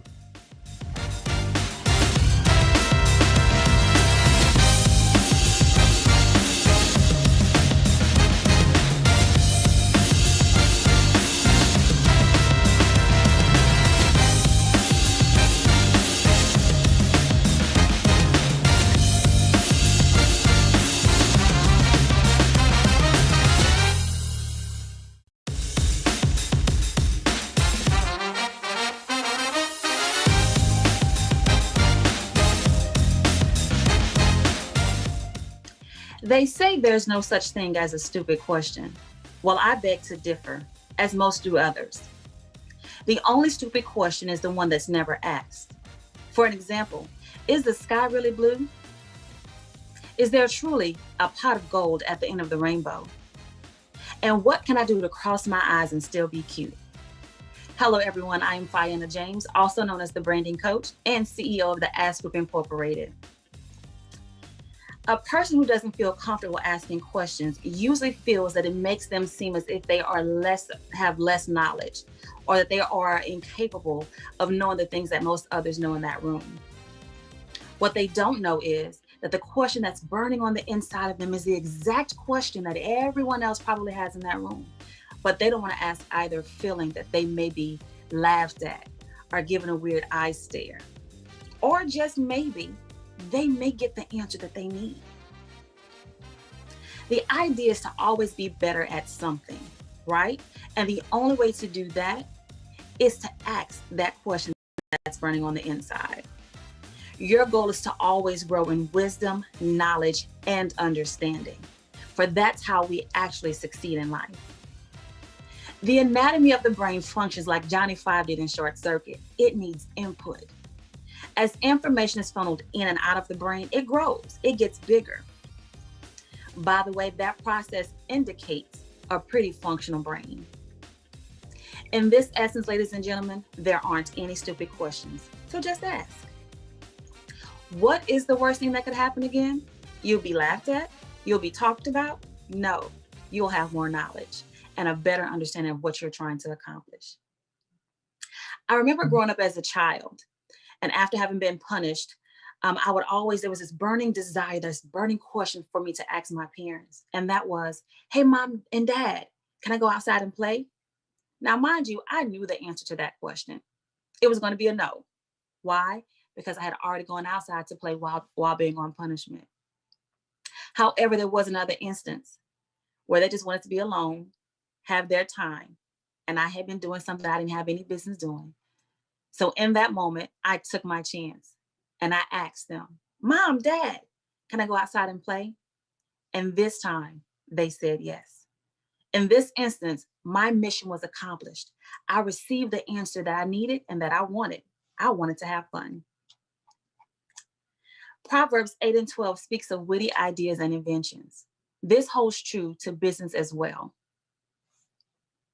This can assist by asking questions. You can have assistance in planning a business, promoting your business, growing your business, and prospering in business as well. However, one of the many brick walls that we often hit is that we don't know the correct questions to ask, or we don't feel comfortable just asking that question or asking for help. So today I present to you Just Ask, the blueprint, which includes 3 easy steps. The first tip or the first step is to just simply jump. Oftentimes we don't take the effort to make that leap or take that jump because there's fear there. I recall when I wanted to start my very first business, I was in college, and there was a sense of fear. What if I fail? What if no one asks or needs my services? What if they feel that I'm too young to actually give them the quality service that they need? Well, I proved everyone wrong. I started my first business at the age of 19, doing marketing and branding and helping others start their business.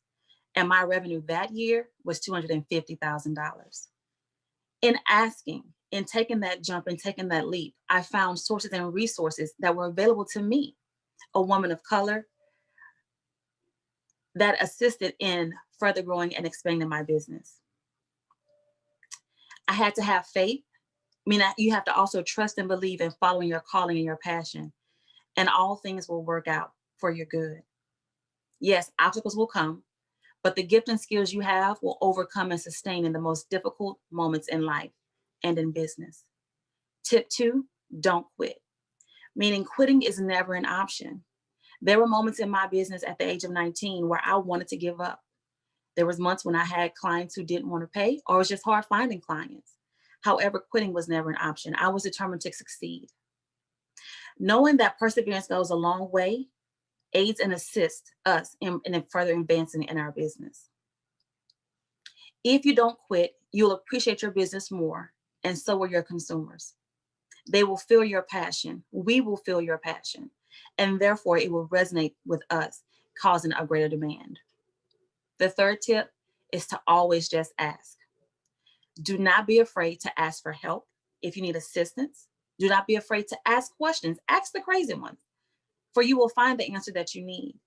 Even ask for money, especially from the ones who owe you.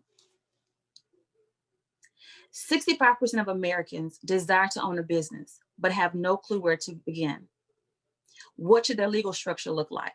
Should it be a sole proprietorship, a partnership, or corporation, or LLC? How do we establish business credit? How do I truly market and brand my business? Is social media the actual most positive or best way to promote and build my brand? Or do I have the gift of the gab to sell my services and my products? Asking brings knowledge in, and it's a scientific fact that the brain grows. But you knew that already, right? As a matter of fact, the NAIS, which is the National Association of Independent Schools, stated that the brain is like a muscle, and I quote, "Inside the cortex of the brain are billions of tiny nerve cells called neurons. The nerve cells have branches connecting them to other cells in a complicated network.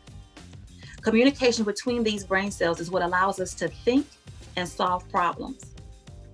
When we learn new things, these tiny connections in the brain actually multiply and get stronger. The more you challenge your mind to learn, the more your brain cells grow. Then things that you once found very hard or even impossible to do, like speaking a foreign language or doing algebra, and yes, starting a business, becomes very easy. The result is a stronger, smarter brain. So my challenge to you is to be stronger, be smarter, use that brain, and just ask. Thank you.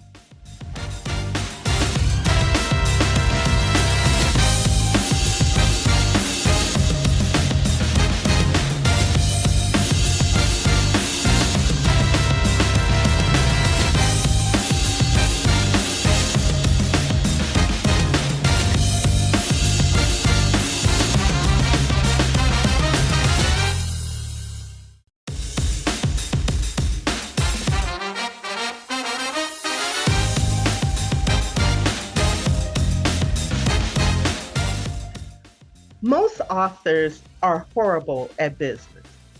Don't get me wrong, they are amazing people.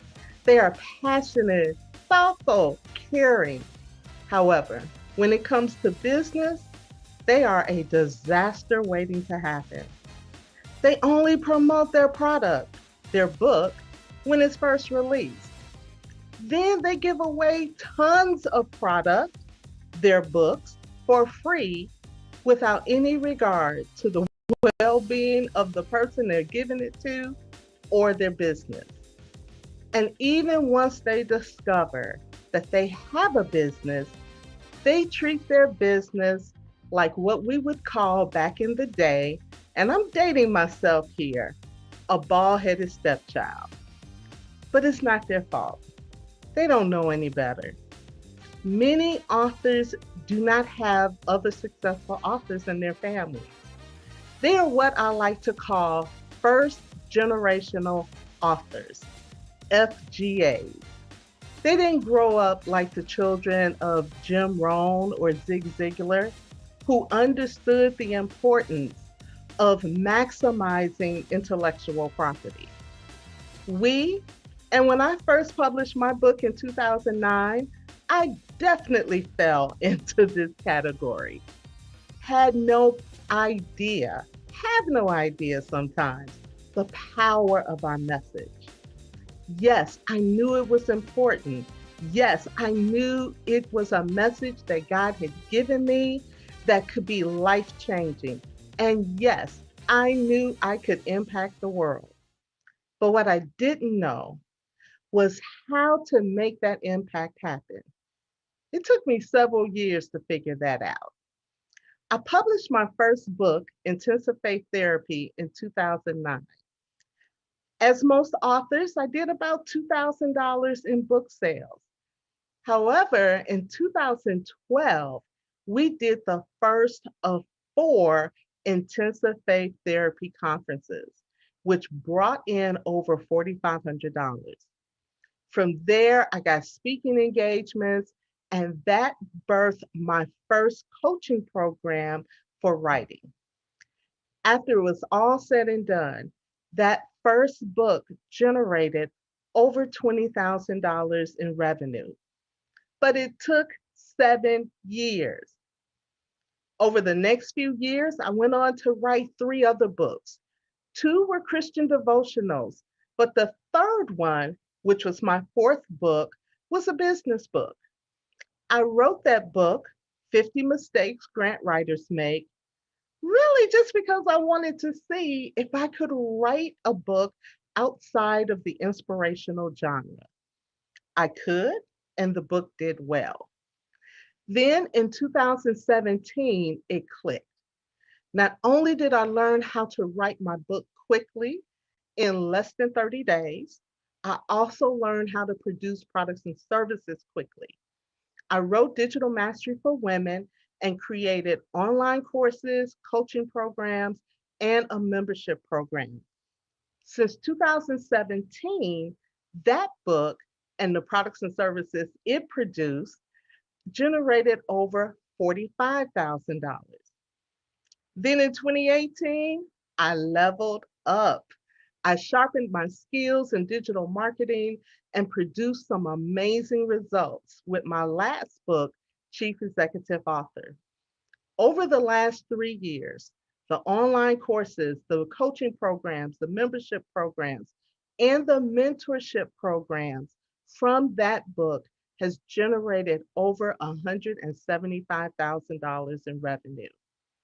So after 11 years and over $250,000 from products and services created from books, I've learned a few things. People will buy your solution if they find value in it. We all have a wealth of knowledge that we haven't completely tapped into. And the quickest way to organize that knowledge is to write your book. But here's the other thing. A message that isn't generating revenue is a message that isn't impacting lives. Impact requires a transaction, and transformation requires an investment. So stop looking at your book as just a book. It's a business. It's a business you get to grow. It's a business that isn't someone else's dream of impact. It's yours. You need to understand that once you decide to write the book, once you decide to impact and transform lives with your message, you are no longer just an author. You become a chief executive author. Now, this, of course, is a play off of the word chief executive officer, who is charged with maximizing the value of the entity that they lead. Well, as an author, you are the chief executive officer for the entity you have created, your book. Just as corporate CEOs are responsible for making sure that the products and services offered by their companies maximize profits, the author is responsible for the same. As the author, you are in charge. You determine how successful your book is going to be. Unfortunately, most authors do not have the resources that corporate CEOs have. However, that doesn't relieve you as the author of this responsibility. You must make your book successful. So I would like to share with you today a framework that I have used over the last few years that has allowed me to generate hundreds of thousands of dollars from my books and the products and services generated from them.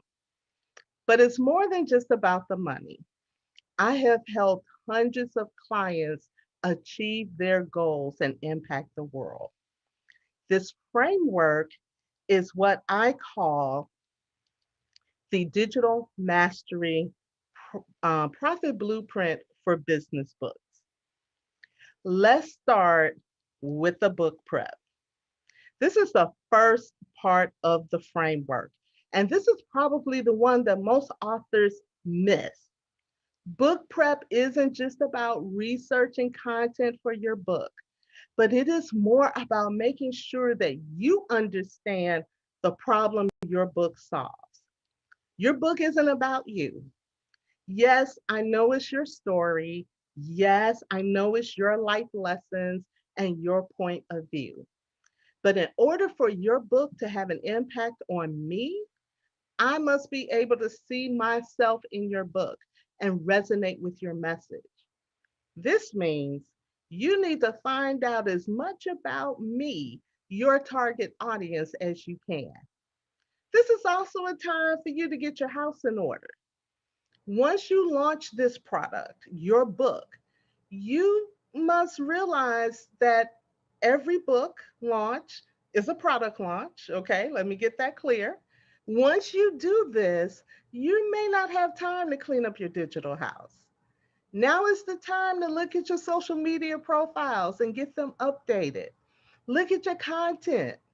Do you need to clean up or remove some posts? Now is the time to do it. Next is time to write your book in a timely manner.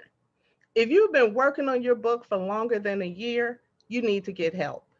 Writing your book should take no longer than 3 or 4 months.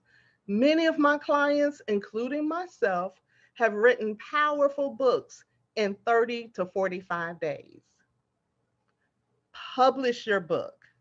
Once it's written, it's time to publish. Now, you have so many options, including traditional publishing, vanity publishing, where you pay someone else to publish it for you, or self-publishing, where you learn how to publish it yourself. Now, although I co-own 2 publishing companies where we have published over 30 authors with 50 books, I recommend that you learn how to self-publish yourself. I've helped hundreds of authors learn how to publish their own books, as well as coach and publish other people. And there's one major reason for that. The number one question that you're going to get as a new author has nothing to do with your book. The number one question you're going to receive is, can you help me with my book? How you answer that question will determine how much money you leave on the table. Promoting your book. Now, here is where the rubber begins to meet the road. How do you let people know that you are open for business, i.e., you have a book to sell? The more importantly, do you have everything in place to receive customers? Are you going to have a book signing? Will you have a virtual book launch? Do you have a payment system in place to receive orders? How do you become an Amazon best-selling author? This is where you have to put your business hat on. Product creation for authors. You wrote the book. Now what? This is where you must learn how to turn that book into profitable products and services. This includes your online courses, your coaching programs, your workshops, your workbooks, and even high-ticketed implementation programs. Now, I mentioned being an Amazon best-selling author earlier, but let me dispel a myth. Being an Amazon best-selling author means absolutely nothing when it comes to having a successful, life-changing book. You can have 20 people buy your book, your 99-cent Kindle book, at 10 o'clock at night, and by the morning, you will probably have bestseller rank. Now, the way Amazon does their algorithms is based on hourly sales. So if you sell more books in a given hour than the people above you on the list, then you move above the list. So you can land as a bestseller from $20, $30 in sales. Now, while we don't despise any revenue, you can probably agree with me that the $10 in royalties that you're going to get from $20 in sales is not going to be very impactful. Therefore, I have developed my own definition of a bestseller. So, a digital mastery bestseller is a book that has generated over $10,000 in sales from the book and the products and services generated from it. Now, while $10,000 isn't a ton of money, I'm sure that we can agree as well that you could do a couple of things with an extra $10,000 in your account. You can also create certification programs based on your book. Think of it as franchising your message and your methodology. Can you teach someone else how to impact the world with your message, that's the key to high powered impact. And then finally, digital mastery for authors. I know all of this sounds great and it sounds amazing. And you're probably saying, wow, Vanessa, that's awesome. But how do I do all of this? This is where digital marketing comes in. And buckle up, brace yourself. I am about to utter, I'm about to say that nasty 10-letter word that many of you hate to hear: technology. Let's all say it together: technology. Technology is the key. It is the power behind each piece of this framework. It is the key to your impact and how you show up, especially online. It is the key to your book production, your publishing, your promoting. It is the power behind your product creation. It is what will take your desire to impact and transform lives from a wish to becoming a reality. It's like having the cure for a deadly disease, but no one knows about it. That is why technology is so important. This is the part of the framework where you have full responsibility. It's not just about being creative and getting that book out of your head and on paper. It is about being a life changing force. A force. Now imagine that I'm a person that is struggling with the problem that your book solves. The business problem, the relationship problem, the health problem, whatever the problem. I have the problem and you have the answer. So what do I mean by being a force? You show up on my timeline because you've mastered paid traffic. You pull me out of the danger into safety by pulling me into your ecosystem. So, what does this look like in digital marketing? You feel my pain. And I know that you feel my pain because the words that are on your landing page reflects the conversation that's going on in my head. You understand that I've been battered and I'm hesitant about taking a big leap. So you draw me in gently by offering me a compelling lead magnet.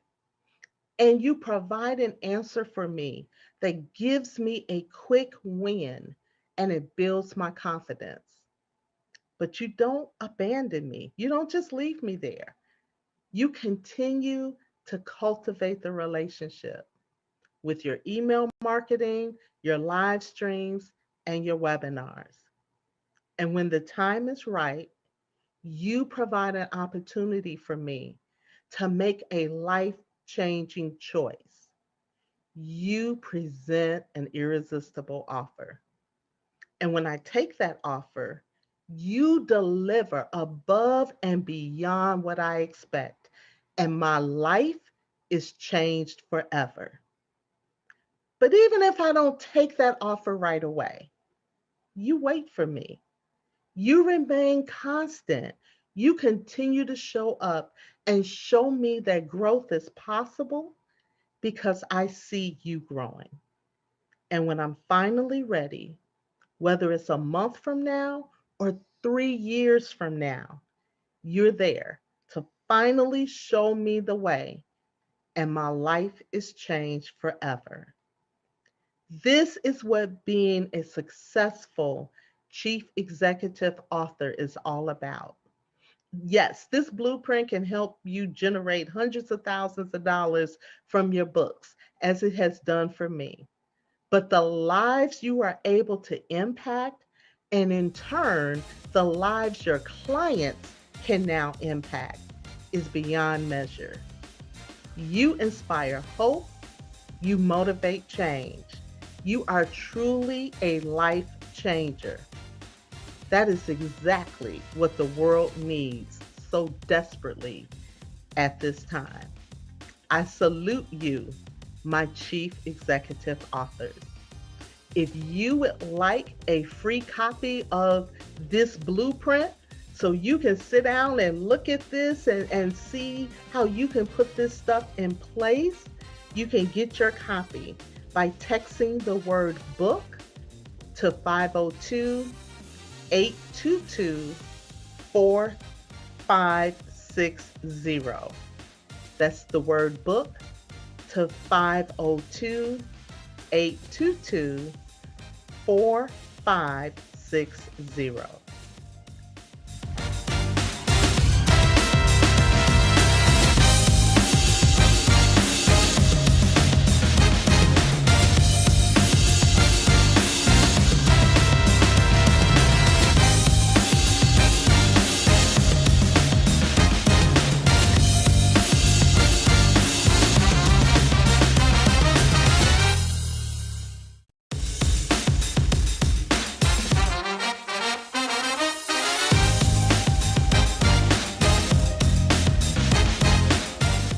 Hello, I'm Nina B. Abdul Wakil, affectionately known as Miss Nina B. I'm a LinkedIn coach and founder of the Social Media Success Network. And welcome to Black and Iconic. So today I want to talk to you about brand authority and possibly your brand falling flat. Before I get started, let me tell you a story about how I discovered that my brand was falling flat.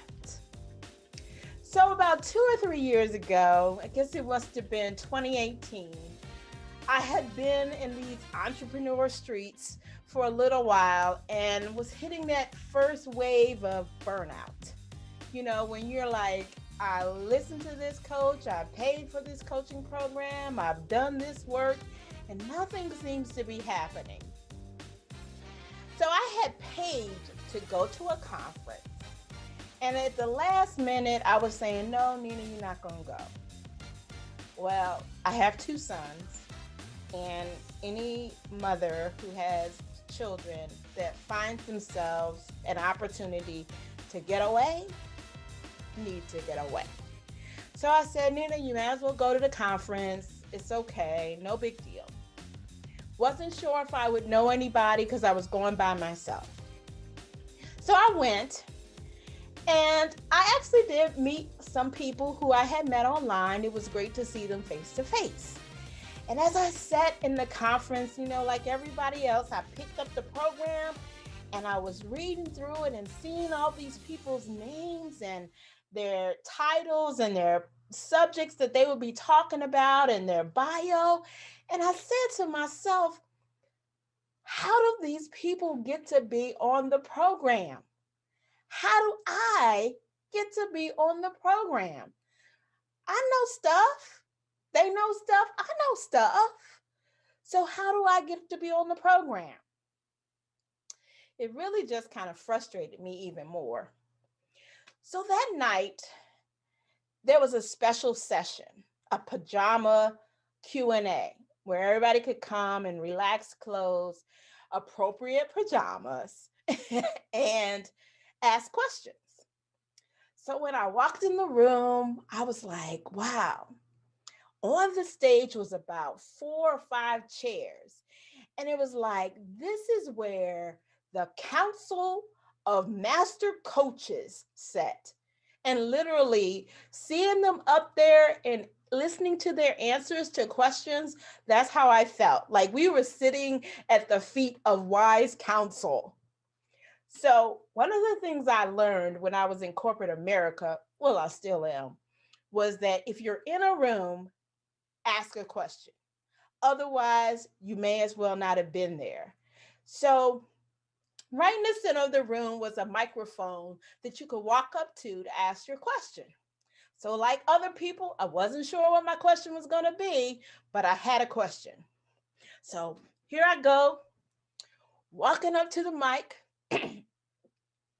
Hello, I'm Nina Abdul Wakil. I'm a LinkedIn coach, and I heard a voice say, "You're a what?"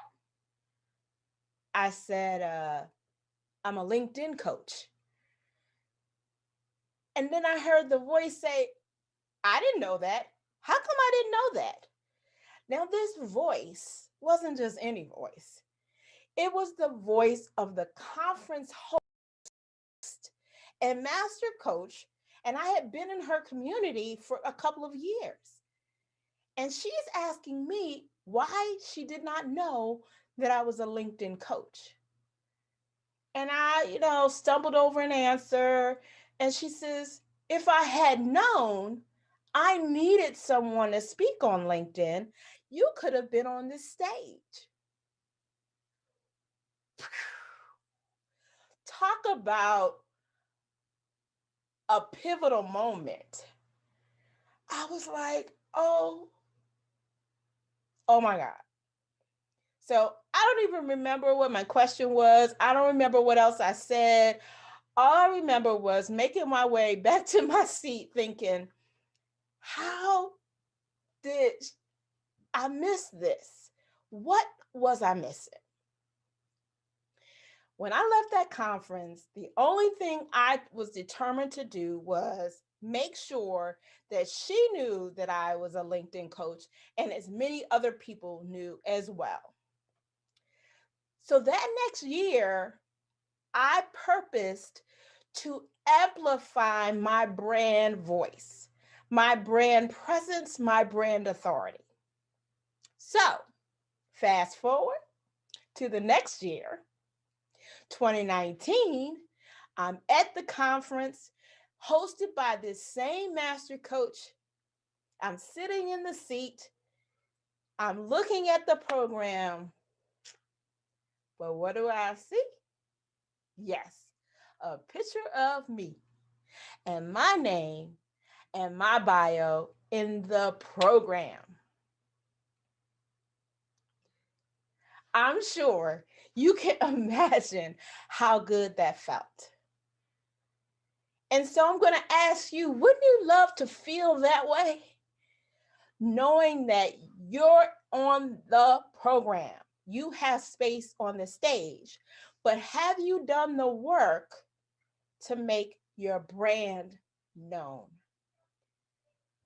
So I'm going to share with you some of the things I discovered about brand authority. So I want to share a couple of slides with you.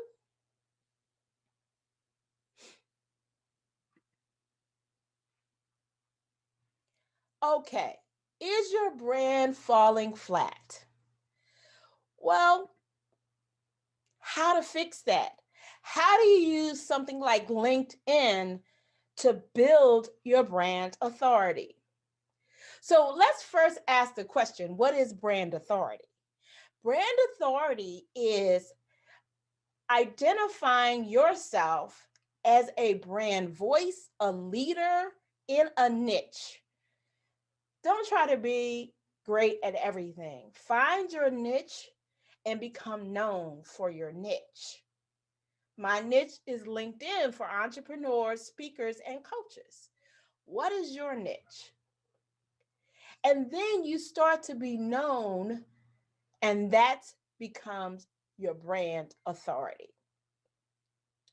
So what's the first thing you need to pay attention to? It's brand clarity. If you're not clear of what your brand is about, who you serve, what you offer, no one else will be. Be clear on who you are, who you serve, and what you offer, even if that's evolving. A test for this is to post something like on LinkedIn or even on Facebook. Most people are on Facebook. And say, who am I or what am I known for? People in your network should be able to tell you what your brand is all about. If you're not getting clear answers, it may be that you're not giving clear messaging.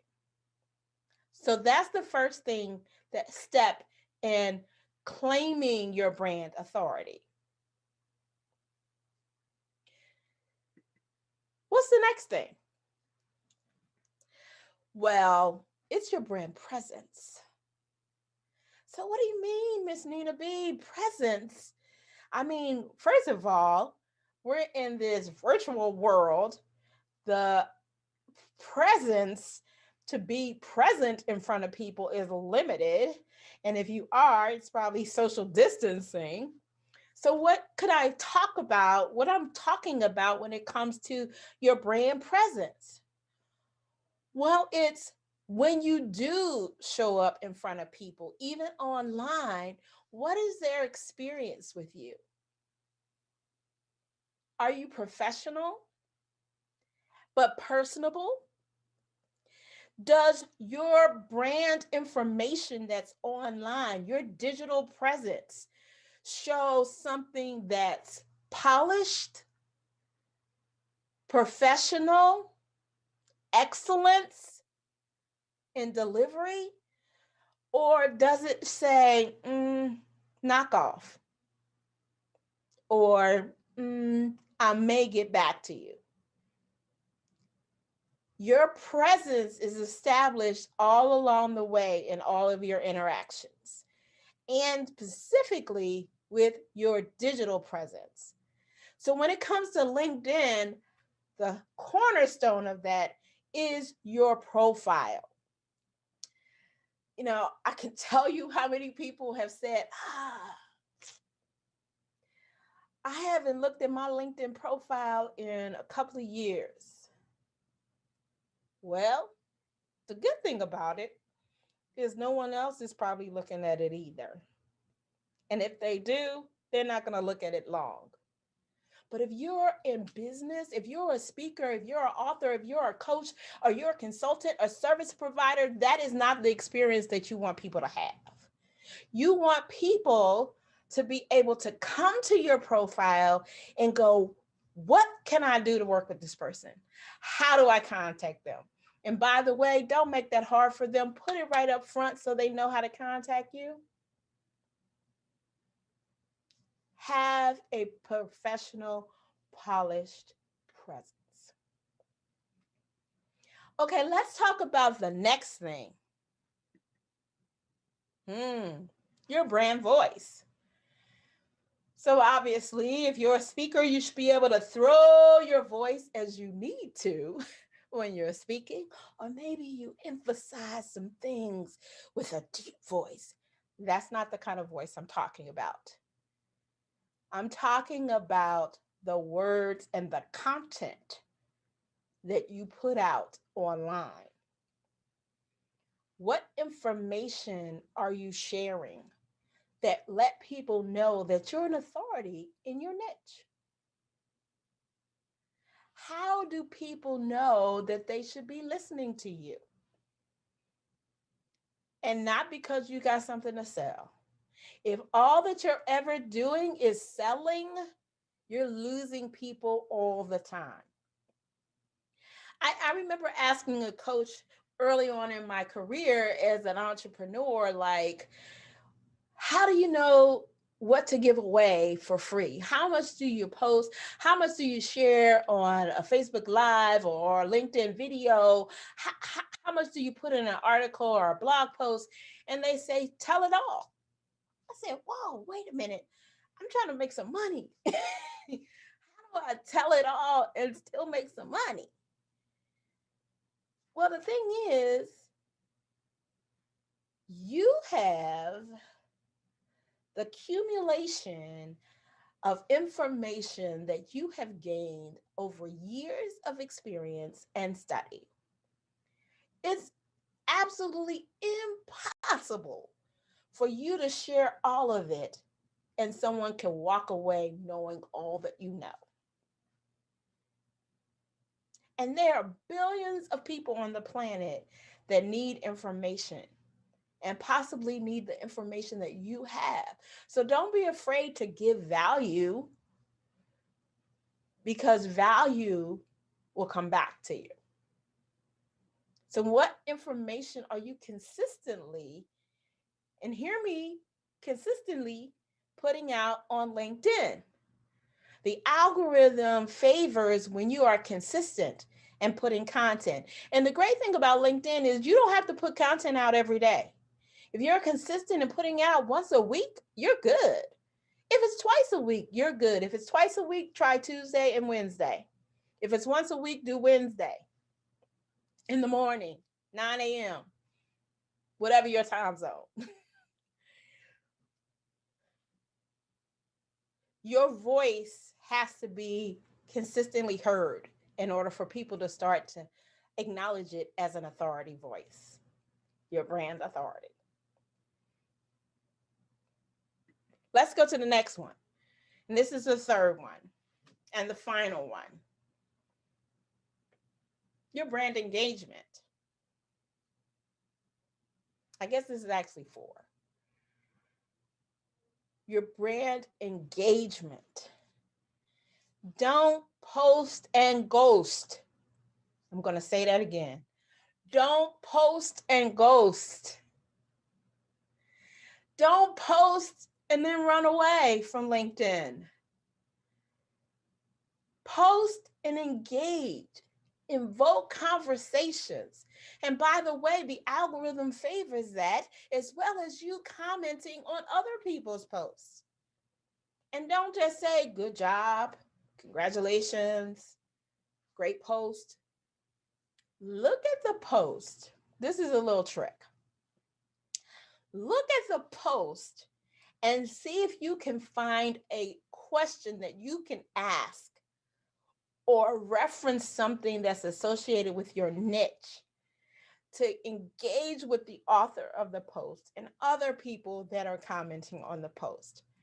Feel free to tag people to start the conversation, because that engagement is what LinkedIn wants to see happening on the platform. And what will happen is people are watching and reading and listening. And they might not be the one they might not be the one that comments, but they might be the one that you get the contract with. I received an email this Monday from someone I'm connected with on LinkedIn, and she said in the email that her team was thinking that they wanted to bring in a LinkedIn expert. And she follows me on social media, and she knew that I was the right choice because she sees me as the best. That's not by accident. And you want that to happen. Now, I can tell you that I've never really seen her comment on my posts. I know she's in my network, but I've never seen her comment on my post. But obviously she's watching. So that's what's happening for you. Someone is watching. Are you showing up? Are you engaging? Are you willing to be present? So let me do a quick recap, and then we're going to wrap this up. Your brand authority is made up of and is built upon your brand presence, your brand voice, and your brand engagement. But none of those matter if you're not clear. Your brand clarity goes first.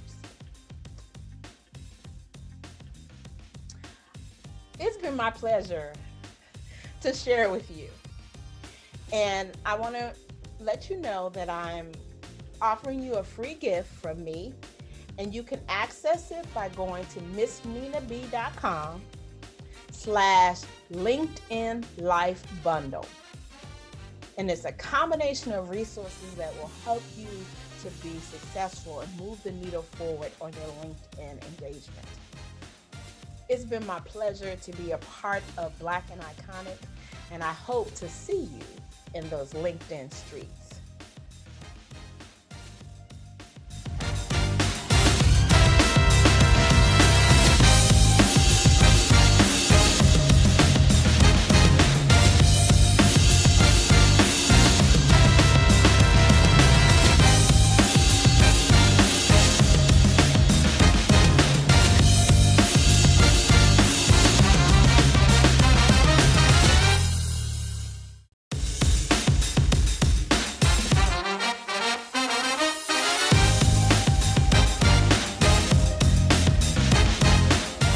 too many people are seeing all the headlines.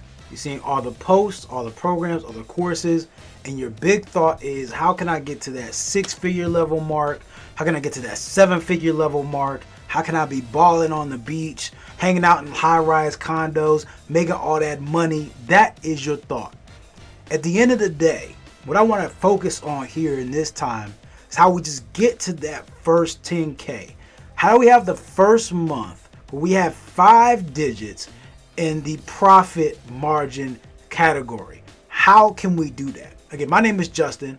I'm the founder of AutomationMaster.net. I help coaches and speakers create automated systems that help them save time and help them generate more revenue. And my goal today is to teach you how to use the SOS method to get you to your first $10,000 month. Like, that's my goal. That's all I want to talk about here today, and that will be my time. So I appreciate you allowing me to be here. Appreciate being able to share with you. I know there's a lot of speakers, a lot of platforms, a lot of places you can be on, places you can be listening to, so I get it. My goal right now is to really just give you the solid information that you need to be able to take action with. Again, take action. Again, I know you could be listening to anybody, and you've been in and heard things like this before. At the end of the day, right? Yes, I have a business. I run an enterprise. Like, I have a team. I have clients. So yes, I have services and things to offer. And certainly you can take some time after this to discover how you can learn more about how we work with you. In this time though, I want you to take some notes, pay attention, and most importantly, after this, regardless of whether you speak or see my face again, take action, because that will truly be the difference. And I can promise you that in this time, I'm going to give you some solid information that you can take and use. It's not just rah-rah, not just going to motivate you with some sappy story. That's not it. Okay, at the end of the day, I'm me, right? There's no fancy condo, right? As y'all can see some of the decor, I'm a big dragon geek. So I'm just a guy.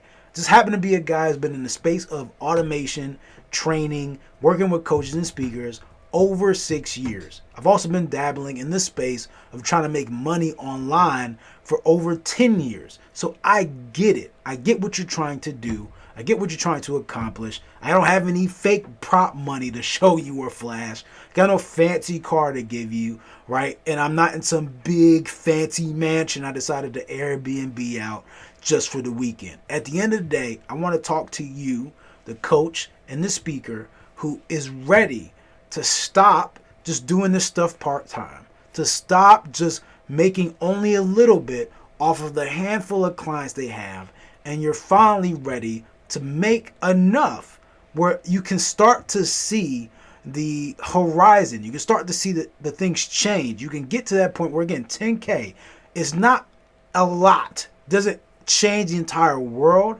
It does move the needle and get you to that next level that you need to be able to get to operate and to change and to grow. So that's what we're going to talk about today, is what you need to do to get to that point. Because I've been where you are, right? I've been exactly where you are, right? Matter of fact, I started out as a motivational speaker.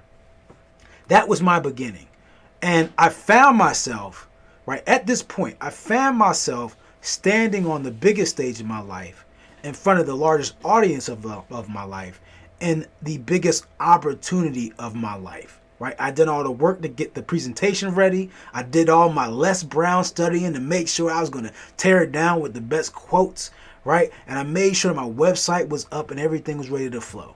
And by the time the presentation left the screen and it fell off and I heard all the applause and I'm standing there and I finally felt like I had made it, right? I don't know if you've ever felt like this, right? That you put in all the work and you have finally been on the edge of the breakthrough.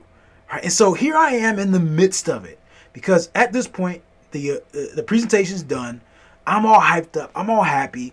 And here's the next phase, right? Because I didn't realize that the fortune is in the follow-up. I know y'all may have heard that. Again, it's kind of cliche, but it's the truth.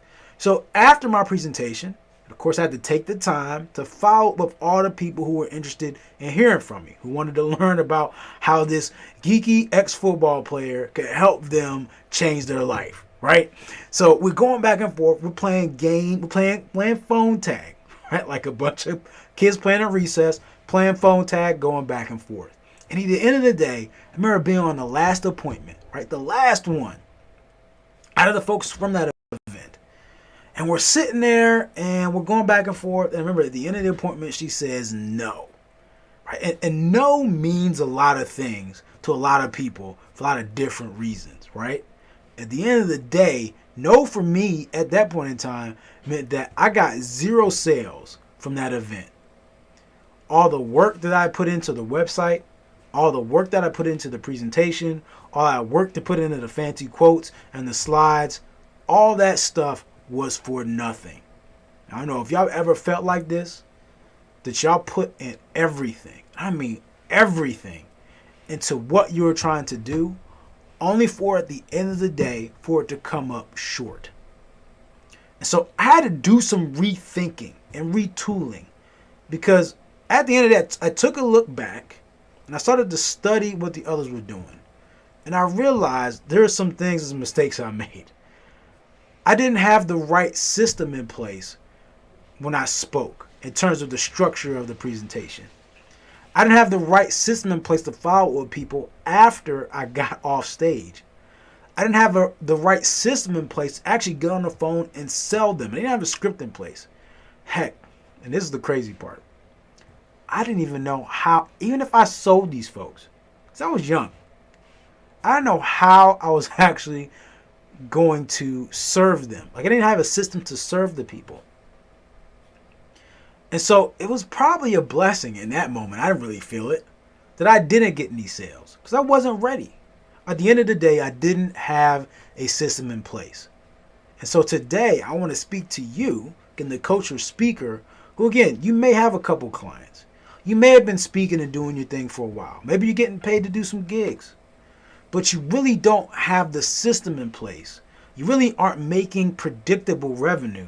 You're still having some other career and area and expertise that you're having to rely on to make money. And ultimately, again, you still get to have that 5-figure month that you've been striving for, that you feel is out there, but it still kind of feels like that unicorn that you're just waiting to come across the sky on a rainbow day, right? Like, that's what you're looking for. That's what I'm going to talk about today. So again, what I want to express to you is, again, I would tune into these things because, look, you can do it the hard way. You can do how I did it. I spent a ton of money and energy on the website, lost time and money. I used to market my events by handing out flyers in the cold. That wasn't very comfortable. And I thought I needed to invest hours on hours in YouTube. I thought I needed to write a book, right? I thought I needed to pay to play to get on every stage possible in order to be successful. Now, do those things work in some way, shape, or form? Yes. But what I want to talk about today is a smoother way and a simpler way, and it's called the SOS method, right? So why don't you go ahead and take out your papers and write some of these things down, because these 3 elements I want you to implement today, right? So again, regardless of what you do, I just want you to promise me, again, look at me right now, promise me, say, yes, Justin, I will implement the SOS method today. Again, SOS method today. Say, yes, I'm going to implement the SOS method today, right? So make that promise, not just to me, make it to yourself. Okay, so with that being said, go ahead and write these things down. The first S is to simplify. Now, some of y'all see everything that we're doing. You may see the stuff that I do and I talk about. Okay, because I got stuff I put out there, got podcasts and emails I'm sending out. I do a weekly show, right? So I may be doing a lot. And so some of y'all, it seems like I, again, the automation expert, have this complicated thing that I rely on. And so, yeah, my way of doing things may or may not be a little more complicated than what you need. And that's the problem. That's the problem. Now, I'm going to kind of bring you into, so when I was starting out, right, so after I got done with the stage stuff, I had to go out and find a mentor, right? So mentorship's important. Getting help and guidance is important. It changed the game for me. It's the only reason I'm here today, because I decided to get guidance. Okay? I started to watch what they did and how they operated. So I got and worked for some folks for a while. And I realized that they were doing far more than the other speakers and coaches at events, yet at the same time doing less. It was perplexing, right? It blew me away. The fact that they were doing more, yet doing less at the same time. Here's how it worked, right? Because they brought me in so that way they, again, the folks running the event, the two major guys running the company, could do less. So overall, the company still did a lot, but those two guys did less. They focused on speaking and selling. That was it. So before that, they focused on getting the event set up, focus on running the equipment, focus on organizing and making sure things are all set up. So they brought me and other folks in on the team so that way they could pass off all those responsibilities and then focus on doing two things, speaking and selling. And that was it. And it changed the game. They could go off and close, again, 5-figure deals on site, right? On site, because they were doing less. But ultimately, the team was doing more. So I challenge you that you should start doing less in your business. So I want you to, what I want you to do, here's the process. Like this, again, I said I want you to implement this today. Take a look at your entire business, right? Like the entire thing. I want you to strip, like map it all out, put it all out, just like a puzzle, right? Put it all in place. I want you to strip all the stuff that doesn't matter, right? All the stuff that doesn't matter from your business, strip it out. Like all the steps you don't need. And if you can, minimize the sales process from not knowing you to investing you and serving them to like 3 to 5 steps. But if you can get it from 3 to 5 steps, that's golden. Why do I say that? Because you really only need that to get to your first 5-figure month, right? You don't need everything. You just need that. Okay, so here was the process we did at events. We had one tool that people could opt into as they spoke from the stage. They could put out and mention a text number. They text the number, and then after that, so that's step 1. Number 2, they would meet with them. They would get their number, respond to them automatically. They would pick a time to meet with somebody on site. That's step 2, and they would sell them.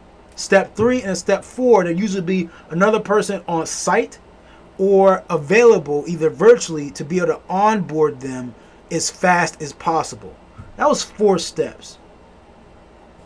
Mind you, right?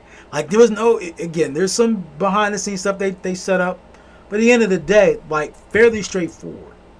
And you can do the same thing in your business now. So instead of this being, hey, I have to take 6 months to launch this thing, decide on the minimum steps that you need to be able to get it from start to finish and do that and get it launched like now. I mean, like today, like now. Stop waiting, do it now, right? So that is the simplification step. The second step is to optimize. So optimization takes those simple steps and then how can you get the most out of the least of every step of the process, right? So again, look at every step and then evaluate these areas. 1, how can you work less in those steps, right? So work comes in a couple different ways, right? Either you're working or somebody else is working. So either you're working or someone or something else is working, right? So you look at each step and say, either I'm working in this area, a tool is working in this area, or a person is working in this area. You do whatever your budget and your time and energy expertise allows. Meaning, if you're the best salesperson on your team, then you focus on the sales part and you let the rest of your team handle the rest of it. Right? Or you have a tool in place for the rest of it. So you look at every step and you can see how you can decrease, right, the amount of work. Secondly, how can you decrease cost? Kind of goes along with that. Look at every step and see how can I lower the cost of this step. And then third, how can you increase the value for your client, right? When you increase value, oftentimes you can increase the amount of money that you can make, which is the 4th piece. But how can you increase value? How can you give them more without it costing you more time? And then lastly, of course, is how you can make more money in each step, right? So one great example is affiliate offers, right? So in this space of doing free content, oftentimes I'll do free content and then I'll put out a link to an affiliate offer where I can make money. Other times when folks wouldn't be making money, I can make money because I create that opportunity for myself, right? So how can you do that within the system? That's the O. The final S is to systematize it, right? It's to then take all these things, you mapped it out, you put everything down, you stripped it, now you made it simple. You optimize it. You look at every step and see how you want to reduce, increase, switch out value, cost, time, and energy for yourself.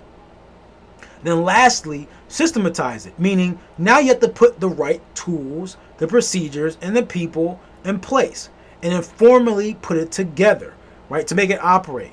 Now, the way that we operate in our system is there are 7 areas of automation. Won't go into them here right this second. There will be training on these things coming up, right? Or again, you can follow us online and things like that. But at the end of the day, okay, there are 7 areas. There's lead generation, okay, communication, so communication and nurturing. Third, sales, service, okay.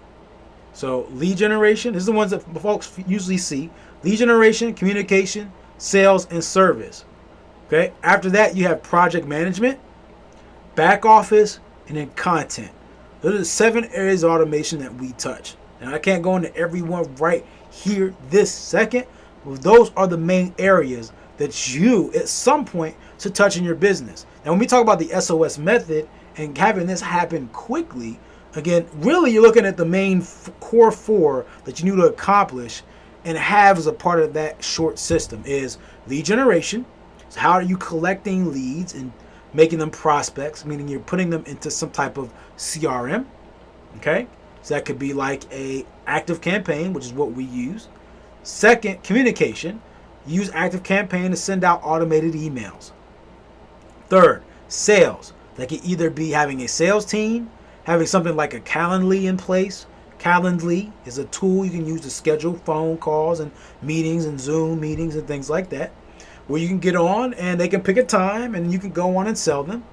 And then, right, lastly, service, right? So you have to have something in place for them to receive what they invested in, or at least receive the next step once they invest with you, right? So they know what they're doing, what they're getting, and so that way it's organized. Because at the end of the day, the sale does not end at the swipe, right? The sale does not end at the swipe.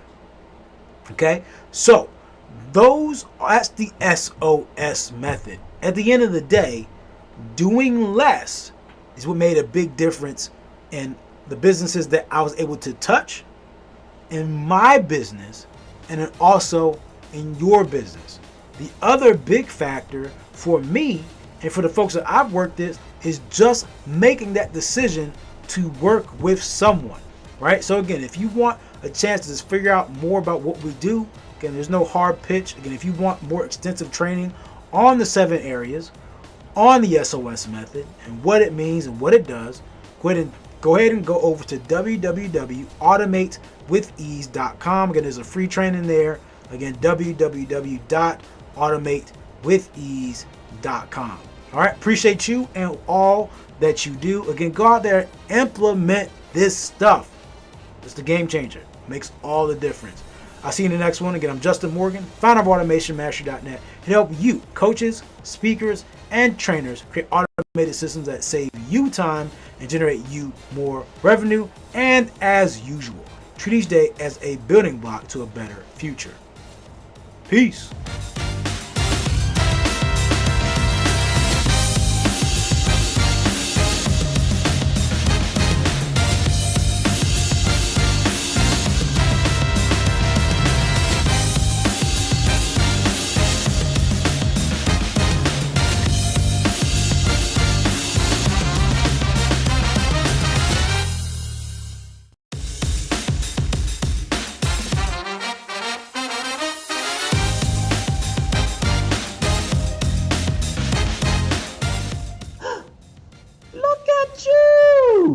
trying to be all black and influential, black and iconic.